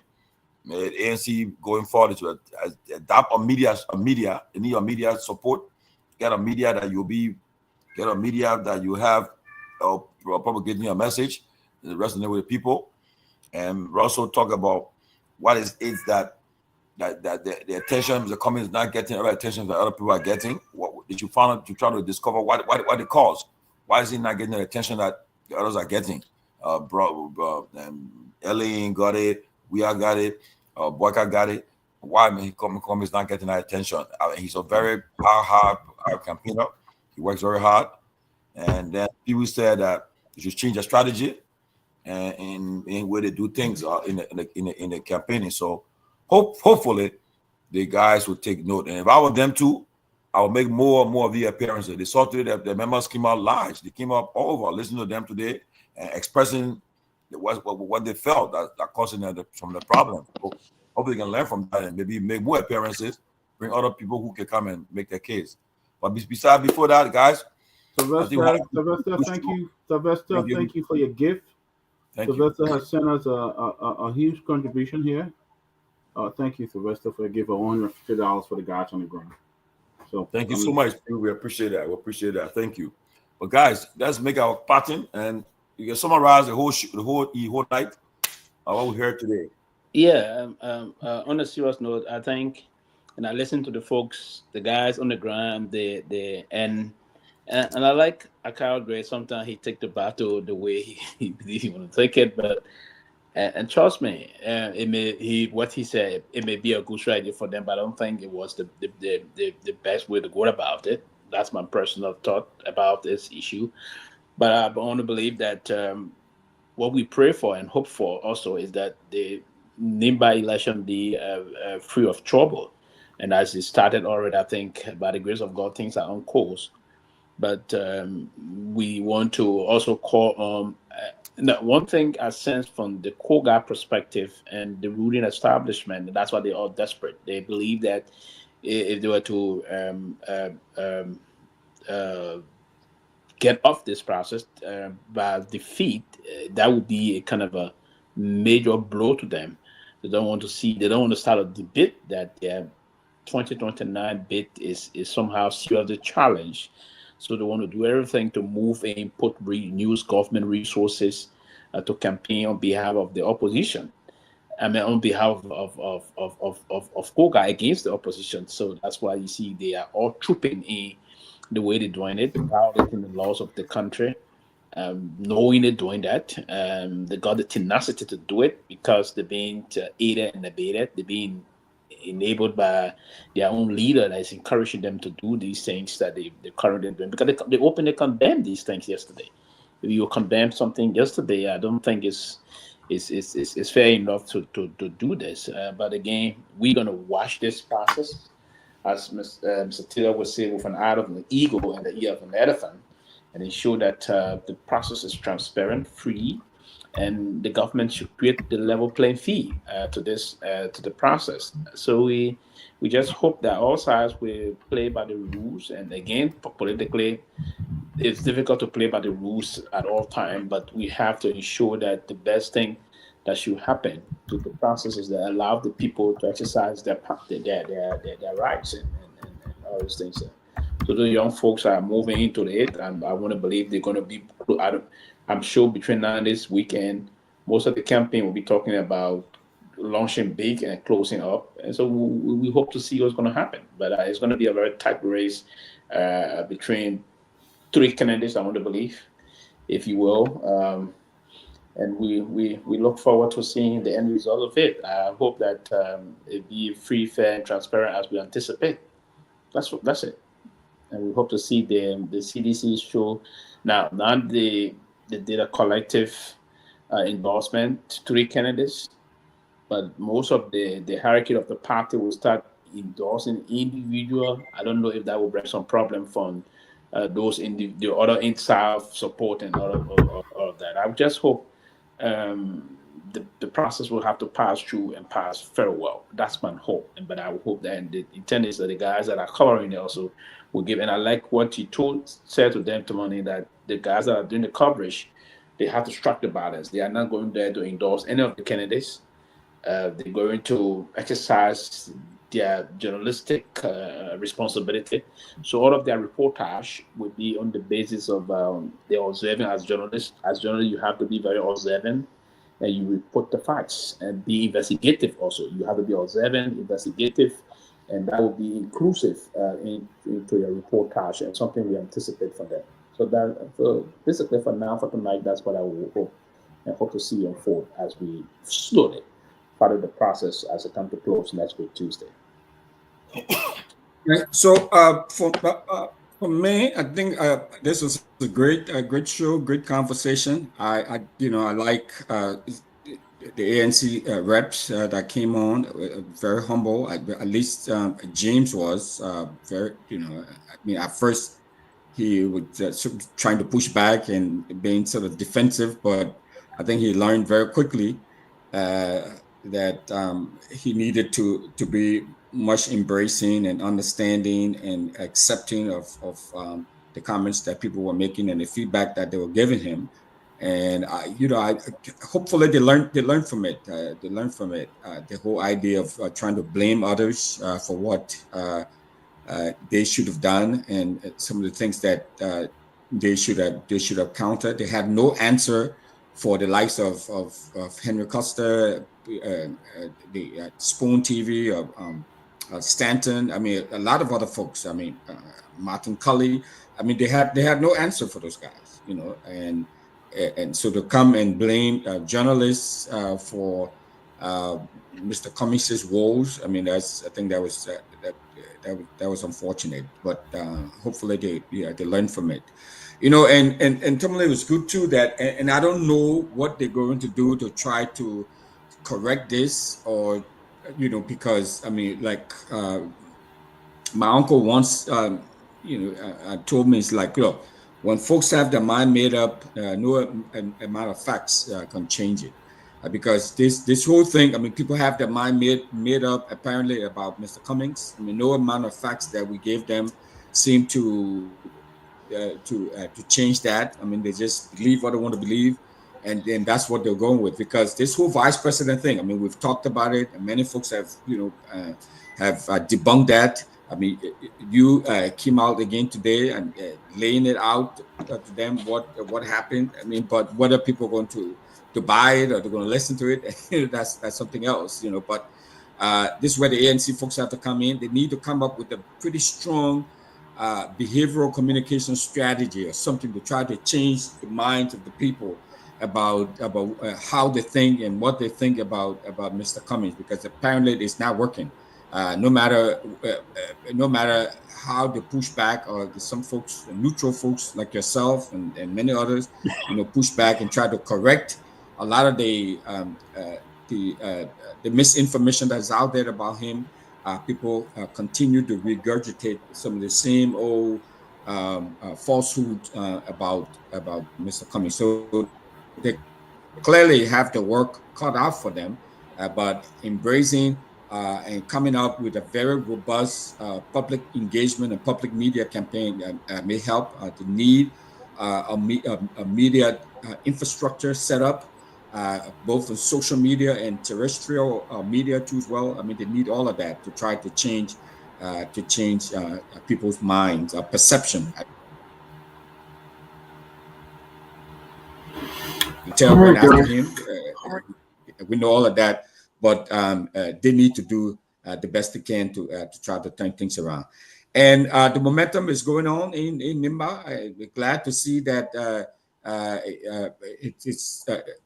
team is there on the ground and reporting live about what's going on. We wait to see what the outcome is going to be. So I'll stop here and have a good night. And thanks again, guys, for a really, really, really great show.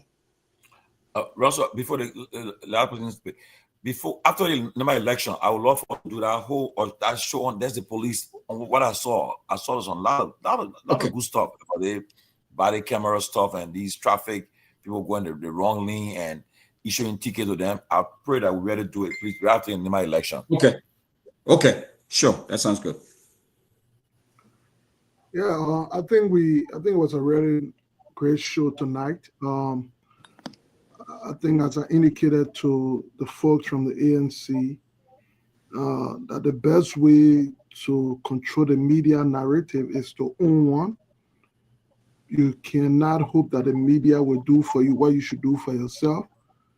However, if you intend that to happen, then you should own yours, So I hope they give that into consideration. Secondly, I think that perception that people are against Mr. Cummings because, quote unquote, he's one of the most educated or he's a higher achiever, I think that's a very wrong narrative to come to the process.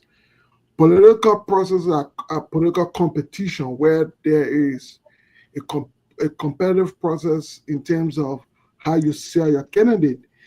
And so because yours was not selected, could not necessarily mean it's because of any hit or pushback. Just maybe you just didn't do an overall effective job. McDonald is all over the United States, but they still advertise every day. They don't sit back and say, well, we McDonald in every corner, so people will come. They still advertise every day. So it is where Cummings could be, quote unquote, with everything the supporters claim he has. Yet you still need to find a way to package it, to convey it, to sell it to the people. And I think over time, if you do that effectively with respect, humility, and understanding the ground game, I'm sure it will resonate. I mean, nobody could be more elite than Madame Salif. I mean, but yet she was able to resonate somehow with the ordinary voters. So I think they should do that, and I agree with you. Do most of these shows, convey the message, do this and build confidence, and continue to spread our wings, and we'll see what happens. With regard to the Nema County election, first and foremost, we hope that it is peaceful. We call on the people of Nema to go to this election in a peaceful way, ensuring that the process is free and fair for everybody in the county. Nema is a progressive county, and we hope that the election does not take away from them, but rather add up. But I said ultimately from the very beginning, I agree that the opposition in general would have done better had they perhaps come together and focus on pushing a candidate as a means of upholding their quote-unquote general strategy that says it can be any opposition but not a ruling party. I mean, I don't think you support that statement with your action when you have divided support going into that direction. That's been my ultimate perception in the process going there. But what is also clear, however, and I do agree with Akara's grade, that regardless of the outcome of those elections, in Nema will not be the same anymore in terms of a single godfather who, once he enters the race, automatically you know where the election result will go.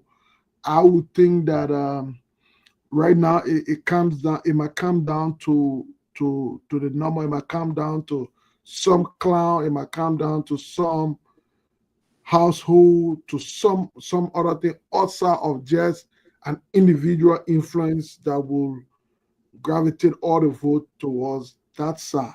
And of course, I would think on the other hand, the presence of the vice president election then elevated to that point of where then his own influence could come into question if the election were to go on the contrary, because this would be his first election serving as quote unquote the purported or the perceived new godfather of Nema County.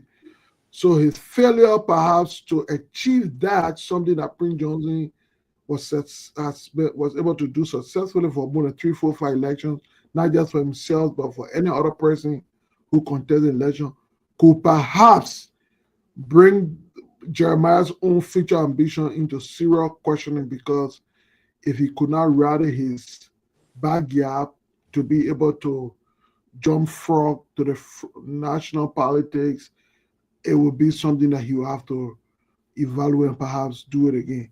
But all in all, I think it's a great show. We hope that again the election is peaceful.